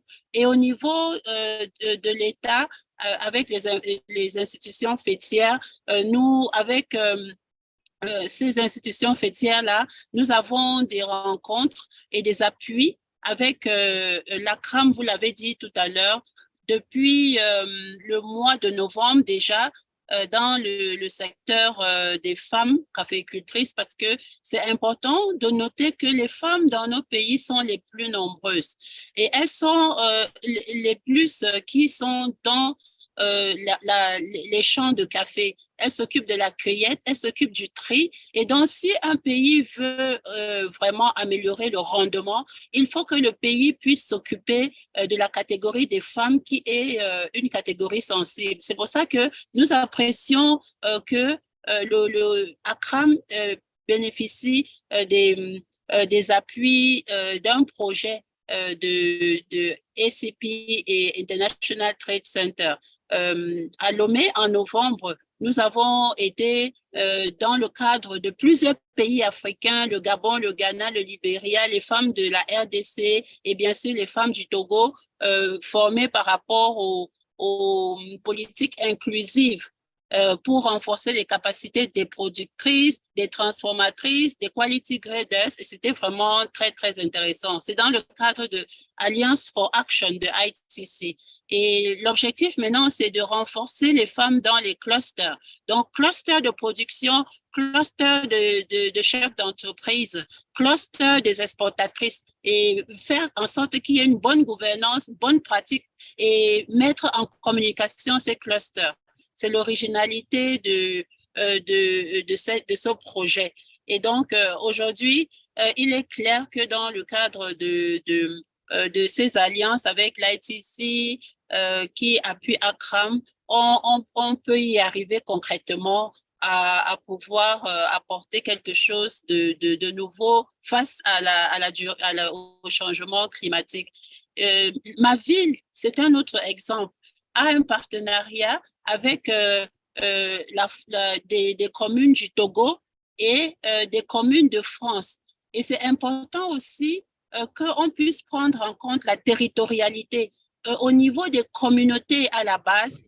Si elles sont renforcées, si la ville de Fumban est renforcée et appuie les caféiculteurs en coopération avec des villes qui sont en dehors du Cameroun, comme le Togo, avec la France, qui est consommateur de café sans être producteur, je crois qu'avec ce genre d'approche, on peut arriver aussi à trouver des solutions aux problèmes d'adaptation dû au changement climatique. Parce qu'on l'a dit, c'est un phénomène global, donc il faut des approches globales à tous les niveaux. Donc, monsieur le modérateur, je crois que je peux arrêter là.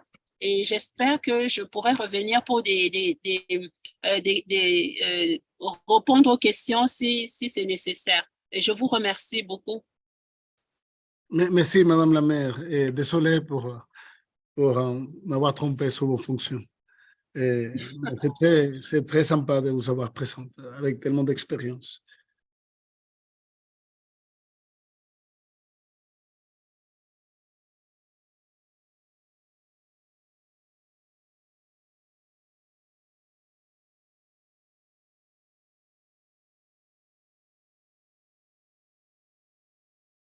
You are muted.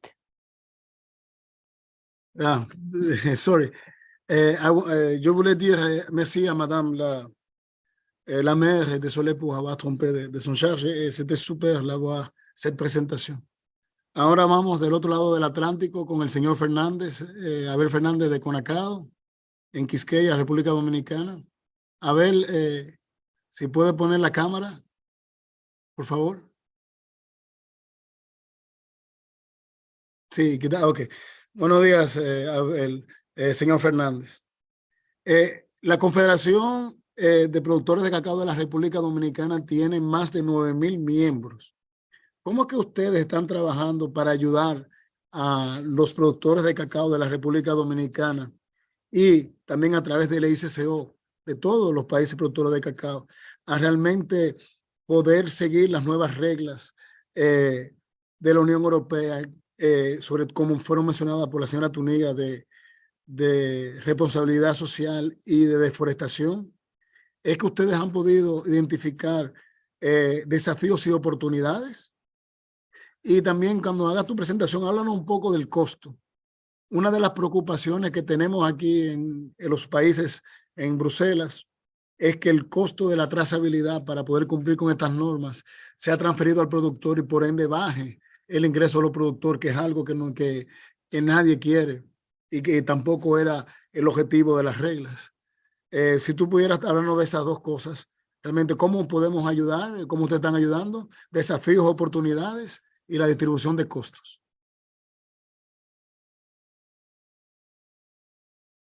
Hola, hola Escipión, saludos y buenos días o buenas tardes, dependiendo de su ubicación global.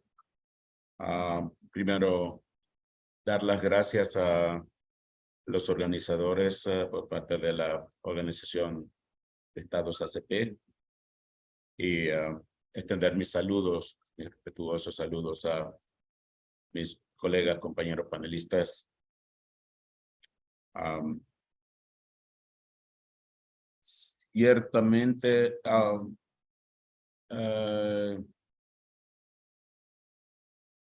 existen muchos retos relacionados con todo lo que está vinculado con cumplimiento de estándares y normativas recientemente, o digamos, salientes o propuestas por la Unión Europea en los últimos años. La situación es ciertamente delicada y creemos que desde hace tiempo debería haber recibido atención, pero seguramente atención integral. Parece que el desconocimiento, intereses o ambas cosas a la vez no han permitido que el tema o que los temas se vayan manejando tal vez con un enfoque integral. Aparentemente faltó, como refería en algunas partes de su participación la honorable embajadora Davita Levy, cooperación, acceso a datos, colaboración interinstitucional, etc. Es por esa razón que nosotros estamos viendo permanentemente cómo evolucionan y cómo cambian de manera permanente normativas nuevas, una tras otra.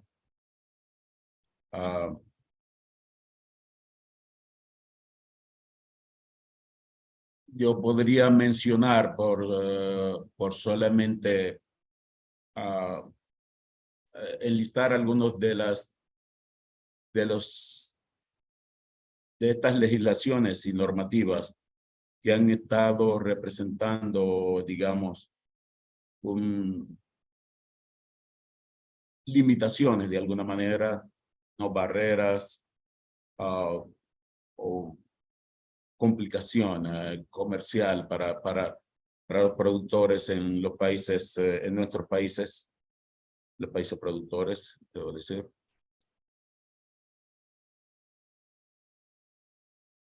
Desde la legislación sobre el contenido de cadmio, pasando por normativas como de la granja a la mesa, la modificación por decir, el fortalecimiento de la normativa para producción orgánica para grupos de productores y, por supuesto, actualmente la normativa de deforestación.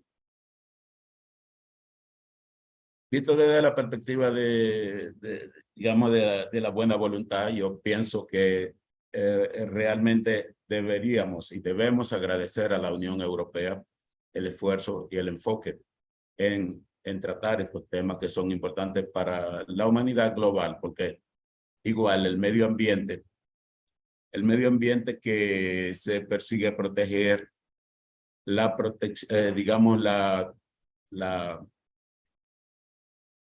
transparencia, la democracia, la igualdad de género. Todos estos, digamos, elementos y criterios que se promueven, se persiguen proteger a través de esta normativa, una buena parte de ellos se cubren en nuestras sociedades y de lo cual nos beneficiamos también. Para decir que no se trata esencialmente de discutir el tema de quién está contaminando más o quién es más o menos responsable. Sin embargo, para lograr los objetivos, se necesita el compromiso de todos. Los grupos en Latinoamérica, por decir, y pensamos que no es diferente a nivel global, han identificado a través de estos modelos, de los modelos de producción organizada, que por supuesto a través del cumplimiento de estándares o el trabajo certificado o la producción certificada, casos en orgánicos, casos de producción con protección al medio ambiente. Un modelo de valor agregado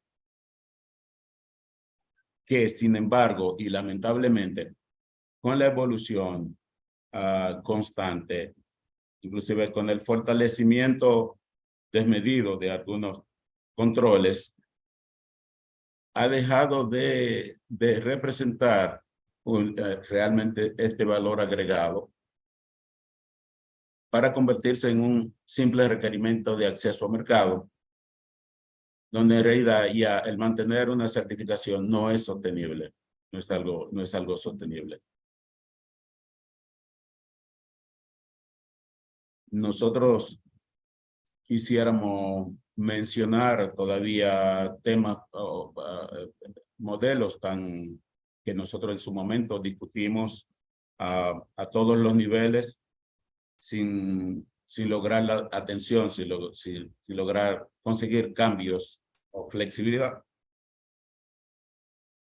Por ejemplo, en la normativa para producción orgánica para grupos, donde un producto como cacao, cuya configuración socioeconómica a nivel global te indica que más del 80% de la producción global proviene de pequeños productores que no exceden 2.5 hectáreas. Con lo cual te lleva a que si tú no organizas a grupos, digamos, relativamente grandes, ellos no pueden acceder de manera individual, de una forma, o inclusive si son grupos muy pequeños, no pueden acceder a pagar los costos de una certificación, el mantenimiento de un sistema de control interno para garantizar el cumplimiento de los estándares. De esa manera se quedan fuera de los mercados, se quedan sin acceso y tienen que regresar a modelos de producción, digamos, que no están en línea con el interés general, que no contribuyen y que no aportan mucho a la humanidad. Podemos mencionar igual en el caso de la legislación sobre deforestación. Recientemente tuvimos un foro en la República Dominicana, pero con participación latinoamericana e inclusive africana, donde se quedó más que evidente que la generalidad en el caso de los productores de cacao, pensamos que no sea tan diferente con la mayoría de productos.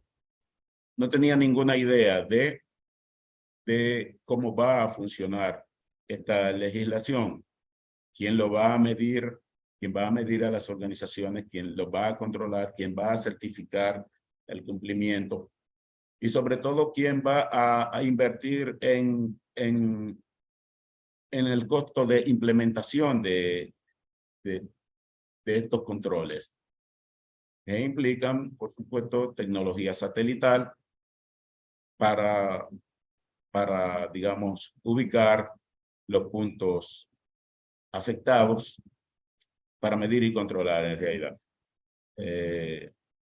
los potenciales impactos. Pero no está definido quién va a hacer la inversión. Algunos operadores comerciales se acercan amigablemente y preguntan, pero no están dispuestos a absorber al 100% lo que implica esta inversión. Pueden ofrecer colaboración parcial, pero igual, como ya mencionábamos, el seguimiento, el control, la implementación de un sistema que garantice este cumplimiento no está definido, no existe y la mayoría de actores desconocen en qué dirección va. Pero una cosa es segura, si es ya una legislación, si está implementada a partir de la fecha de vigencia, todos tendremos que intentar cumplir en la medida de lo posible con esta normativa. No se pretende, no quiero que no se malinterprete, que no creemos que la medida o son innecesarias o que pretendemos, digamos, estándares o controles light, sino que la velocidad con la que se está implementando los cambios, digamos, la falta de involucramiento o de consulta en el avance en esas decisiones, nos está llevando a la implementación de controles, de estándares, que no siempre son posibles, que no son fáciles a manejar, porque cuando estos paquetes llegan desde fuera, a menudo chocan con las limitaciones en las capacidades, la posibilidad de socializar, de compartir estos requerimientos, la limitación, digamos, de cualquier tipo, financiera inclusive para su implementación, y da como resultado finalmente esa reducción, esa limitación en las capacidades de las organizaciones para cumplir con estos objetivos.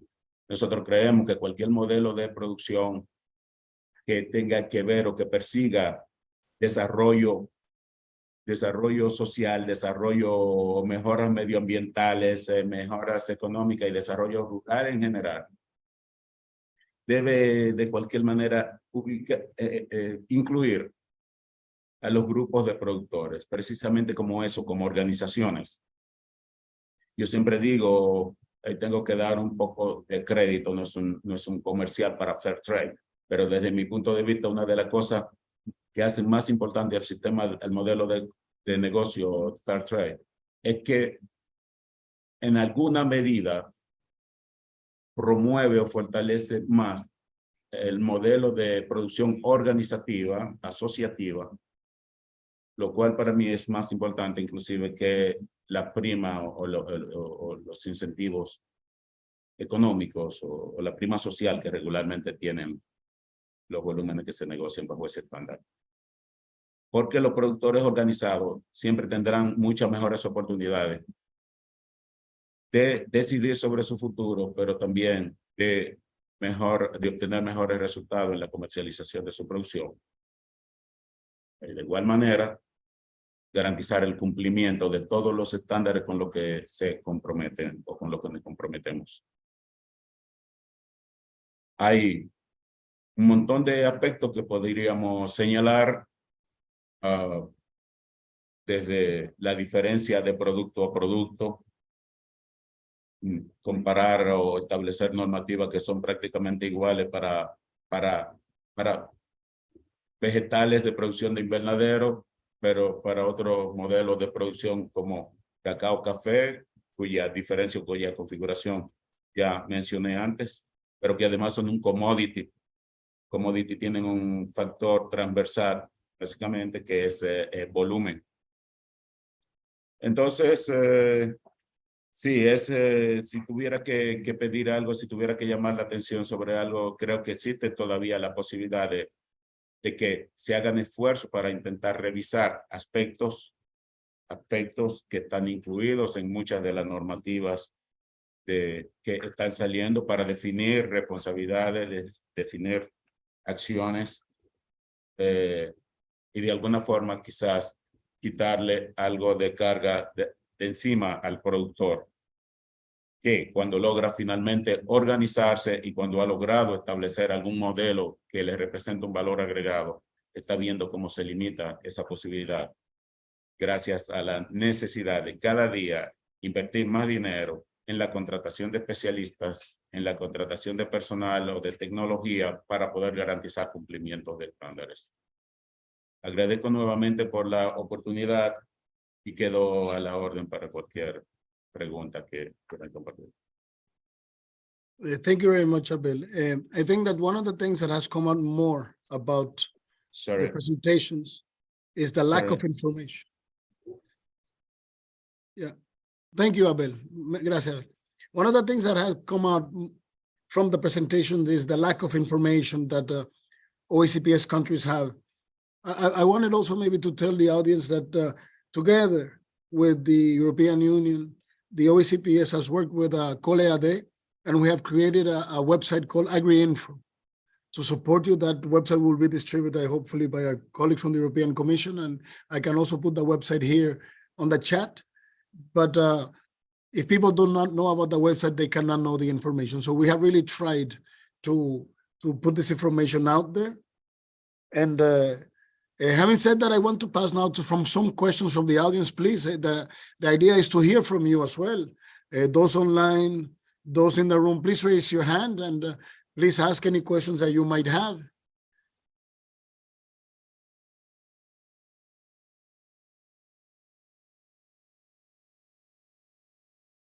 Okay, I don't see anybody raising the hand, so maybe I can start rolling the ball.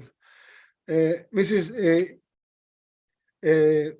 Twininga, one of the things that people have spoken here is really how can OECPS countries participate in these rules? As you well explained, some of the rules are already being adopted or are very far in the process of adoption. How can we work together to ensure that our producers work together with the European Commission when these rules will be revised? These rules already have embedded in themselves an idea of revision. So that will give us time through our partners with GIZ and ITC that are working really on accompanying measures to identify what are the challenges.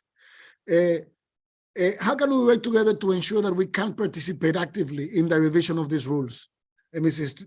Twininga, please, if you could tell us how we can work towards that.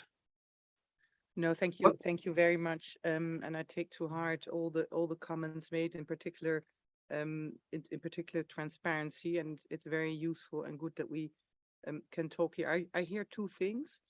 One is inclusivity in the sense to be part of the process and to be heard and to have the possibility to be heard in whether you draft a piece of legislation, whether you implement it. And the other is understanding a basic transparency. So maybe let me start with the last.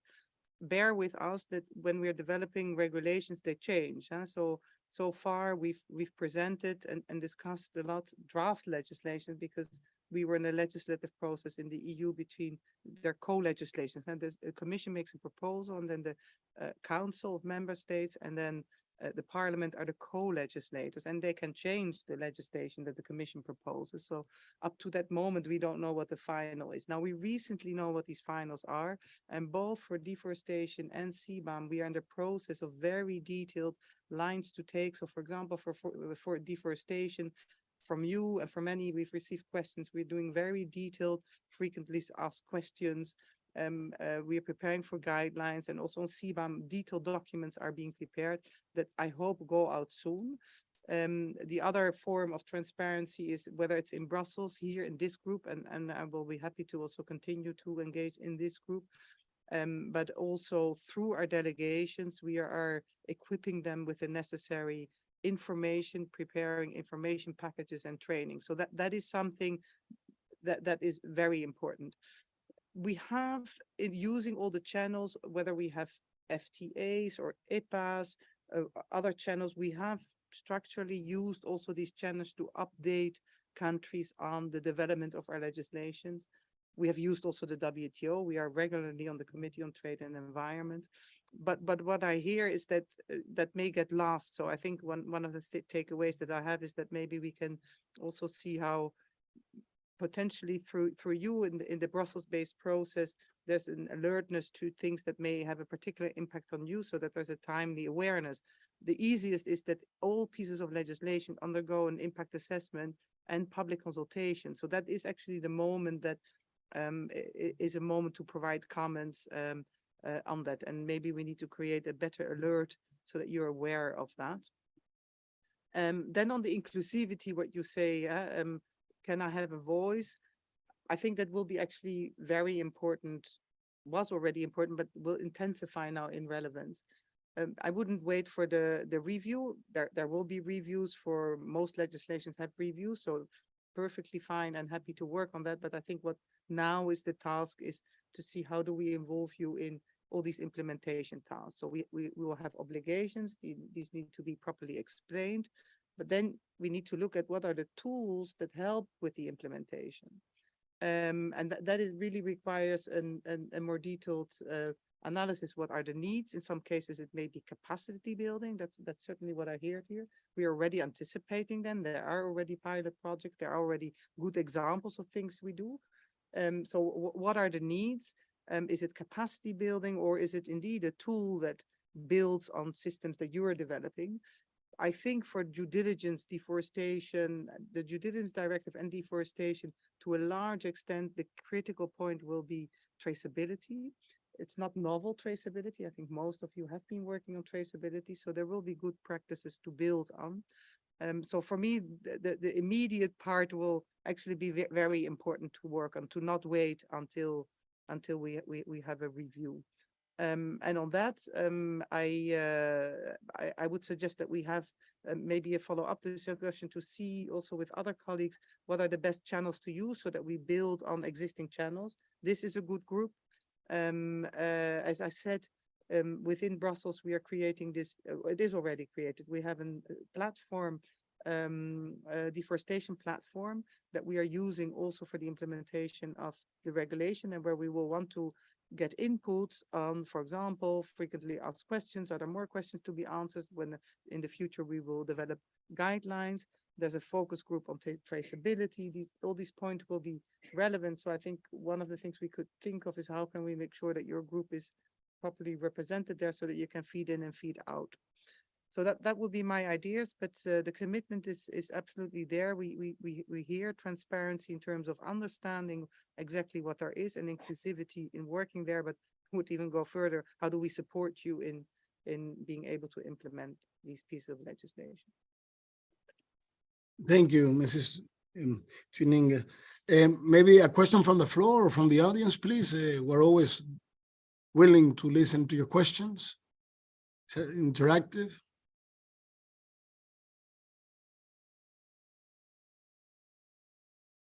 Well, I'll take a shot again, and I'll maybe ask Ambassador Tabitha Levy. The Pacific Island Farmers Organization Network, PIFON, is very active. And we do know that the Pacific had main challenges with CAVA exportations to the European Union some time ago. Ambassador Tabitha Levy, is there anything that you can tell us about how the Pacific with PIFON and the Pacific Island Forum Secretariat was able to succeed in overcoming the challenges you faced with CAVA, especially in the German market, that maybe we could use as a learning tool for all other OECPS countries, Excellency? Thank you very much. On the issue of kava, several Pacific Island countries rely on kava as a commodity for export, as well as for traditional and cultural, the traditional and cultural value of kava. Since the EU import ban, the kava industry in the Pacific has, of course, taken a setback.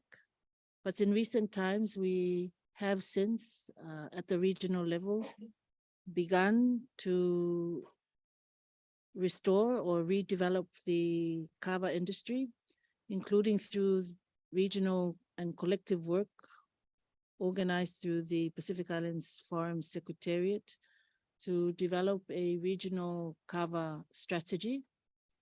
There has also been some work, I'm recalling work particularly for Samoa, on developing the kava industry itself. But this is one, and I recall that this is one product that the Pacific continues to promote through its OACPS EU relations. And I would encourage that kava be an agenda item on the discussions through the IEPAs and the implementation of the EPAs, that through the Committee on IEPAs for the Interim Economic Partnership Agreement between the EU and the Pacific. So there is work that is being undertaken, and we encourage the region, the Pacific region, as well as the European Union, both in Brussels and the delegation in Suva, to work to implement and bring to fruition the efforts of the region to resuscitate the kava industry. I hope that answers your question, ASG. Yes, thank you very much, Excellency. Please note that we have included kava in the program, value chain program with the European Union to assist you. And we really support all the work for this very good traditional product. But the questions from the floor, from the audience? Bon, I will try, maybe, je voudrais demander à l'honorable Madame Tomaini, une dame en Georgia, si vous êtes là. Madame Tomaini. Bon, peut-être elle a dû partir, désolé.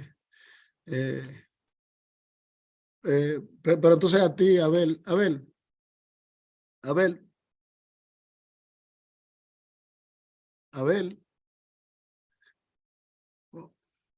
It seems that we have lost some of our remote. Ah, no, Abel. No, I'm here. Sí, Abel, tú estás a la cabeza del ICCO.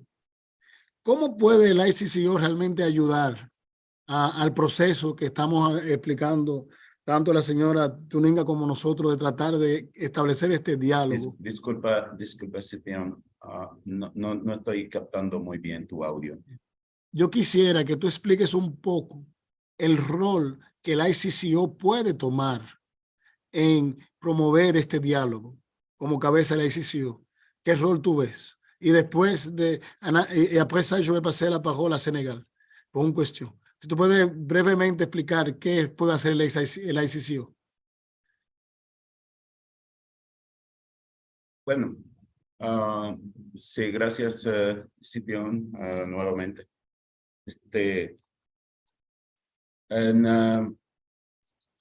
Definitivamente ICCO está siempre prestando atención a los temas que parecen más sensibles a la industria cacautera global. Obviamente, como ustedes saben, en la ICCO coinciden todos los intereses, la industria, el comercio, los productores.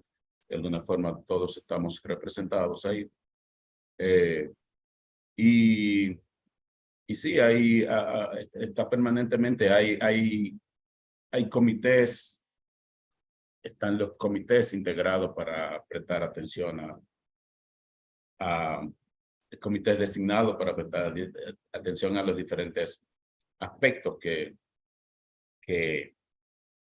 están impactando la cacacultura global.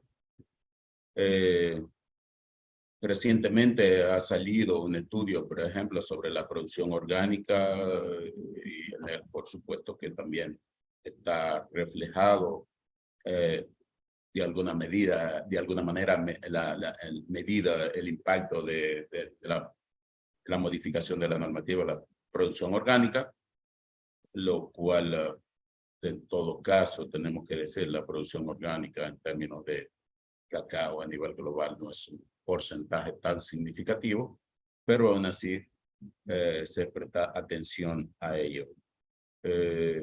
Y creo que no es diferente lo que podría ser, solamente tendríamos que promover la comunicación con la dirección de la ICCO y identificar digamos, los puntos focales, cómo establecer el vínculo y con seguridad que ICCO tendría la disposición, el interés de hacer seguimiento sobre cualquiera de estos temas que están afectando. Yo pienso que de toda manera todos deberíamos tener un compromiso, comenzando por la propia autoridad europea también, de abrir al diálogo, abrir un poco a la revisión, porque como dije antes, hay elementos que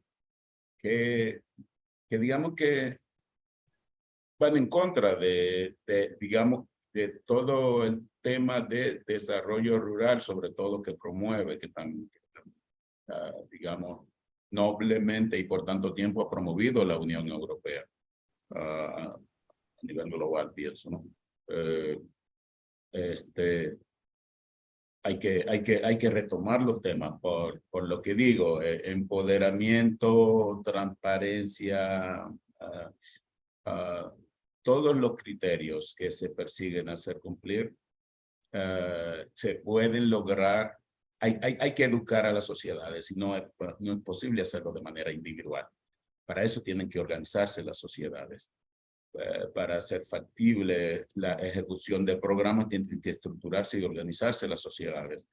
Y estos modelos de negocio de producción agrícola, ya sea que me digas de certificado orgánico, certificado Fairtrade, certificado, todo eso, como dije, de alguna forma, solamente son posibles garantizar cumplimiento y solamente son sostenibles si los grupos están organizados.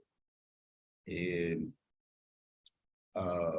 ese sentido, creo que tenemos toda la oportunidad, creo que para todos los actores es importante lograr avances en esa dirección y tanto la ICCO como nosotros hemos estado aquí en Conacado, en la República Dominicana también, podría y está abierta a la colaboración con las entidades que se puedan identificar, digamos, como puntos focales o como dispuesta o relevante para el logro de estos objetivos.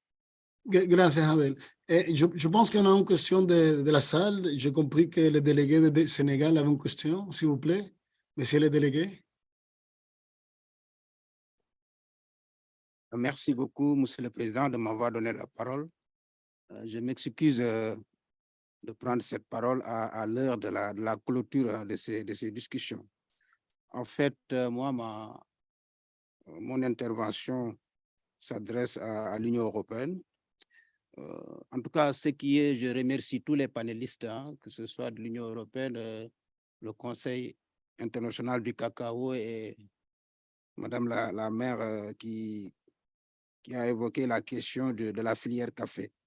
En fait, je trouve que ces discussions sont pertinentes, intéressantes aussi. Ce qui est ressorti de ces discussions, je pense qu'on doit encore mettre l'accent sur la concertation, en tout cas le dialogue entre l'Union européenne et les pays ACP. Véritablement dans le cadre de l'élaboration véritablement de ces réglementations, et comme vous le savez, Monsieur le Président, qui pourrait impacter sur le commerce, sur les exportations des pays ACP. Donc, il y a lieu de mettre davantage l'accent sur les concertations, en tout cas pour impliquer davantage, en tout cas, les pays ACP dans l'élaboration de ces réglementations. Comme vous le savez, nos entreprises sont essentiellement des micro, petites et moyennes entreprises dans les pays ACP, et que généralement, ces entreprises s'activent dans le secteur informel. En fait, Madame vous avez rappelé tout à l'heure que ce sont des questions de traçabilité. Mais comme vous le savez, compte tenu de ces entreprises-là qui sont faibles, il y a quand même, comme vous le savez, des coûts liés à la traçabilité et d'autres coûts liés à la conformité véritablement de ces réglementations. En tout cas, c'est pourquoi je voudrais savoir concrètement qu'est-ce qui est prévu, en tout cas par l'Union européenne, véritablement pour aider pour accompagner ces micro, petites et moyennes entreprises qui s'activent essentiellement dans le secteur informel à s'adapter véritablement à ces nouvelles réglementations qui pourraient véritablement entraîner des pertes de possibilités commerciales au niveau du marché de l'Union européenne. Voilà ce que je voudrais indiquer, Monsieur le Président. Je vous remercie. So, Mr. Dunning, I think you have the floor. We still have 3 minutes. So if you could, no, I think we can go on until 8 more minutes. I think this is an extremely important question. So, as said, I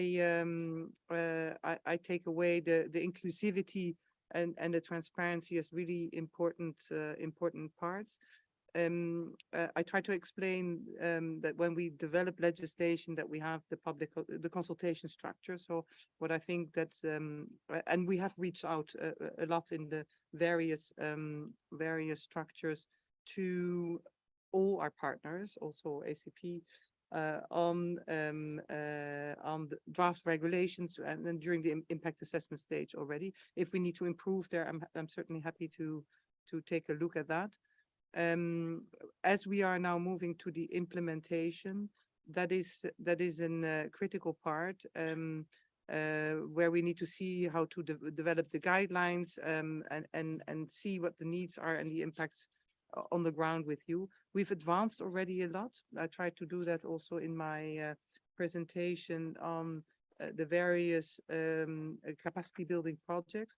So we have a project on the so-called CSDDD, as we call it, the Corporate Sustainability Due Diligence Directive, which is horizontal due diligence, but deforestation is really zooming in on deforestation.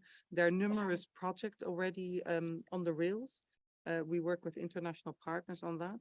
And totally also with the previous speaker, the importance of multi-stakeholder involvement, the importance to look at also the supply chain and how the costs are distributed. All these points are well already on our radar and in our projects. For you concretely, for Senegal, but for each of you individually, do engage with the EU delegations. Our money is usually distributed through them. We've designed a couple of horizontal projects because of the width of the proposals that we're putting there, but definitely also through in the EU delegation in Senegal, in Saoma, in all your countries, because they are able to zoom in on your needs sur place. And it could well be, I don't know out of the top of my head, the project we have with Senegal, but I try to give a number of examples that we have, and we can maybe also distribute some summary information that we have. Because the assistance in what we call the accompanying measures will really be key in helping to put this in place. Thank you. Thank you very much. We are already on the time on the spot, but they told me we can be 5 more minutes. If there's any other question from the floor, don't keep it to yourself. If somebody believes, because it's the occasion also to engage. Please let me know if there's somebody from the floor.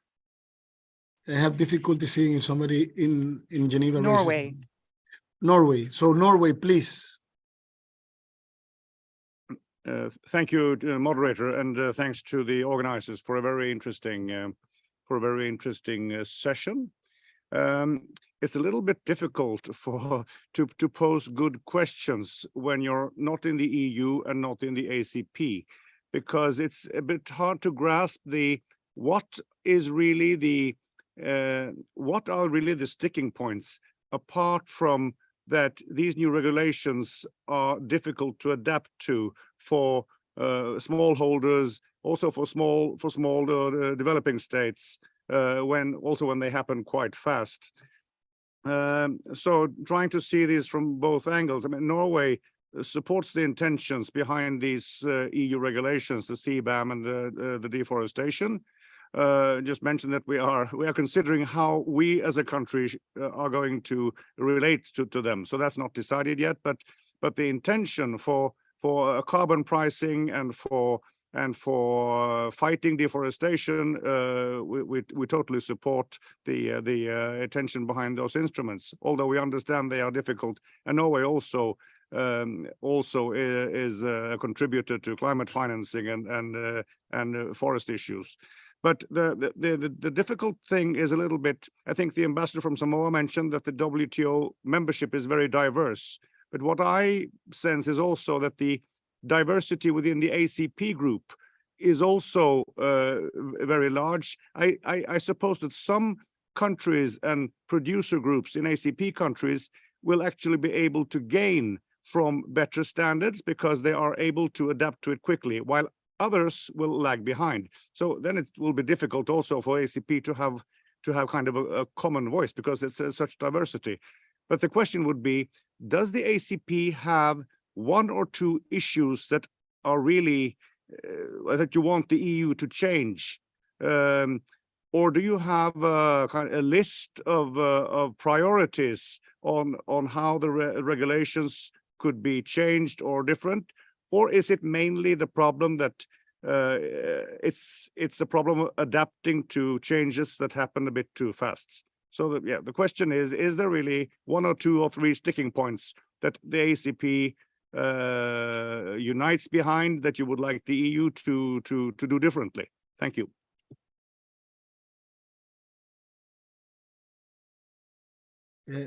Ambassador Tabitha Levy, do you want to respond or do you want me to try to take a shot at it?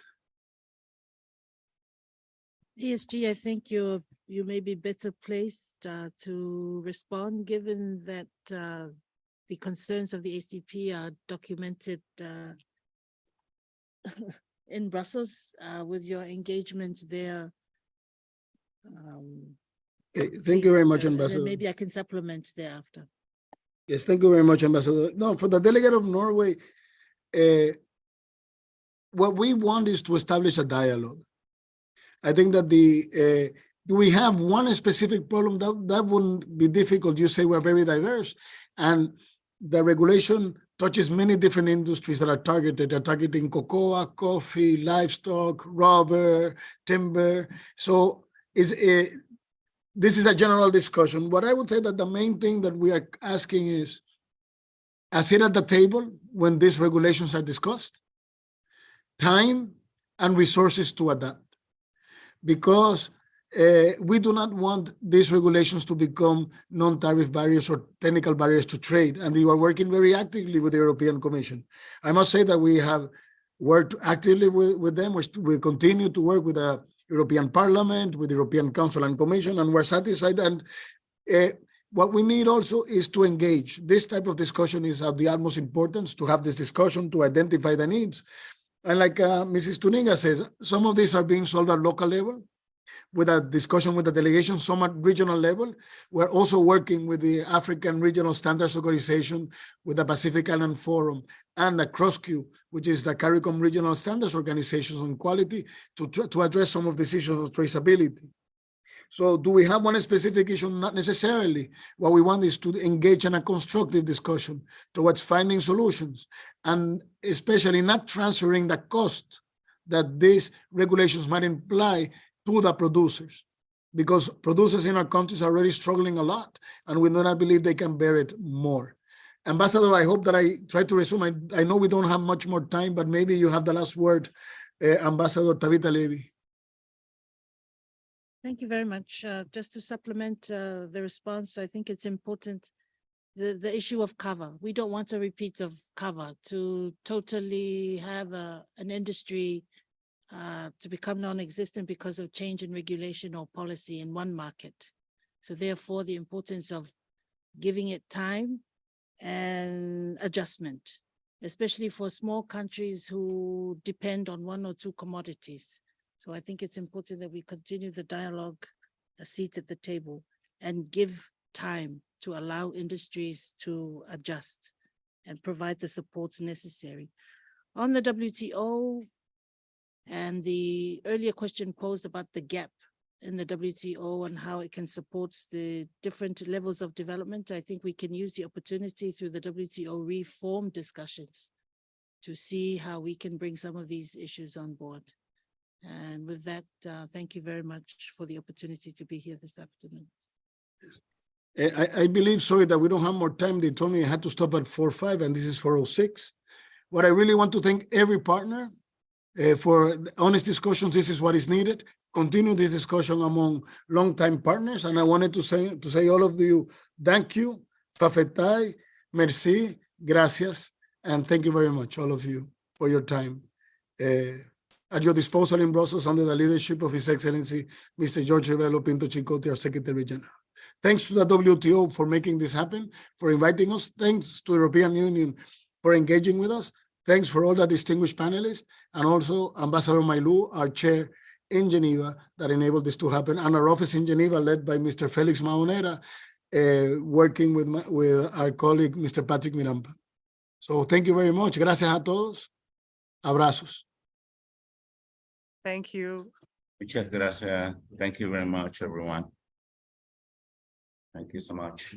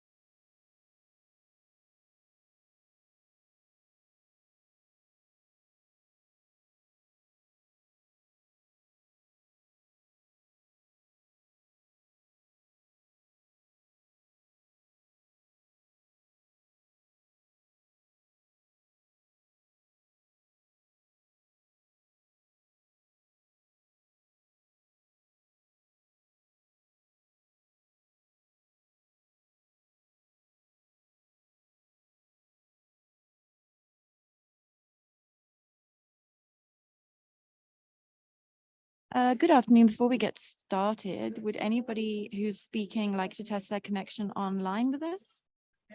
Thank you. Good day. I'd like to test my connection. Good morning, everyone. Hello. Good afternoon. Yes, Ms. Darby. Good afternoon. Yes, I can hear you. Do you want to turn on your camera and see if that works okay? Yes, I will do so. One moment. Thank you.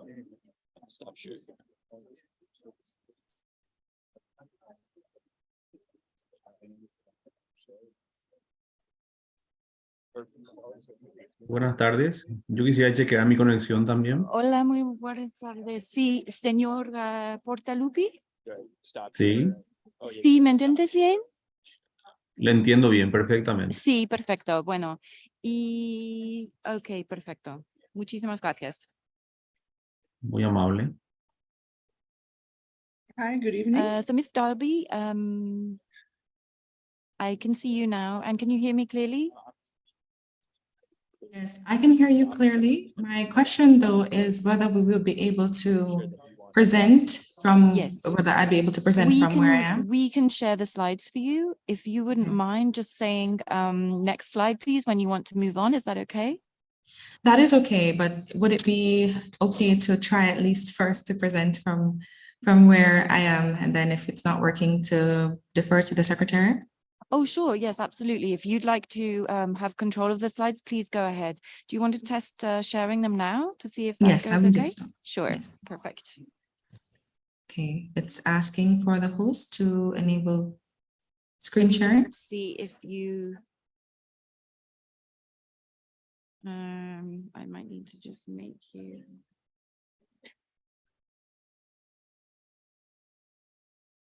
let me just give you co-host rights. One moment.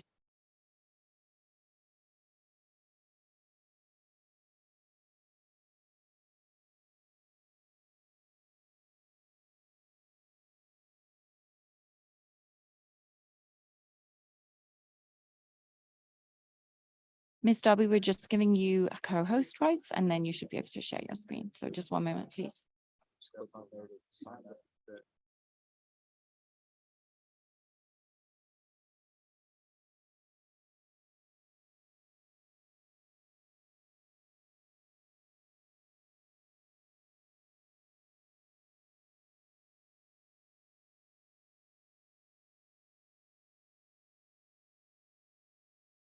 Go ahead, see if you can share your slides now. I'll do share screen.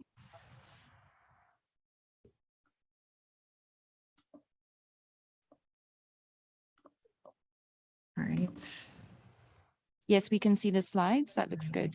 Thanks. All right, great. Thank you. So I'll just stop share. All right, thank you so much. You're very welcome. Okay, thank you. Señor Portalupi, ¿podemos compartir los dispositivos para usted? Sí, podría también probar de compartir Sí, pantalla. por supuesto. Sí, un momento.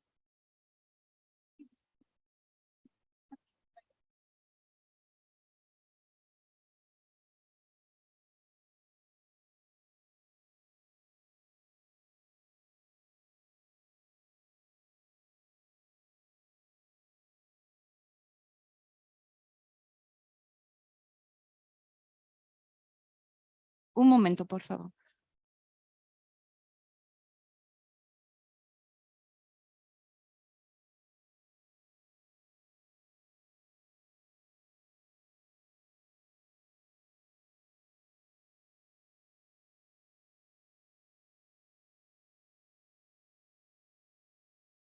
So we've now made co-host all those speakers online, which is Ms. Galinska, Mr. Subramanian, and Mr. Portalupi. You should be able to share your screen. If you want to go ahead now, Mr. Portalupi. Perfecto. Y podemos verificar. Gracias.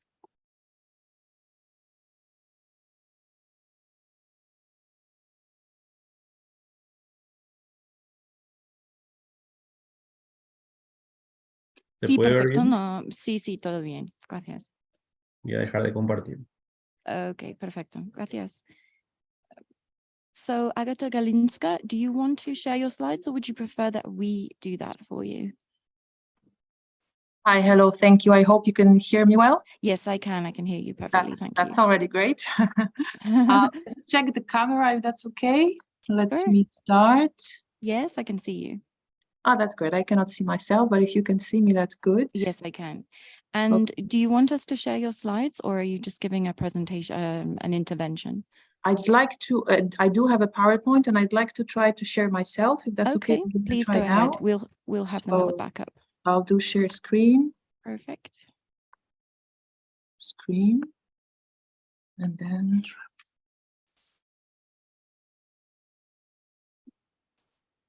Maybe this I can share. Share, okay. Yes, we can see them now. They're coming up. Perfect. And then You you are would just sharing put them on slideshow mode. Super, that's great. In case there's any trouble, I'm We have happy them for you here. to step in. Thanks a Sure, lot. no problem. Just let us know. Very kind. Thank Thank you. you. Thank Okay, you. we'll see you shortly. And finally, Mr. Subramanian, would you like to test your connection? Yeah, I would like to test my Oh, connection. hello, sorry. Yeah, Mr. it's okay. Subramanian. Hello. Yeah. Are you So I was- sharing any slides with us this afternoon? Yes, I would like to share my Okay, we're slides. happy to do that for you. Oh, I can see them come up.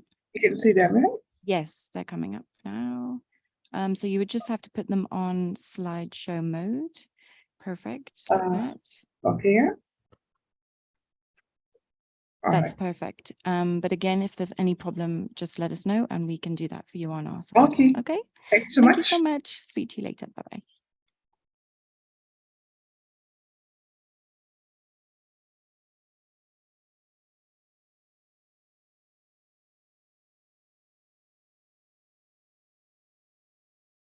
Good afternoon, ladies and gentlemen, both in the room and online. Welcome, and thank you for joining us today as we gather to address the pressing challenge of meeting the increasing global food demand while ensuring sustainable agricultural practices. I'm Diego Franco from the Permanent Mission of Paraguay, and with Michelle Slade from the Permanent Mission of New Zealand, we'll be moderating this panel. The importance of sustainable agricultural production cannot be overstated. The United Nations Food and Agriculture Organization, FAO, and the OECD estimate that a 24% increase in agricultural productivity is required to achieve the ambitious goal of zero hunger by 2030, while at the same time, a 6% reduction in direct GHG emissions will be needed to combat climate change effectively. By producing more food with the same or fewer resources, we can move closer to eliminating hunger and ensuring food security for all. Increased productivity not only addresses the immediate need for nourishment, but also promotes the efficient use of land, water, and fertilizers, resulting in lower emissions per unit of output. This helps mitigate the environmental impact of agricultural activities and foster sustainable development. It is crucial to take into account all elements of sustainable development when discussing sustainable agricultural production. Agriculture plays a role in economic and social development of many countries, supporting the livelihood of millions of farmers worldwide. As emphasized by the FAO, to be truly sustainable, agriculture must meet the needs of the present and future generations, while ensuring profitability, environmental health, and social and economic equity. In designing and implementing agricultural measures, policies, and best practices, we must also consider international commitments and principles set forth in the environmental law and comply with World Trade Organization rules to ensure fair and equitable trade relations while advancing sustainable agriculture. As we delve into our discussions, common global goals, sustainable development elements, environmental law, and WTO rules, I almost feel compelled to put a slide up to keep all this in mind. Thankfully, I'm only moderating, so I won't have to be doing that. It will be on our distinguished panelists. And as the second part of the tag team this afternoon, it's my pleasure to explain the structure of this afternoon's session and to introduce our expert panel of speakers. The presentations this afternoon will comprise two groups, and there will be an opportunity for question and answer and discussion following the first group of presentations and again following the second group of presentations. We also hope to allow enough time at the end of the session for some broader reflections and discussions of key learnings and their interactive discussion on this important topic. And to launch us into this discussion, we have an excellent mix of presentations covering both broader policy frameworks to promote sustainable agriculture, as well as an interesting set of case studies illustrating approaches to sustainable agriculture in practice. At the conclusion of the formal part of this event, Paraguay and New Zealand would also like to invite everybody to join us to continue this discussion in the atrium over refreshments, including New Zealand wine and Paraguayan rum. But first to business. Our first group of speakers, we're very fortunate to hear first from Ambassador Federico Villegas, Argentina's permanent representative to the WTO, on Argentina's experience over time and today in the application of traditional methods and technology to improving sustainable agricultural production. Secondly, we have online Ms. Agata Galinska, the Deputy Head of Unit at the EU's Directorate General for Agriculture and Rural Development, to explain the EU's efforts on sustainability as part of its common agricultural policy.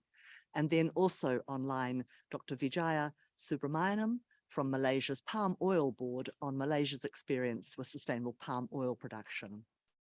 Our second group of speakers this afternoon will be Daniel Marnie, who's Senior Policy Analyst in the International Environment Team at New Zealand's Ministry of Primary Industries, and who will speak on New Zealand's regulatory approach to sustainable agriculture.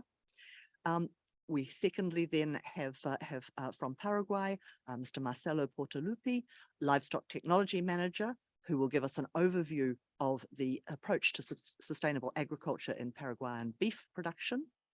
And lastly, we have online Ms. Shaleka Darby from Jamaica's Ministry of Agriculture and Fisheries with an overview of sustainable agricultural policies in Jamaica. So without further ado, I'd like to pass the floor to Ambassador Villegas for his presentation.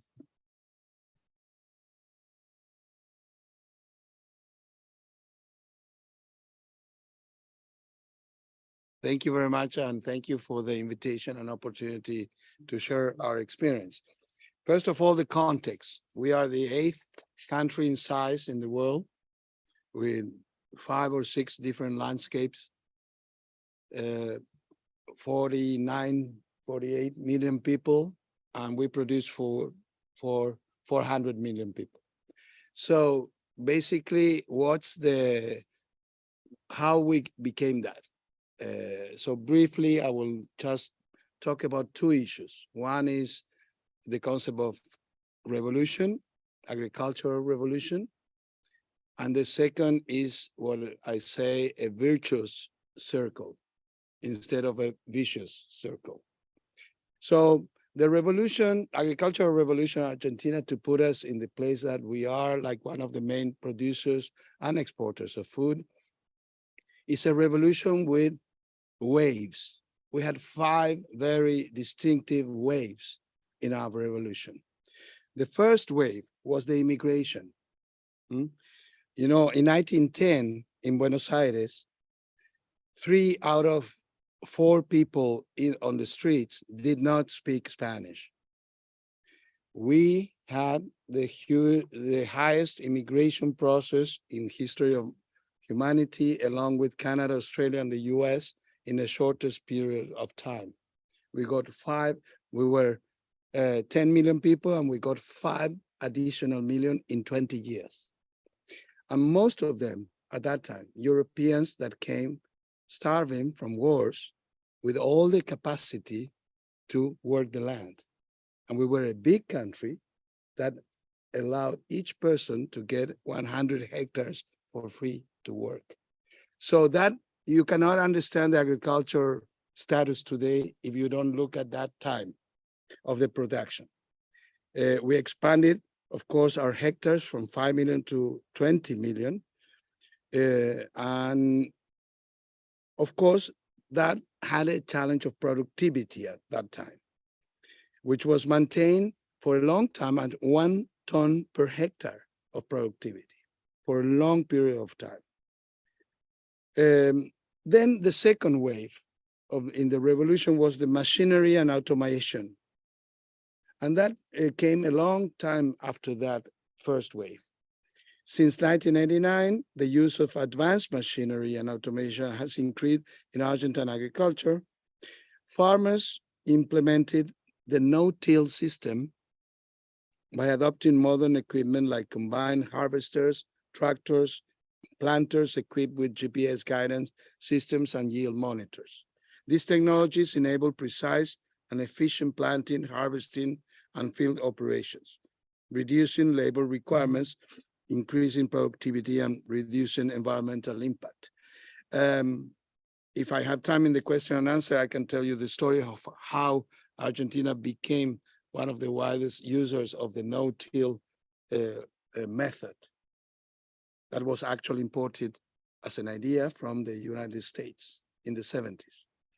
The third wave of the revolution was the biotechnology and genetic engineering. Since 1996, Argentina has made significant progress in biotechnology and genetic engineering. So GMOs have been widely adopted, leading to improved crop resistance against pests and diseases, tolerant to dry conditions, and enhancing nutritional traits. GMO technology has facilitated the increasing of agricultural production and productivity by allocating lesser lands, water, fertilizers, and phytosanitary products to the production process. The fourth wave was the information and technology revolution. Precision agricultural techniques such as remote sensing, GPS, geographic information systems have been widely adopted in Argentina, not only by big producers, and that's part of the virtuous circle. The small producers, family producers, also incorporate this technology. Farmers are able to collect data on soil conditions, weather patterns, and crop growth, enabling them to make informed decisions regarding irrigation, fertilization, and pest control. Precision agriculture helps optimize, of course, resource utilization and increase yields. And that is combined, that technology revolution wave, with the satellite monitoring. The Argentine microwave observation satellite have been designed, produced, tested, and operated by us within the framework of the National Space Plan. We are one of the 9 countries that has put a satellite in orbit with our own technology.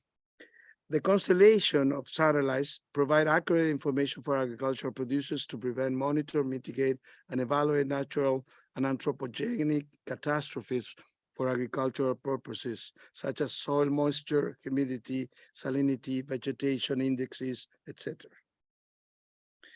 And of course, provides information on weather conditions and climatic conditions.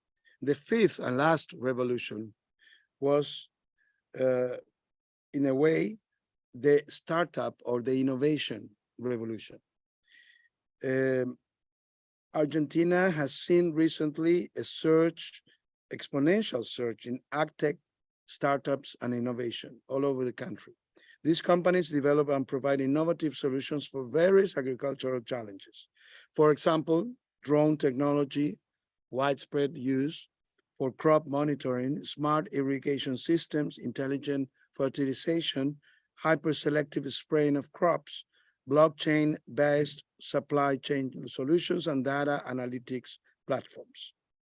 And these platforms and startups are widely spreading in the country.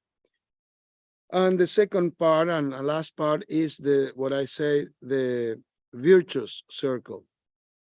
Because those revolutions, if they don't have the right actors involved in order to carry out those revolutions, it's difficult. Our virtuous circle is the combination of a government support involved with a key role in supporting the adoption of technology in agriculture by all producers, with regulatory frameworks, of course, promotion of public structure for research and development, and public-private partnership. Education is very important because many of the small producers maybe do not have the capacity and the knowledge, but their sons and daughters go to free public university, and we have 45 free public universities and in the country. The University of Buenos Aires, which is free and public, has given 6 Nobel Prizes. And that public education is the one that allows the sons and daughters of the small producers in the field to earn a degree and support and go back with the knowledge to help the farm.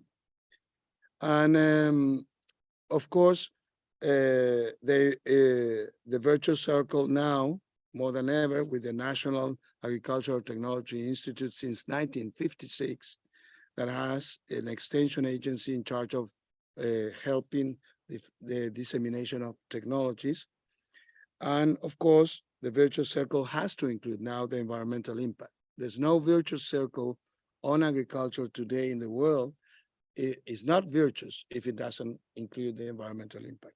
And that is what we have been able to do with outstanding environmental results. Just one figure, a recent study analyzed the level of emissions, including manufacture of the inputs, cultivation, harvest, and transportation to the port in comparison with the level of carbon sequestration provided by our system of conservation agriculture, concluded that the Argentinian emissions attributed to the agricultural sector are 61% lesser than the world average. And we have to remember that the no-till penetrates only 10 centimeters in the soil and use the rotation of cultures as part of the fertilization. That is why it is a conservation method. So with soil organic cover, rotation, regenerative grazing, and other sustainable good practices, we are able to become one of the big producer exporters, responsible and sustainable. And thank you very much for the opportunity. Thank you, Ambassador, for that really wide-ranging tour d'horizon that has I think already surfaced some really important themes for our discussion, including the notion of the virtuous circle and the engagement in partnership with producers and stakeholders, and of course the harnessing of science and technology and the way in which that is manifesting itself in precision agriculture and in associated services that can help us with the 3 sustainability pillars. I'd like to turn now to our second speaker, Ms. Agata Galinska from the EU, Deputy Head of Unit at the EU's Directorate General for Agriculture and Rural Development. Agata, are you online? And we'd love to hear from you. Thank you. Thank you so much for the introduction, and good afternoon, colleagues. I'll see if I can share the screen. I hope that will work. And share here, okay. And if I do sharing screen, can I do this now? Yes. Okay, super. I think it's working. In case of any technical trouble, I would be very happy if the Secretariat and colleagues could step in to help. Thank you. Well, okay, let me start with a few words of thank you first to the organizers, so colleagues from Paraguay and New Zealand, for putting this event together. We're very happy to be able to present a contribution from the European Union. A few words maybe of context to start with. I think in general, we all agree that agriculture certainly can be a victim of climate change, but it is also a contributor to the damage caused to the environment. It is estimated that food systems account for 1/4 of global greenhouse gas emissions. They contribute to 90% of deforestation and around 60% of biodiversity loss. It's true that in the past, in agricultural policies, the focus has been pretty much on productivity gains at the expense of environment and climate. And I can say that's certainly been the case for the Common Agricultural Policy. We see that this has changed, and I think that just the number of presentations in this panel this afternoon, I think is a proof to that, to the importance of agricultural sustainability in policies. Indeed, many countries, many WTO members around the world are actually struggling to design policies which address the need to provide income to farmers to address productivity gains, while at the same time integrating the necessary sustainability elements in all the dimensions of sustainability. So I'd like to focus the presentation on agricultural subsidies, with the main question being, of course, how to design the subsidies in a way that they can be beneficial for sustainable agricultural goals, so that they can also help us achieve the internationally agreed climate targets, which I think is a concern for many of us in the room, since almost the entire world has signed up to several agreements in that context. Well, okay, we often speak of what we call the repurposing of agricultural support. That's a word we often hear. So it's a concept which comes from the UN report. How do we bring that concept into the context of the WTO and the context of the WTO Agreement on Agriculture? Well, in the EU, we have had some experience with the idea of including sustainability in agricultural policy. Many of you may know that Common Agricultural Policy is in fact the oldest of all policies of the European Union. So it does have some 75 years of experience by now. Since the early 90s, the policy has gone under a set of very ambitious and actually quite tough reforms, which have been targeted at reducing the trade distorting element of the policy. That's both concerning the domestic side of the policy and also the impact that the policy had internationally.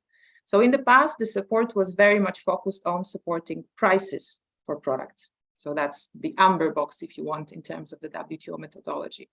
Then over time, the policy moved to direct payments, which were coupled to production. And then the third stage of the evolution, which is pretty much the core of the policy today, is what we refer to as decoupled income support. So payments which are decoupled from production, from any specific product, from any specific input. So basically payments whereby the farmer has a possibility to choose how and what he or she produces. Now, what is important to say, if you look at the different colors in this figure, since 2003 in the Common Agricultural Policy, we have this concept of decoupled income support, which actually started its life. The implementation started around 2005, which I think you can see when the colors start changing towards more green on the graph. But what is also important to say that it is also Sorry to interrupt. We're not seeing the change of slides. Thanks. I think then I'll ask the Secretariat to share the slide, if that's okay. Okay, thanks. On my screen, everything looks okay, so that's okay. This is the right slide. Okay, no, I didn't yet. I just did one change of slides. Okay, this is okay, perfect. Perfect, thank you very much. Okay, so looking around the 2003-2005 moment of the reforms, it is also around that time that the environmental sustainability issues and climate mitigation measures became important in the policy. And their importance has grown from then on during the other further policy reforms. What is important to say is that the support under the Common Agricultural Policy became conditional upon requirements related to environmental practices and climate action. And indeed, if you look at the right side of the figure, you do see that most support under the CAP now consists of what we refer to as green box in WTO terms, which is the non-trade distorting type of support, which is certainly not the case for all our trading partners. So there is certainly work to do there. If I could ask for the next slide, please. Thank you. Okay, I'd like to share a few remarks related to how we assess the implementation of the Common Agricultural Policy over the last, 30 years. Overall, what we see is that the reforms of the policy towards less trade distorting measures have had a positive effect on the sustainable agricultural aspects. Let me say that what you see on the graph is related to greenhouse gas emissions. So the EU is in fact the only major agricultural producing region to have increased production value and volume over the last 30 years, while at the same time reducing greenhouse gas emissions. That sounds great, but I also have to say that over the last 10 years, we do notice that this reduction speed has stagnated. So certainly there is more work to do for us on the greenhouse gas emissions there. We have also seen positive contribution to the reduction in the use of chemical pesticides, fertilizers, sales of antibiotics for animal production, as well as a contribution of organic farming to improvements of various environmental practices. Of course, as I mentioned, there is room for improvement. The greenhouse gas emissions is one element. We also see that ambition needs to be higher in relation to biodiversity loss, the use of fertilizers, soil erosion, water quality. And this is precisely why we have tried to address these issues in the new Common Agricultural Policy. And if I could ask for the next slide, thank you. So the new Common Agricultural Policy is started its application from January this year. So this is quite brand new. This policy does contain a set of objectives and certain novelties which are related to the need for European agriculture to contribute to the overall ambitions in the EU related to the Green Deal. And the Green Deal is basically about a green transition of the entire EU economy. And the new policy is supposed to make agriculture and farmers contribute to those goals in a positive way. If I can say a few words about the various targets which we have set in the policy, that's precisely related to the farm to fork strategy. So there's targets related to further reductions in the use of chemical and hazardous pesticides, fertilizers, antibiotics, and again, increase in the use of the organic farming, which we see beneficial for the environment. I'd like to maybe, if I may, pick up one example from these targets and say a few more words about pesticides. So for pesticides, the target in the EU is a 50% reduction by 2030.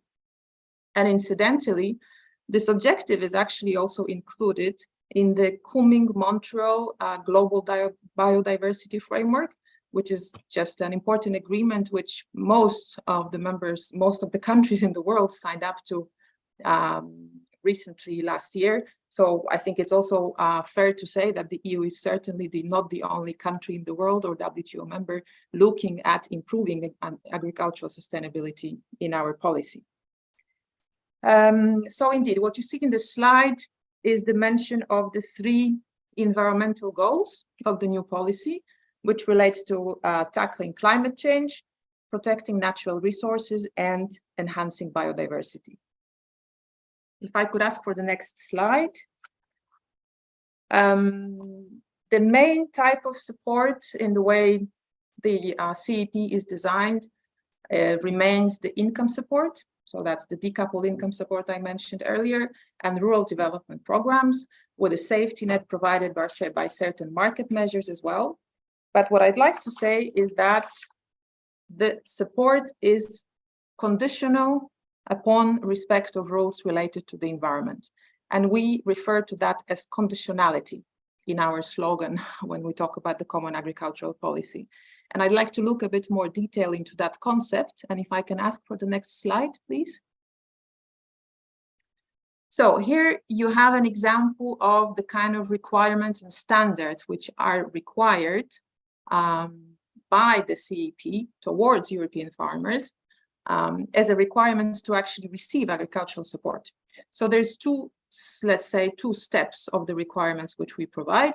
The first ones relate to the statutory management requirements, which are basically horizontal type of requirements, important for anyone, any farmer, no matter whether they receive actually any public support. And then in relation to the support under the Common Agricultural Policy, there is a set of good agricultural environmental conditions. And that's the ones that you have mentioned on the slides to give you an idea of what actually it means in practice to have this conditionality principle. So as you can see, These standards are designed to prevent soil erosion, maintain soil organic matter, protect biodiversity, protect and manage water through establishment of buffer streets, etc. Since I don't have enough time, I will not be going into the details of other elements of the CEP, which are also meant to help the environmental protection, but I'm happy to come back to that if there is further interest later in the questions. If I can ask for the next slide, please. So to end the presentation, I'd like to say a few words now on the basis of the experience that we have had with the Common Agricultural Policy. How does that link with the debate on agricultural subsidies in the context of environmental sustainability, which is of course the issue of relevance for the discussion here in the CTE context. So you see a few photos on the slides. I'm sure this is all very familiar to all of you. First of all, the UN report on the first far left side. That's how all this discussion started, if you want. It's the UN who started speaking of repurposing agricultural support in order to transform into sustainable food systems. So what this report found was that, in fact, most of support to producers around the world still consists of price incentives as well as fiscal subsidies, which are tied to production or to a certain input. Well, that's not great because these subsidies are not only trade distorting, but they are also, they have a negative impact on the environment. There's also a study of the OECD, which you see here in the middle, that goes back to 2019. And there, let's say the outcome, the conclusion of the study was that the payments which are the least environmentally harmful in the OECD paper were the ones which are not, where production is not required. So decoupled payments were considered as the least environmentally harmful type of measure. Now, we have to say that on the basis of our experience with the Common Agricultural Policy, what we find is that the decoupled payments, they not only provide the least trade distorting type of an instrument, but they are actually beneficial for the environment. And I like to say it because I think it's also important to be fair towards our farmers, right? We cannot be blaming agriculture for the contribution it does towards environmental damage, but I think it should be rather a positive view of what agriculture and farmers can do to improve the environmental situation of our planet. And that's exactly where the WTO comes in. WTO has a real and very crucial role to play in this debate on repurposing agricultural support. We know that there is the Green Box under the Agreement on Agriculture. Of course, we're fully aware that the Green Box was never designed as an environmentally friendly type of policies, so that was never the intention. It was about the trade distorting element in the design of Green Box. But as it turns out, these type of measures, such support, is also better for the environment. The EU considers that the environmental sustainability should provide another argument in favor of reforms away from trade distorting support in agriculture. That's certainly something which sounds very familiar to colleagues who are aware of the agricultural negotiations. That's also a direction in which the EU will continue our engagement in the agricultural negotiations, also in view of preparations now of the important event of MC13 next year. If I could ask for the last slide. So I'd like to end with a bit of a question, which I hope also is an issue which could come up in the debate later. I've made reference before to the internationally agreed climate targets. There is the Paris Agreement. There is also the biodiversity framework. I made reference to the Kunming-Montreal deal. So as you can see, these are elements which basically concern policies of most of the members of the world, and which is why such a debate in the CTE context is actually extremely useful for us, we would be very interested also to hear from other members in this event or another event, how are members actually approaching these targets and how are you planning to implement these targets in your policies? I think this is where WTO and the multilateral type of a conversation can definitely deliver. Thank you very much. Thank you, Agata. And thank you very much for that fulsome explanation on the evolution of the Common Agricultural Policy and the approaches that the EU is taking to integrating sustainability objectives into the CAP, and for posing at the conclusion some questions about what the discussion that we're engaged on means for our work in the WTO. I'd like to turn now to our third speaker, Dr. Vijaya Subramanian, from Malaysia's Palm Oil Board, and to ask, are you online? And please do deliver your presentation. Thank you. Yes, I'm online, and I hope you can see my presentation. I'm going to put it in slideshow. Thank you. Yes, we can see it. Okay, it's already in slideshow. Okay. So first of all, thanks for having us at this talk. And today, actually, I'll be briefly presenting the sustainability practices of the Malaysian oil palm industry experience, basically sharing all the sustainability endeavors that we have. Of course, due to time constraint, this is not going to be very holistic, but just the important facts would be shown here. Very fast. Just before going into the policies themselves, Malaysia's position in the global oils and fats is the 5th largest world producer of oils and fats, 2nd largest exporter of oils and fats. And last year, the export of palm oil, out of the global export of palm oil, about 17% came from Malaysia out of the global oils and fats, and the palm oil trade was about 31% from Malaysia. Now, we are all talking today about sustainability, right? And we can't run away from the 3 bottom pillars of people, planet, and our economic profitability, which is actually very much in line with the Sustainable Development Goals. And so today I'll be just sharing some of Malaysia's commitments towards these Sustainable Development Goals or towards sustainability.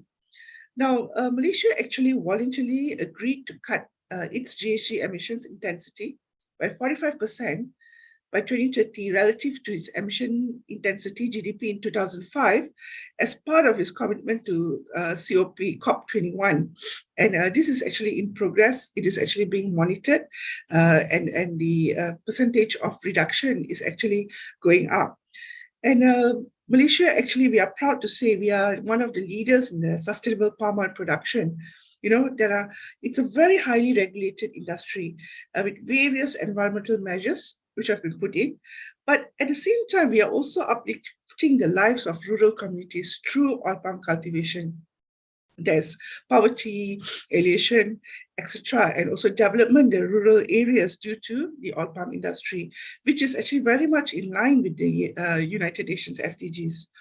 And in Malaysia, right, we are actually, which you will see in the policy in the next slide, we are trying to improve productivity and yield rather than expanding land, right? Because Malaysia, we ourselves, is a small country. We do not have that much land for agriculture. And so this is where we are. And in fact, Malaysia reiterates its commitment made in the Rio Summit back in 1992 to retain at least 50% of the land cover under forest cover. And right now, the figures are still way above 50%. Now, specifically coming to the oil palm cultivation, right? So in 2019, the Cabinet of Malaysia actually passed these policies, which were later became the national agro-commodity policies, where the first thing was to actually cap the total oil palm cultivated areas to 6.5 million hectares, even though this has actually been looked at. But this is what the policy says, and there's no more planting of oil palm in peatland areas. In fact, there are a lot of endeavors now going on mitigation actions or even rehabilitation and better management practices in parts that have been developed. And the next policy that came up was to ban the conversion of forest reserve areas, okay, for oil palm cultivation. And in fact, to ban the conversion of forest reserve areas for any sort of development as well, you know, in Malaysia. And then finally, to make available oil palm plantation maps for public access to actually have more transparency and traceability, right? In fact, if you talk about palm oil, you always would hear about deforestation, right? And in fact, I'm just going to talk in context of Malaysia.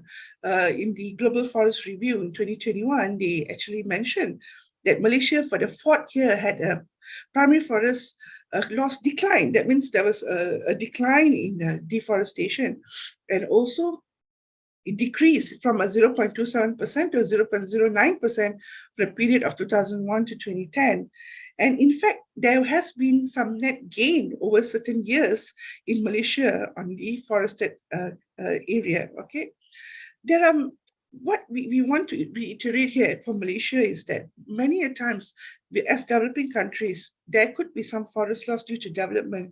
It doesn't mean any forest loss is directly linked to oil palm. There are many drivers for deforestation. In fact, studies show that oil palm cultivation is not the major cause of deforestation, at least in our region. Recent reports also indicate that there are other products, like livestock, etc., that actually occupy more land than oil palm, that actually contribute towards forest loss.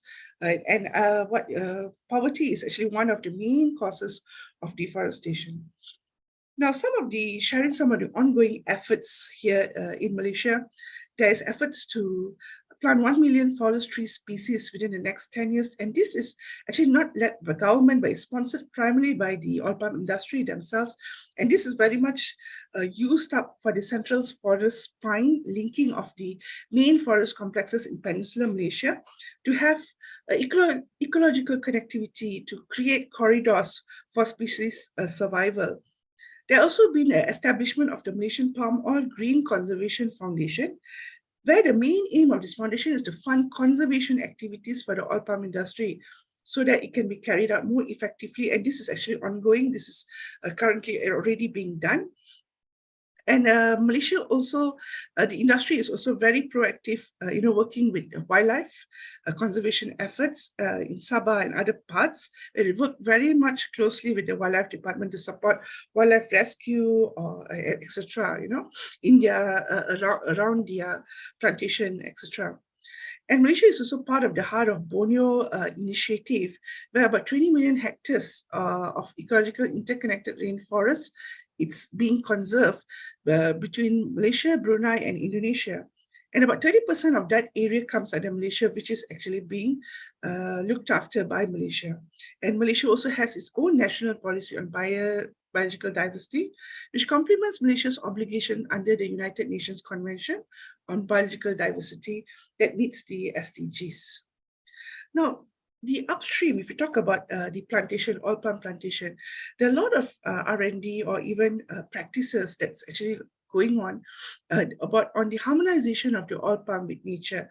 And in fact, if you could go and look at the oil palm plantations, you would see a lot of biodiversity, a lot of areas that are put up for natural species to live in harmony with the plantation itself.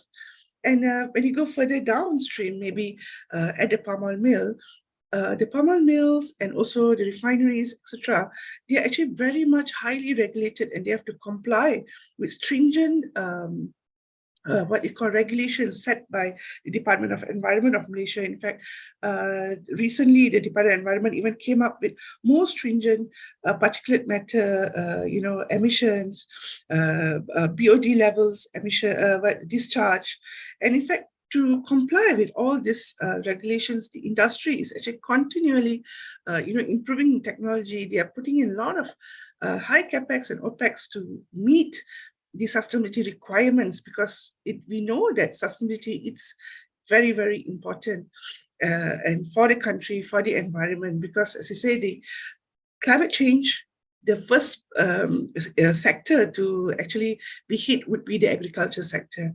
And so then we have the biomass boilers where all the various biomass waste are being used to displace fossil fuel, where they are used to displace fossil fuel. We have the air pollution control systems. In fact, the oil palm industry is going towards the zero discharge, right? That's where it's going towards. And also we have like, regulations, which actually started in 2014, where new mills and all existing mills which are applying to expand need to have, is mandated to install biogas capture facilities where you capture the biogas from the anaerobic treatment of the palm oil mill effluent, which is the wastewater from the milling. And, this is actually very much is commercialized. It's actually ongoing, is in practice by the industry. Here you can see you have covered lagoons, digesters, and then where these biogas are trapped and they are used for electricity generation for on-site and off-site users. Co-firing in biomass boilers, package boilers for palm oil complex, and biogas upgrading for off-site users, right? And all this actually displaces fossil fuel, other sort of fossil fuel users. In fact, there's a commercialization of, or even for further down, bio-CNG, using this, what you call biogas, which is actually, again, all this displaces the use of fossil fuel. And all this is from the industry itself. And for the Malaysian oil palm industry, we have conducted a life cycle sustainability assessment, which is very important. As you can see, they're all linked with the SDGs. And from our study, from national study, on the right, you can see these are greenhouse gas emissions, right? And on the left is the various, greenhouse gas emissions reductions, savings, as we call that. So if we talk about best practices here with biogas capture, using of the biomass as fuel to displace fossil fuels, and you can see that there is a lot of potential. In fact, we talk about the biocircular economy, and the oil palm industry is already doing this. It's converted all this waste into products and to displace energy or even fertilizer. These are all ongoing efforts in the industry which already been stickly, and this will further actually enhance and bring down the GHG emissions of the carbon footprint of the industry. Of course, due to a time constraint, I can't show the details, but there is a publication in a Journal of Sustainable Production and Consumption with more details on this. If you're interested, please look it up online. And finally, MSPO, Malaysian Sustainable Palm Oil. In 2013, this MSPO was launched, but in 2015 was just something which was voluntary. But 2017, the government actually made it mandatory, even including for the smallholders, right? So it's ongoing right now. In fact, there are over 90% of the facilities are already MSPO certified. And this is an ongoing effort where we can talk about there's a lot of issues. People are worried about traceability, transparency, and with this mandatory MSPO, these issues have been overcome in Malaysia, where you can actually trace back to the location of your product, right, to the source at where this fruit came, where this oil came from which fruit, from which plantation, right? And finally, my final slide, as conclusions, we feel that sustainability endeavors strategies, it should be holistic, right? It has to be balanced by all three components and not just, lopsided to one. It has to have a pragmatic approach, when we are developing sustainable requirements. It has to have inclusiveness, not to just have a stringent what you call cutoff or stringent regulations that maybe the smallholders cannot meet, or they have no capacity to come up to meet to that. And of course, smart public-private partnership with all stakeholders is required. And of course, everybody wants this, the assurance that there is sustainable development, right? The conservation and development must be the complementary objectives. They must go hand in hand. So with that, I would like to end my presentation. Thank you.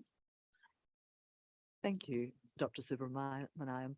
And thank you particularly also for the less convenient hour at which you've joined us. That was a very interesting presentation on the specific palm oil sector, but I think one in which you have drawn out very effectively the point about the three pillars of sustainability, which I think you put in very punchy terms as people, planet, and profitability, and also the interrelated nature of the environmental challenges facing the sector, and ways in which approaches efforts can be made to achieve complementary environmental outcomes through the kind of actions that practical actions that are being taken.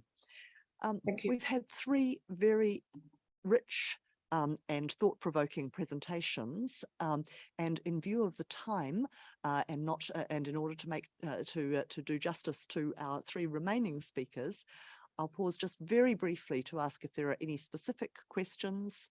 If there are not, we will hold over the more general discussion to the end of the session. Thank you. I see Korea has a specific question.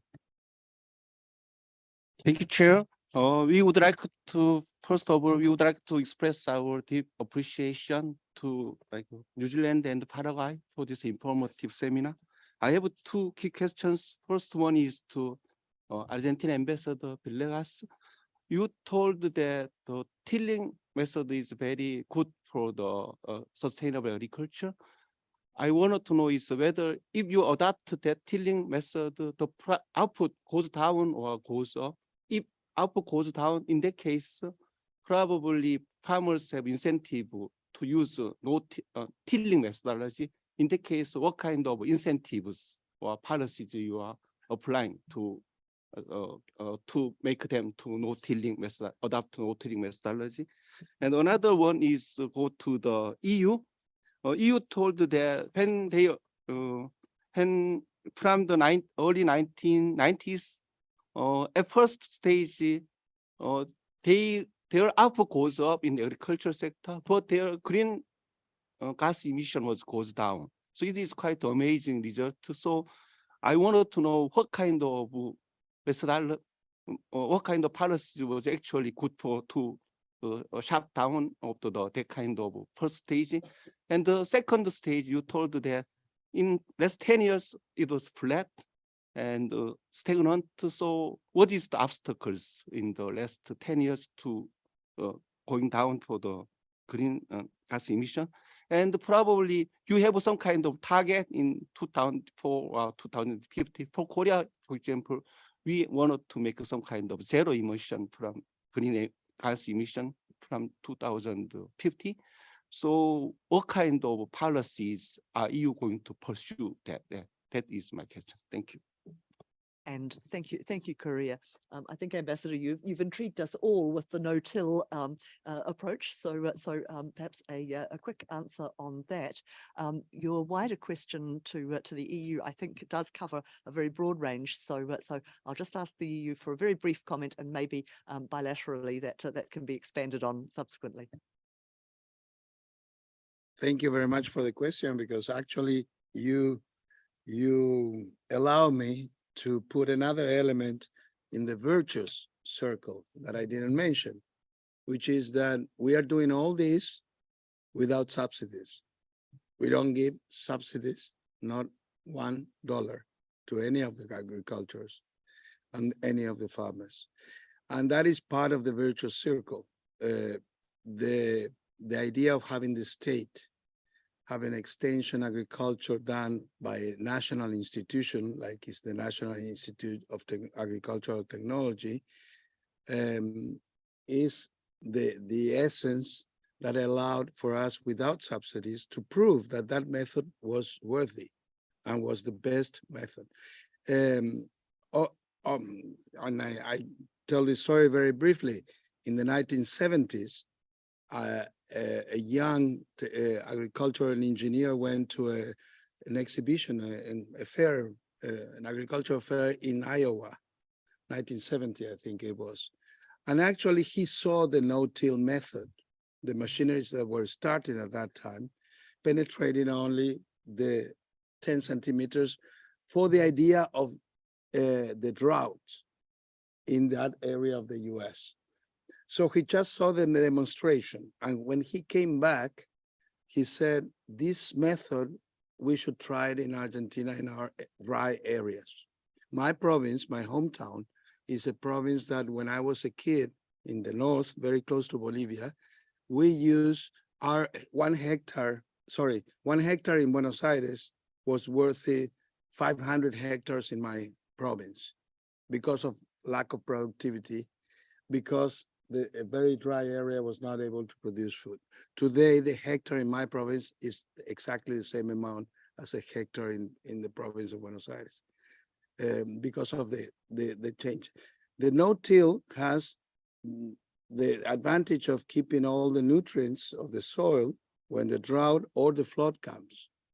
And that is why the expanded method without subsidies, I insist, we were able to introduce. And a last point, I was ambassador in Mozambique. I opened the embassy in Mozambique. And in Mozambique has 36 million hectares of agricultural land, which is the same amount of the Argentine Republic. The difference is that we produce food in 34 out of 36 with this method, 98% of the land. And Mozambique produces food in 5 million hectares. They still are doing the agricultural revolution.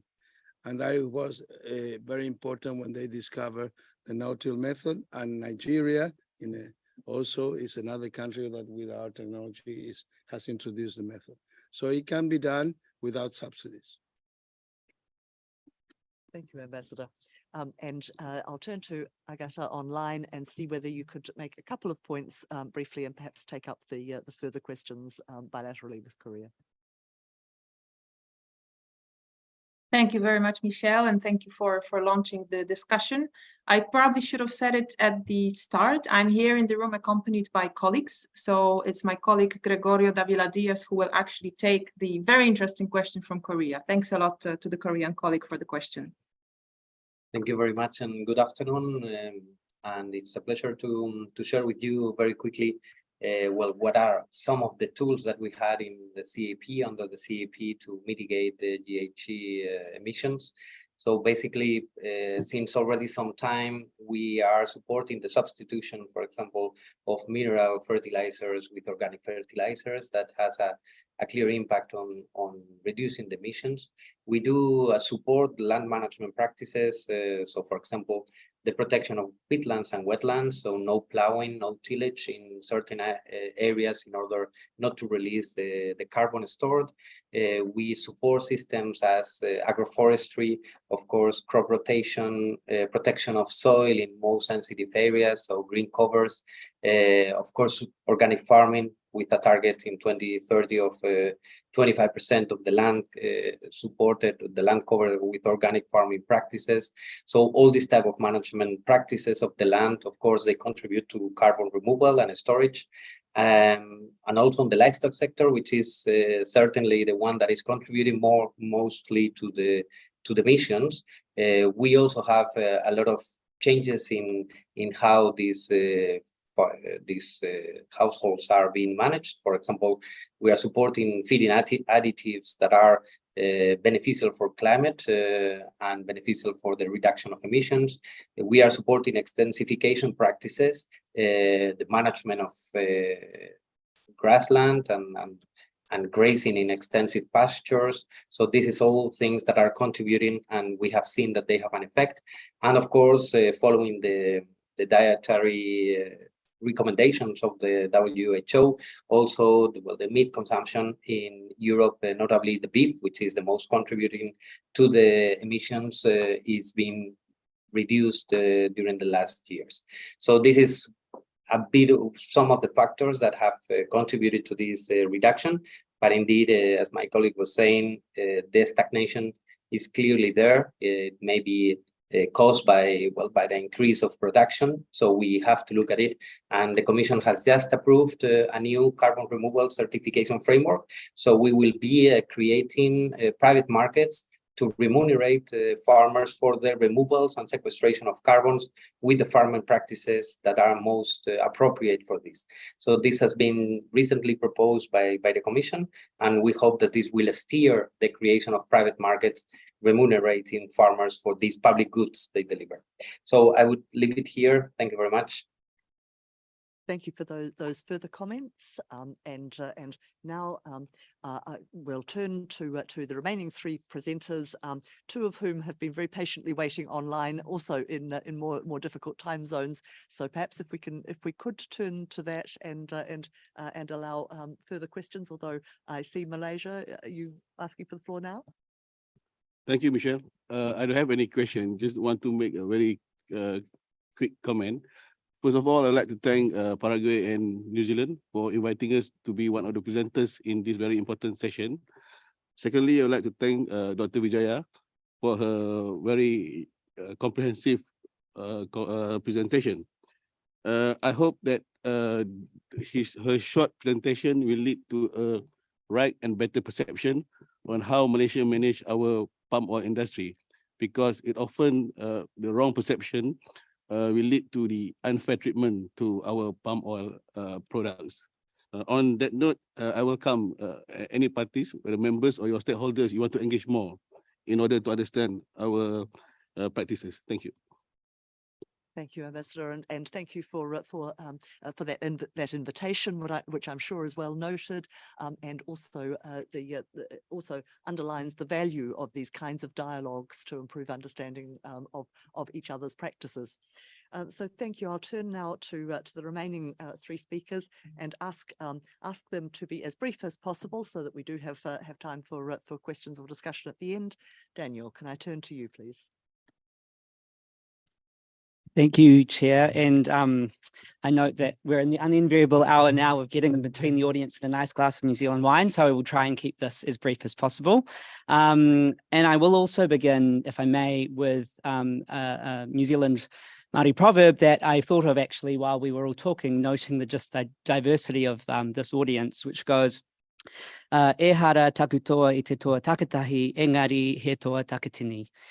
Which translates as the success of one, well, the success that we have is not of the individual, but the success of many and the work of many. And I think noting the diversity of this audience, it shows that we are committed to making sustainable agriculture successful, which is the challenge.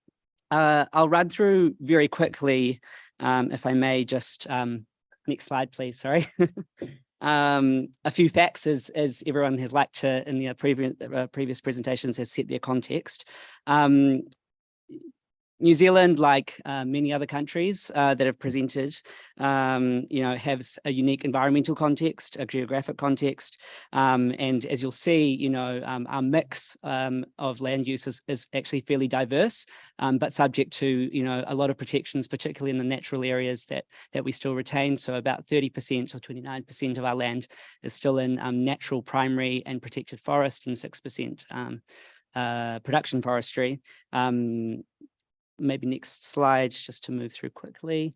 In terms of trade, agriculture remains very much the backbone of our economy. And our primary sector has continued to grow even despite, the challenges of COVID. That said, we are also subject to very much the same climate challenges that many of the members here are having, and are very concerned, particularly this year, to see some of our key productive areas, undergo some strain. That said, on a global scale, we are very far from a large agricultural producer. I know, Embajador Villegas, you mentioned, feeding 400 million people. We're very proud in New Zealand that we can feed 40 million, which is not quite the same. But in terms of, world sheep meat production, for example, we make up 5%, 3% of milk, less than 1% of beef. Of course, this is a trade audience, and I'm sure you're not going to know how much trade we also take up. So about 35% of global milk, 6% of global beef, and about 43% of global sheep meat trade. Moving to the next slide. Many of you will also be familiar with our subsidy reform context, and that is the lens with which we are approaching many of our sustainability policies, oriented policies. Learning the lessons of I guess, quite a hard elimination of any trade distorting or production distorting support in the 80s and 90s.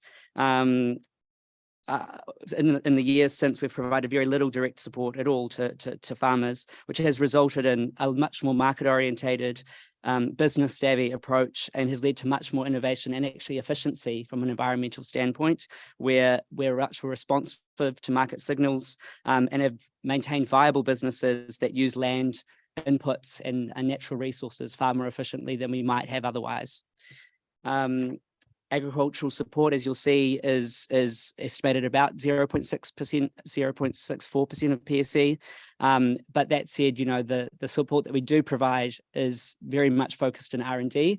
And as we approach the climate challenge, an increasing amount is directed towards the very real challenges that we have in that area, particularly in New Zealand, where 98% of our animal biomass is pasture raised, and many of you will know that the climate mitigating solutions that are out there now, you know, are more focused on housed systems. So a real challenge there, and of course responding to natural events, which we are increasingly seeing more of.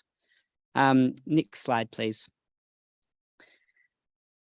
Talking about the challenge, I know some presenters have mentioned emissions efficiency. Well, you know, as you can see, agriculture remains a very large part of our overall emissions profile. And that is for many reasons, partly because, you know, despite production increases, we've actually maintained a largely stable emissions profile at that level for about 25 years now, 25, 30 years. But if you look at kind of the other sectors, I think it tells a story of where many other countries will begin to see their emissions profile move. As you know, energy in New Zealand, we're about fourth most renewable in the OECD. For electricity, it's about 83% from renewable sources. On a good day, 90%. And you know, from our perspective, as we deal with the issue of energy emissions globally, agriculture really remains the outlier that needs increasingly more attention. I think a previous presenter mentioned about a third of global emissions coming from agriculture and food systems. So it's one that we really do need to see more attention on. Moving to the next slide, please. So what are we doing about it in New Zealand? Well, one of the first things that we're doing, and what we did in 2019, was actually legislate for climate targets. We set up, obviously similar to many members, a net zero goal by 2050, but noting the IPCC guidelines on short and long-lived gases, we actually set a special or separate methane target, noting the large proportion that plays, and it's an absolute emissions target, 10% down by 2030 and between 24 and 47% by 2050. And that acknowledges, you know, it's not a net reduction, or we're not offsetting that. That is an absolute emissions reduction target that we're committed to meeting, noting the really the higher warming potential of methane and its part of our overall emissions profile. In May last year, we published our first emissions reduction and national adaptation plans. And that really enabled, I guess, in that green box, that R&D support to be released. So the biggest investment in agricultural emissions reduction that we've made, about 340 million New Zealand dollars last year, including to establish a Centre for Climate Action.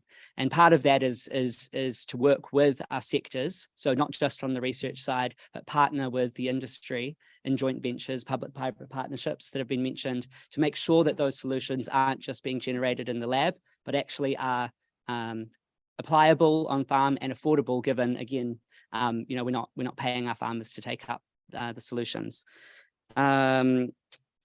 There are other parts of that investment, which I think I'll just leave for now, but I'm happy to take that up with others if they're interested. And I note there, and I'll talk about it later, we are very engaged as part of that first zero carbon act legislation on being the first country in the world, we think, to set a price on agricultural emissions. So our farmers already pay for their CO2 through our emissions trading scheme, but they will also soon be paying for their methane and then nitrous oxide. And I've also got on that last slide, because I'll pick up that point later. But One area that we're also really interested in, and if you haven't heard of it, please go and look it up after this, the Global Research Alliance on Agricultural Greenhouse Gases. It is an incredibly successful organization that not many people know about, but it's got about 69 member countries, probably some of those that you are represented by here.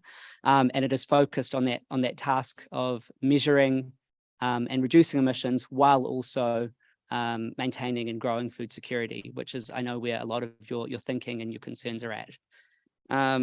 Next slide, please.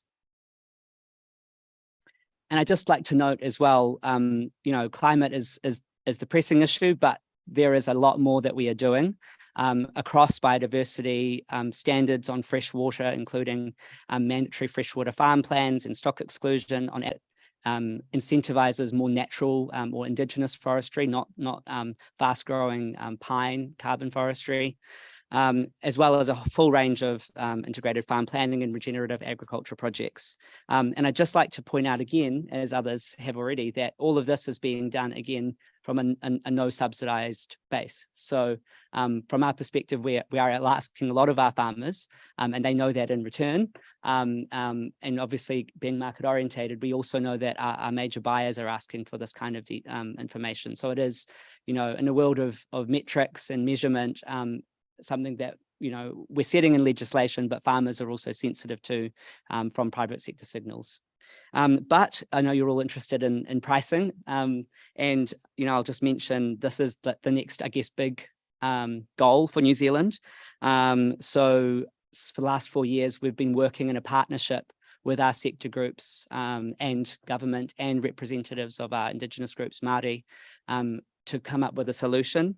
And, you know, as of March this year, in advance of that, 80% of our farmers now know their emissions number and 40% have a plan to reduce their emissions. And again, this is in anticipation of pricing, but certainly not incentivized by us, I guess, with any carrots, if you like. Obviously, we aim by 2025 for that all to be in place. But I guess the carrot there is also, if it's not, then farmers will enter the ETS.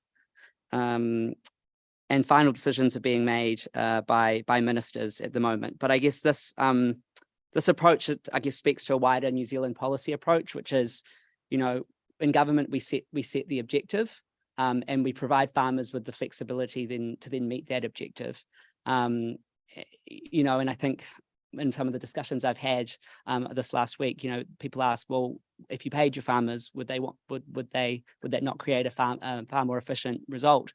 And the thing is, our farmers will probably say, well, if there's conditionality, probably not.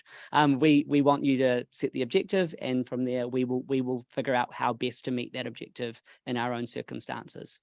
That's probably enough on that slide. Oh, except to say, so as part of this, and I know carbon leakage is one of the things that does come up a lot in this organization and has come up a lot this week. Our minister has made a commitment to consider carbon leakage in setting the price, but in terms of a reciprocal mechanism, that's not something that we're considering. So there's no sort of, I guess, a methane CBAM, if you like. It is just setting the price and meeting our own climate targets. Moving on to the next slide, please. Looking out internationally, I know that New Zealand farmers aren't alone. We're all feeling the impacts of climate change already, and we all understand the need for countries to act. In New Zealand, we believe there is an opportunity for countries to make use of ambitious mechanisms in their bilateral and plurilateral free trade agreements and wider bilateral relationships to support sustainably produced agriculture, goods and services. No country, and this is quite important, no country or region has a monopoly on good regulatory practices, and all countries should strive to improve processes and production methods to address challenges in their own contexts. As a trade-driven economy, we are particularly interested in how we compare and measure what good looks like, outcomes, successes, and taking into account that no one-size-fits-all principle.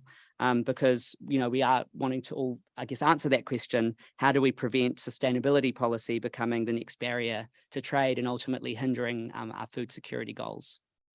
New Zealand believes there's significant value in having a more principles-based discussion about sustainable agriculture, including identifying a common set of principles that can help guide countries in their transition towards more sustainable food systems, including when it comes to public investment and investment that supports environmental stewardship, productivity gains, and policy development based on risk and evidence-based decision-making, alongside considering the impacts on trade and food security. Final slide. Just to say, and to recap, obviously, we have a market-driven agricultural sector in New Zealand. As I've said, we let farmers, I guess, make their own decisions within the constraints of a regulatory framework. And for us, the next big challenge on how you do that is setting a price for methane. But, from our perspective, a really useful discussion, given the membership of the WTO, would be a science-based discussion on this topic, and continuing to leverage the wide range of members and the interest here to continue having a look at how we answer that question that I posed in the last slide. So thank you very much. Ngā mihi nui, kia koutou, tēnā koutou, tēnā koutou, tēnā koutou, tēnā koutou katoa. Thank you very much. You, Daniel, and can I encourage anybody who's interested in further detail to grab Daniel during the subsequent drinks and ask him about that, and also the Global Research Alliance. Can I now turn to Marcelo Portalupi, who's joining us from Paraguay, Livestock Technology Manager, who's going to tell us about the beef sector. Muy buenas tardes a todos. Voy a empezar a compartir pantalla.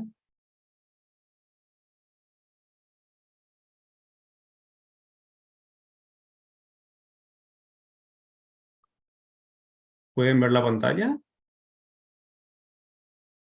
Bueno, antes que nada, agradecidos por la posibilidad de mostrar lo que está haciendo el Paraguay en lo que es la sostenibilidad en sus sistemas agropecuarios.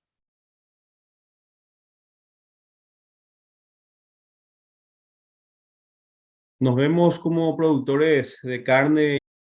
El Paraguay está ubicado en el corazón de América del Sur. Es un país mediterráneo con un poco más de 406.000 kilómetros cuadrados, con dos regiones bien diferentes. El Chaco, que ocupa el 62% del territorio y el 3% de la población, y la región oriental, que representa el 38% del territorio y 97% de la población. Tenemos un rol muy importante en todo lo que es la producción de alimentos. Paraguay es un gran exportador de carne y derivados, soja, stevia, chía, maíz, trigo, sésamo, arroz, entre otros productos.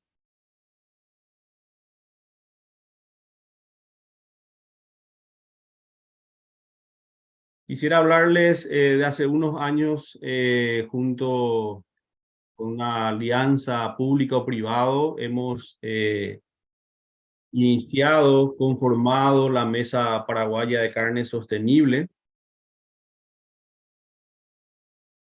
Es una organización sin fines de lucro que reúne a todos los eslabones del sector, industria, sector productivo, los restaurantes y supermercados, bienes y servicios, con un objetivo común, que es convertir al Paraguay en un referente global de la producción de carne sostenible.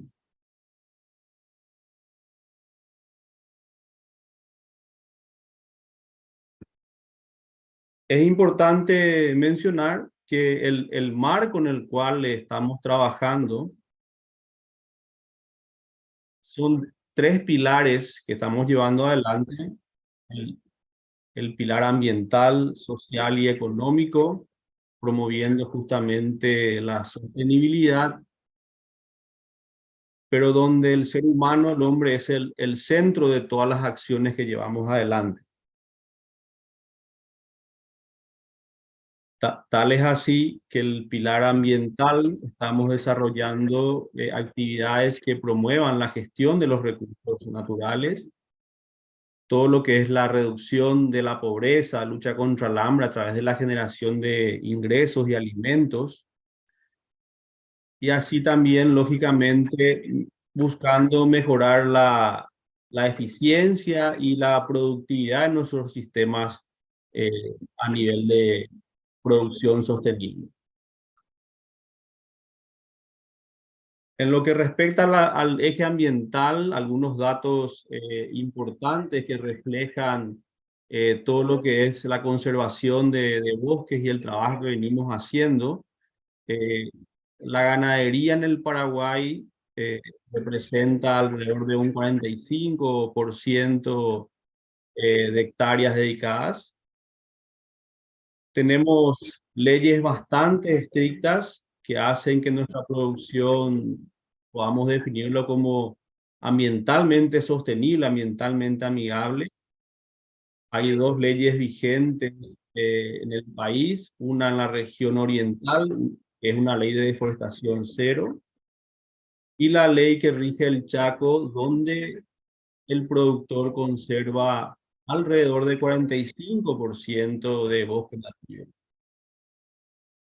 Esto nos hace, como mencioné, ambientalmente bastante sostenibles. Nuestra contribución en las emisiones es insignificantemente baja. Y así como lo habían mencionado anteriormente, somos realmente considerados como un sumidero, ¿verdad?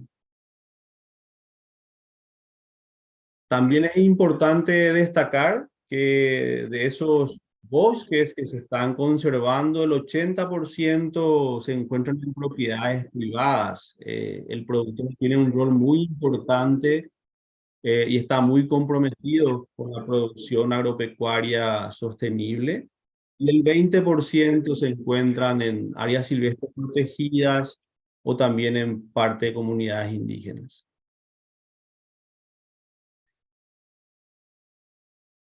En lo que respecta al eje económico de la sostenibilidad, si tomamos en cuenta los ingresos a nivel país y lo que generan las empresas privadas, lógicamente el sector agropecuario y la ganadería tiene un aporte importante en el PIB per bovinos, y la exportación de carne representa aproximadamente 330.000 toneladas año, lo que es peso carcasa. Nos ubica alrededor de uno de los mayores exportadores de carne a nivel mundial, con una generación de más o menos 1.700 millones de dólares en exportaciones de carne, y un poco más de 100 millones de dólares en lo que es menudencias. El Paraguay, lógicamente, con sus productos llega a más de 50 mercados, y en lo que es la ganadería particularmente aporta 11% del PIB. Y algo muy importante a destacar es que no tenemos subsidios.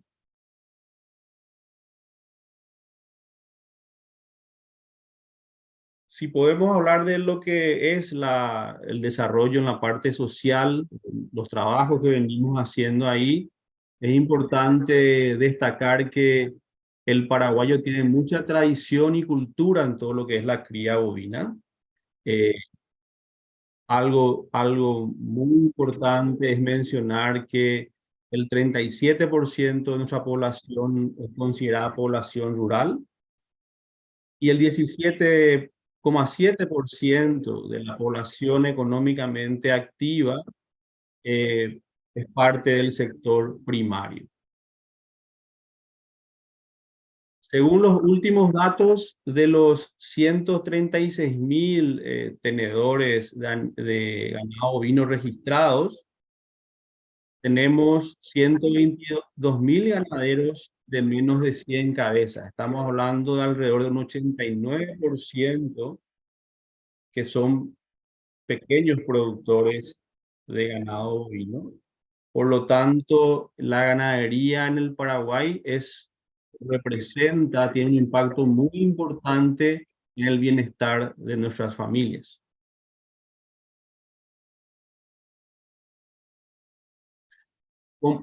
¿Cómo promovemos la sostenibilidad dentro de lo que es la mesa paraguaya de carne?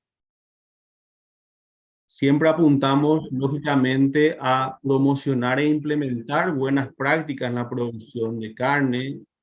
Es importante resaltar que nuestras producciones son principalmente a base de pastoreo. Tratamos de fortalecer todo lo que son los negocios relacionados a la cadena en sí, incorporando todos los sectores sociales e industriales y lógicamente desarrollando o aportando a través de investigaciones y tecnología la capacitación y formación de todo lo que es el capital humano. En esa línea de trabajo, dentro de la mesa, hace unos años hemos desarrollado también un software de autoevaluación que lo llamamos el SAGAS, que permite medir diferentes principios que hemos desarrollado dentro de la mesa, los principios de recursos naturales, principios relacionados a individuo y comunidad, salud y bienestar animal, todo lo relacionado a alimentación, eficiencia, innovación y viabilidad económica, que lo que permite es que el productor pueda saber cuál es su nivel de sostenibilidad, cómo está implementando las prácticas sostenibles, y a nivel de la mesa nos permite también conocer cómo estamos avanzando en la implementación de las prácticas y las medidas que tenemos que tomar de forma estratégica para promover el desarrollo sostenible. En ese sistema actualmente tenemos ya más de 1.400.000 hectáreas evaluadas y más de 500.000 cabezas registradas.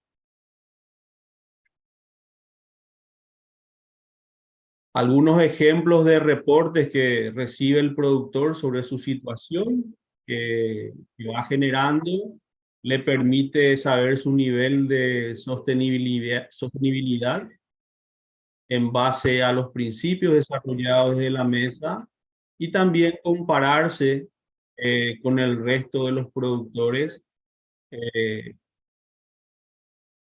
regionalmente.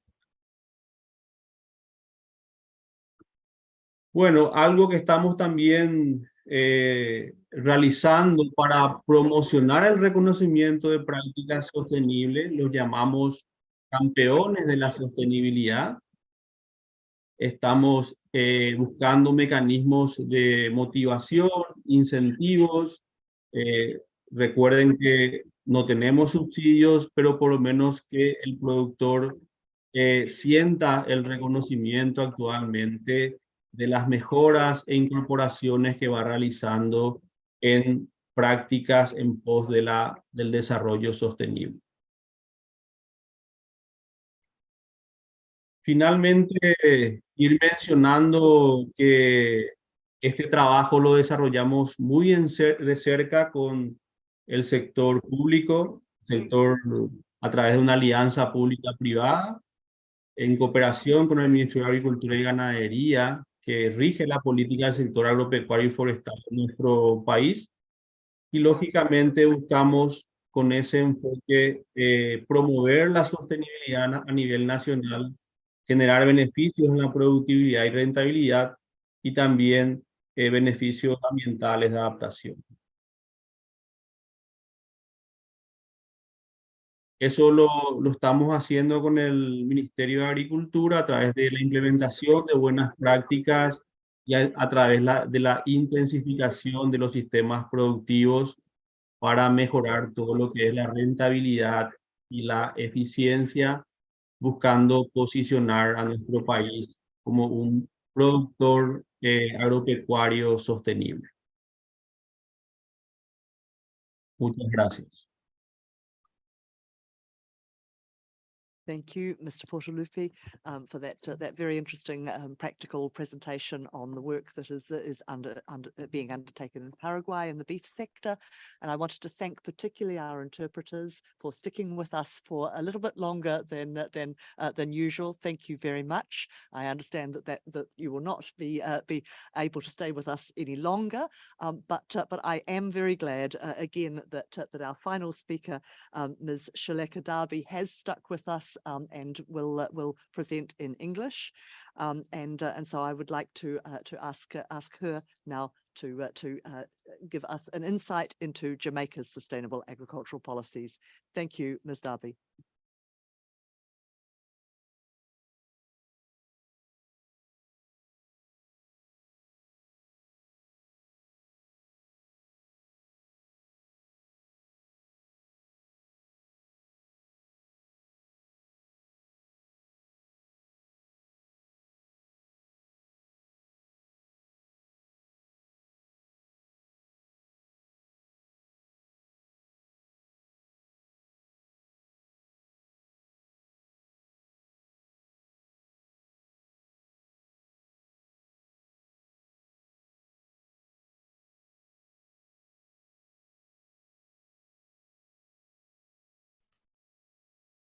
Good day, everyone.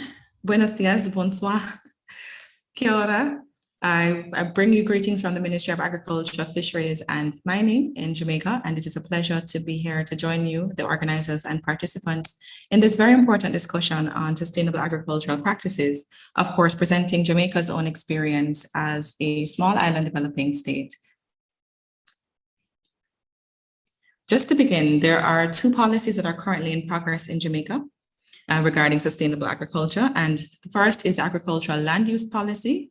The second is the National Organic Agriculture Policy. And we have already so far approved the implementation of the National Seed Policy that's currently being effected in Jamaica. Just a quick note on the seed policy. Now, this is one of the policies that is designed to improve access to clean planting material and to facilitate continued access to pest-resistant and high-tolerant varieties of seeds in Jamaica, of course, to ensure that they are aligned with the adaptive objectives for the local ecological zones. But generally, Jamaica's agricultural policies are geared towards conservation of the natural environment, reduction of soil erosion, and implementation of soil fertility mapping exercises, water conservation, protection of wildlife and other genetic species. And these, of course, will underpin most of our agricultural policies, of course, ensuring that there's a sustainability component in each of these initiatives. There are several considerations that are made when we are seeking to implement and design our agricultural policies, ensuring that they're aligned with our sustainability objectives.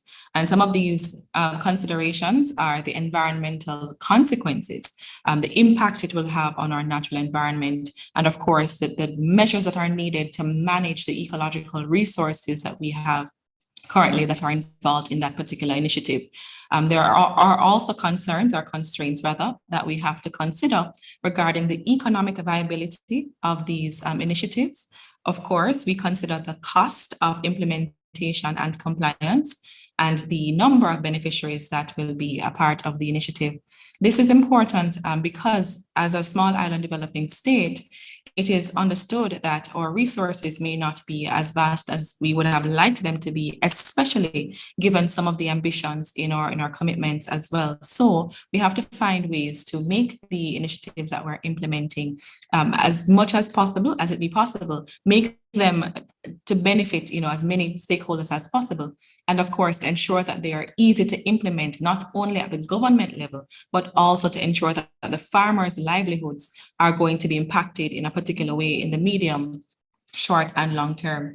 And of course, this is very important in terms of managing the outcomes and designing the policy with a sensitivity to the stakeholders that will be impacted. And of course, considering trade in all things, we have to also consider the impact of the competitiveness of the sector. We have to ensure that whether it be a positive or a negative impact, it is taken into account in the design phase of the policy and of course in our selection of one policy measure or another. Moving into other policy considerations, the cost to government to transition our farmers from one particular model of production or one model of operation to another sometimes can be quite significant. It is important to note here that in designing our policies, we look at the people that will be impacted. At the core of all of our sustainable development objectives, we have to consider the impact on people.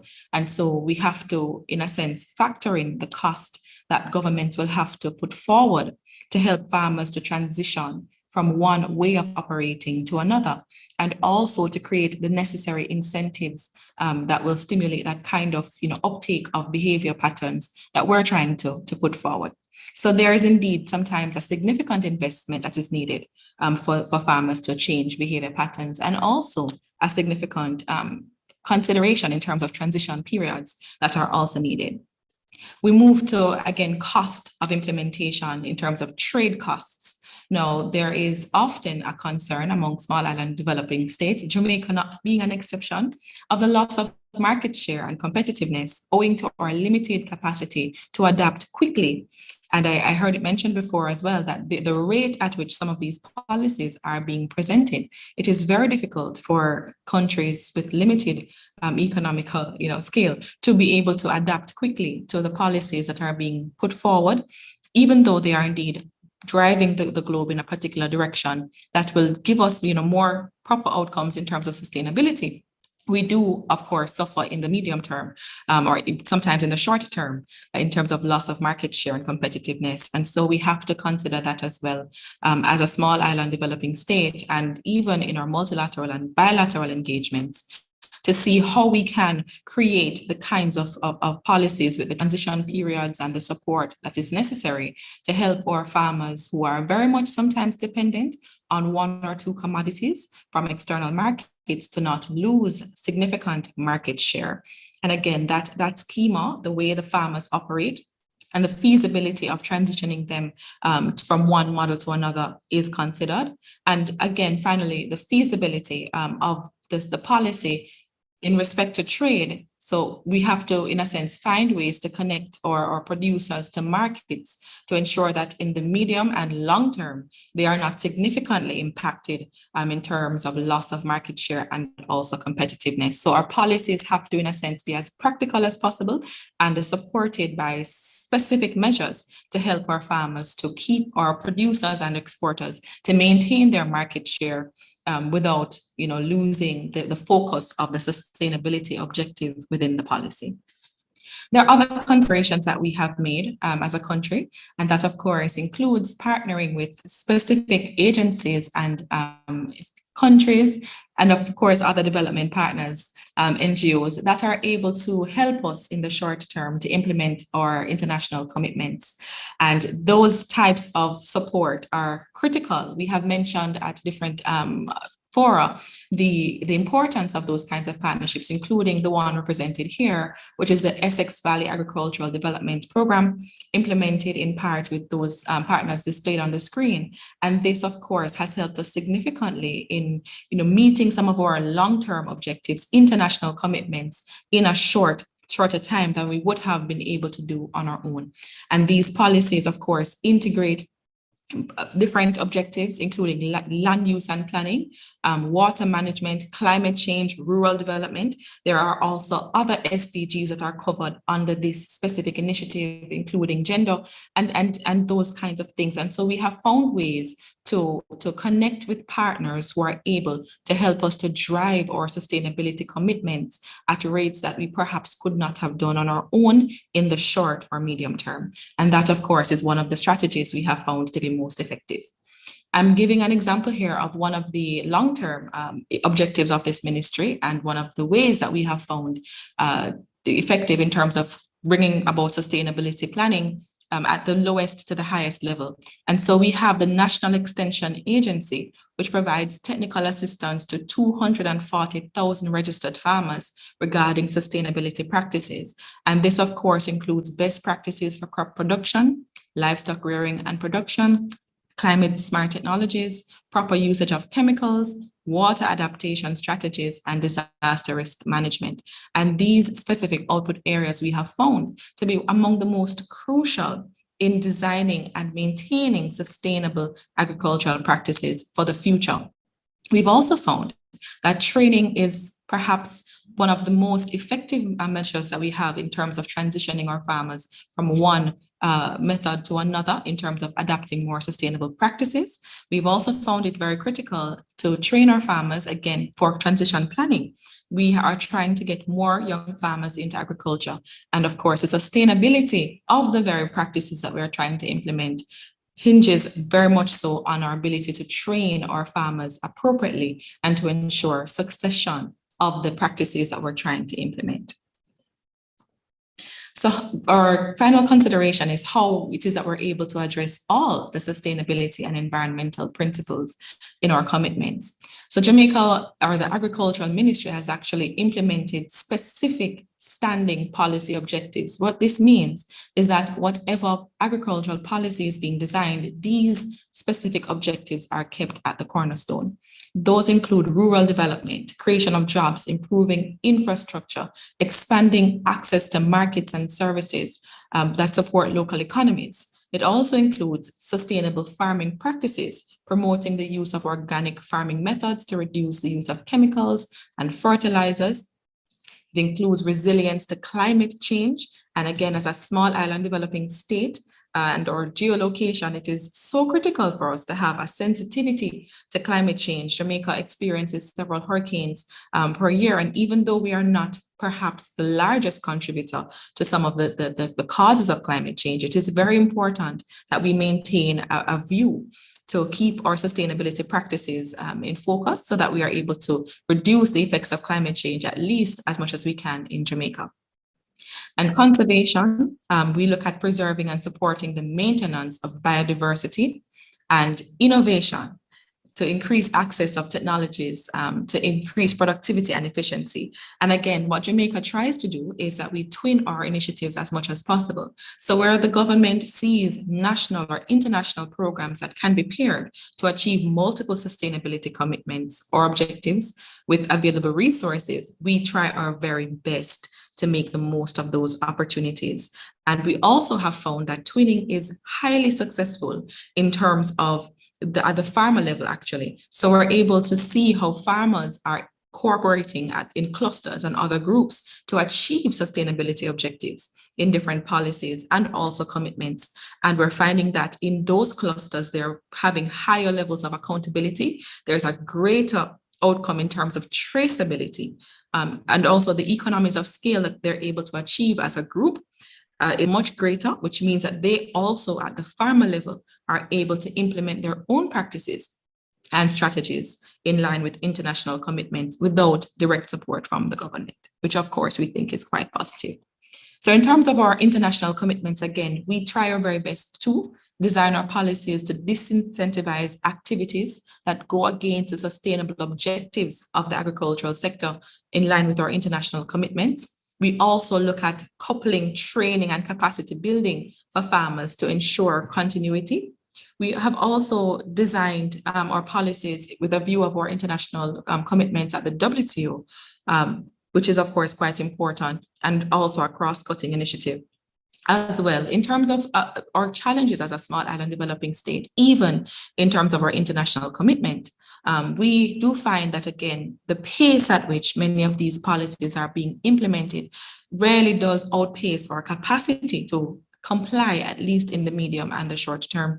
And of course, that happens at the multilateral and plurilateral level.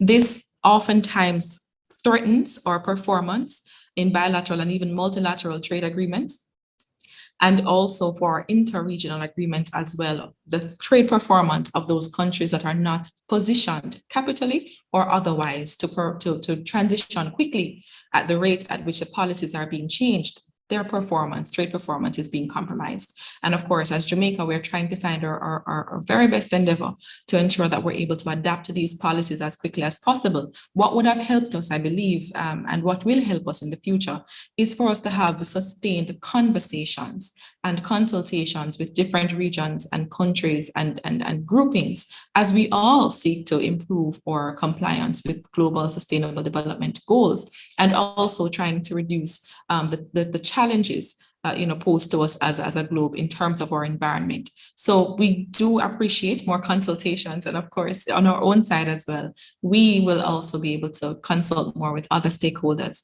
going forward regarding our challenges and other opportunities. And finally, it's also critical to ensure that the implementation of different policies relating to the environment do not become real trade barriers for SIDs and countries like Jamaica that have significant constraints in regarding the rate of adaptation to international, multilateral, and plurilateral commitments for the environment. And again, these are some of the considerations that we do make and will continue to make as a country. And we, of course, welcome the continued partnership of our other colleagues and friends in the world, and also WTO, to assist us to comply with these commitments.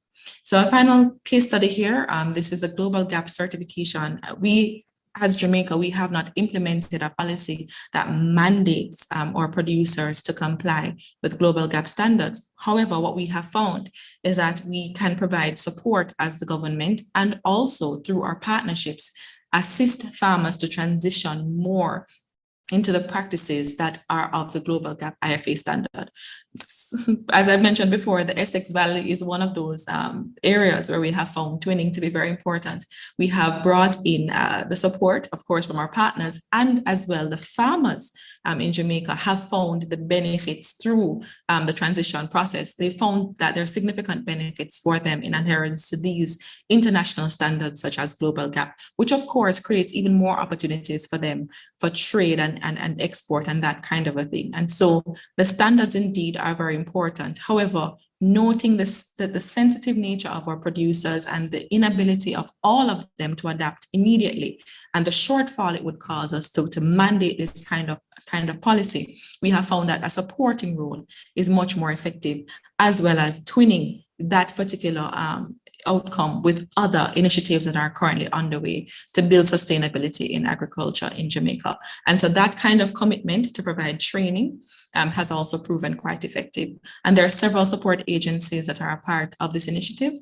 Some of them are the Agricultural Investment Corporation, Rural Agricultural Development Authority, the Plant Quarantine and Produce Inspection Division, and of course, we're working intently with different farm clusters. And so these are just some of the ways that we are able to, in a sense, engineer policies around climate change and sustainability with the sensitivity that we have as a small island developing state, of course, with our resource constraints. But of course, moving forward, we find that our partnerships have been quite effective. And these are my few comments, and I thank you. I look forward to engaging with you in the question. Enjoy your day. Thank you very much, Ms. Darby, and particularly for that really vital contribution of bringing out the experience and the challenges of small island developing states in this area. That's helpfully underlined a point that's run through our session today about the diversity of our different geographical and other national circumstances. With the wealth of experience that we've heard today and the importance of the issues, I think we could have done with an hour or two more for this really valuable session. But I'd now at this point like to pass over to my colleague Diego for some concluding remarks. Yes, thank you very much, Michelle, and thank you for to all the speakers. It was very interesting. You have provided us with valuable insights and much food for thought in our work here in the WTO. To close, I would like to go back to my initial words.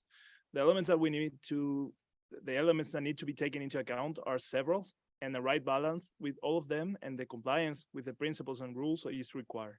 An excellent way of putting it is, and I'll steal from Dr. Villaya, is people, planet, and profitability. Something that is not profitable and that does not take into account the social dimension cannot be considered sustainable. It was very interesting to see how either by specific sectorial practices or broader policies, we took into account all these elements.